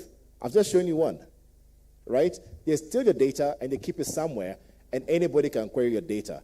And all of that information is what they'll be using against us. So I don't usually look at telecommunications as the details of where I should look at when data security is being talked about. iPhone, Android, every system has a vulnerability. Macintosh is secure, Linux is secure, Windows is secure, but somebody somewhere will find a way to be able to get in. If you're a target, they'll figure out a way to do it. I used to create malwares for fun. That's the hobby I used to have. And I'll look for a way to create malwares for Windows, for Linux, for Macintosh, for iPhone, for Android. Because the tools are there, anybody can be able to do it. To the last question there about kids, there are so many young people who are bored. There's one I just showed our colleague here. There's a Telegram group. I can show you. I just Googled government in that Telegram group. You can see. Look, what did they say? Just read out what is written there. Anyone with sync? No, the part where it's highlighted government. Which one? They're saying, take down a government website, leave the education institutions alone. It's here. It's a group in Kenya. Not a foreign group. These are Kenyans. But I did a bit of offensive. I had to wear the black hat because I was really mad that they're trying to hurt Kenyan companies, business, and government, and I hacked the guy back fully. And I called him and I told him, I know everything about you. I know where you live. This is the gate. This is how your gate looks like. This is what details about you. I know what school you live at. I have your face. To take down everything. So he took it on an entire Telegram group. I had to, and my team was very supportive. After 1 week, he put up another one with the same name, just changed a few details, thinking we don't know. But you're not invincible. We will find you. So the thing is, people are trying to do that, and they're all bored. They need jobs to be able to do certain things. Only Safaricom actually have what they call a bug bounty program. So they legally send Safaricom hacks they have, and Safaricom pays them. If we're to do that for government right now, a national bug bounty program. No, actually, they're not that expensive. So you can say every bag you submit is 5,000. To them, they're happy. 10,000 bob. They always send me those details and say, oh, Bright, do you know somebody in government? I want to report an issue with XYZ system. Will they pay me? But you know what you usually get? They say, we don't have money.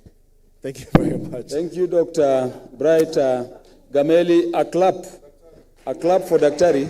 We will have Daktari the whole of tomorrow. I've been hacked on WhatsApp myself. I'll tell you more about it. Could we have Mr. Mbuno come up front? Mr. Sheriff Samwendwa. Speaker, Mr. Sheriff Samwendwa was my classmate at the university. Yeah. The part we are going to, honorable members, are topic 3 and 4, and these are very critical. They are matters around our legal issues, more particularly the matter NGCDF. And honorable Speaker, if you would permit, I've agreed with your chairman, CDF can go up front. You can go up front if there is space. You may say something. Honorable members, hata vijana wa TV sasa funga virago. Time is up for you. Honorable Muno is our CEO for the National Government Constituency Development Fund Board. Speaker, I've agreed with Mr. Mbuno that is not taking more than 5 minutes. Mr. Mbuno, you can proceed.